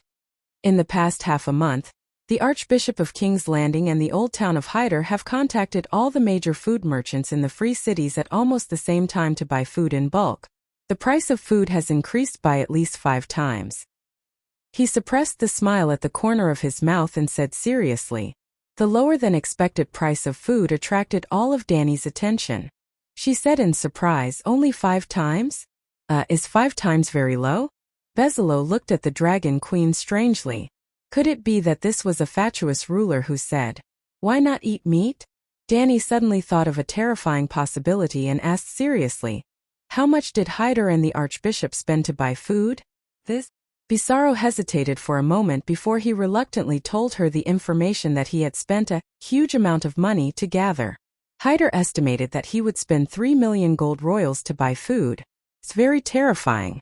They were the ones who raised the price of food. The Big Sparrow of King's Landing also has 500,000 gold royals. Therefore, the price has increased even more. As expected, someone had failed to keep the appointment.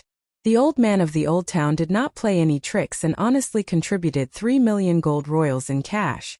But the Big Sparrow, with a sigh in her heart, Danny asked deliberately, "Where did the Big Sparrow get the money?" "I remember that he did not get the support of the old town's starry sanctuary.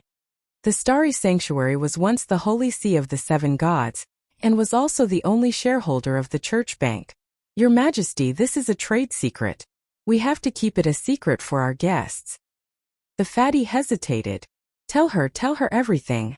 Before Danny could say anything, the Sea King rubbed his waist and shouted, "The sooner we finish the discussion, the sooner I can go back." Bersalo's fat face showed obvious anger, but the old Sea King was so tired from the pain of his illness that he did not notice it at all. On the other hand, the chief swordsman Kue Luo, who had hardly spoken, glared at the fatty with sharp eyes. With just a glance, the strange look on the fatty's face disappeared and was replaced by a ball of kindness. The Big Sparrow used the church bank as collateral and loaned 277,777 gold royals. "What?" the Sea King exclaimed and immediately turned his sharp eyes to Bersalo. He questioned, "Why didn't you inform me of such an important matter? It was only a little more than a week ago. Naho did not even bring back the agreement." Bersalo lowered his eyes and said, The Sea King glanced at the Dragon Queen, who was watching the melon with her eyes wide open. He only sneered twice and did not put on a good show in front of outsiders. Danny looked at the two of them and regretfully smacked her lips.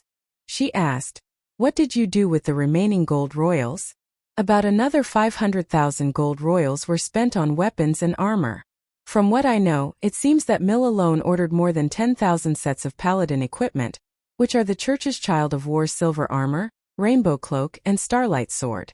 There were also coerce blacksmiths and iron ingots, Tarosai's crossbows and arrows." The fat keykeeper concluded, "The Big Sparrow is not stupid. With gold royals and food, we need the power to protect them. Restoring the Church's armed forces is the best choice." Danny sighed and asked again, "Even so, we only spent 1 million gold royals. What happened to the rest of the money? Isn't it obvious? In the future, it will cost a lot to maintain the Church's armed forces of tens of thousands of people." He let the Iron Treasury transport the cash to King's Landing. "It can be considered as preparing for a rainy day." The fatty shrugged and said matter-of-factly, "Preparing for a rainy day." Danny smiled bitterly. 1 gold royal was about 12,000 RMB in purchasing power. 500,000 gold royals was about 6 billion.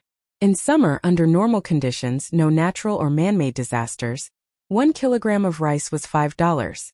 In winter, the price doubled to $10. Now it had increased to 5 times the original price, which was $50. The food that was bought on the other side of the narrow sea had to be transported back. Considering that King's Landing was located at Blackwater Bay, which was right next to the narrow sea, the straight-line distance of 400 kilometers to 1,300 kilometers, the loss in transportation cost added up. Even if the 7 gods blessed and there was no sea disaster, the cost would only double, definitely more than that, which was $100. In the sky, the Big Sparrow only had 60 million kilograms of food. Well, 60 million kilograms sounded a bit much. If it was converted into tons, it would be 30,000 tons. Seemed to be enough. But considering the population of King's Landing, 500,000 locals plus the endless refugees in Hujian County equals 1 kilogram of food per person a day. Considering that he had to support tens of thousands of Church's armed forces on average, it might be more than that. If one person was 300 kilograms a year, the Church could only support 200,000 people a year. Considering the miraculous food like the brown soup in King's Landing, and the stockpiled food of the nobles and merchants, the Big Sparrow did not need to feed everyone in King's Landing. He could probably last for 2 years, at most 3 years. Well, the Big Sparrow seemed to have calculated. He thought that this winter would be the same as the previous years, which would only last for 2 or 3 years. How much profit? What? Danny looked at the fat man who asked the question in confusion. He rubbed his fat hands and asked with a smile, I mean, as the middleman, how much difference can the iron treasury make? How much do you want? Danny smiled. Well, the fat man's eyes flashed with shrewdness. He counted with his fingers and began to calculate for the Dragon Queen. You see, for large amounts of gold in a foreign country, there is a 3% to 15% processing fee. Considering the tense situation between Slave Bay and the Alliance, at least 14. Sai, with your status Dragon Queen, we only charge 13.5%. That's not much, right? Well, it's not much. Danny nodded. It really wasn't much. Transporting gold from Slavers Bay to Volantis, which was the nearest city, was about 6,000 to 7,000 kilometers of sea route.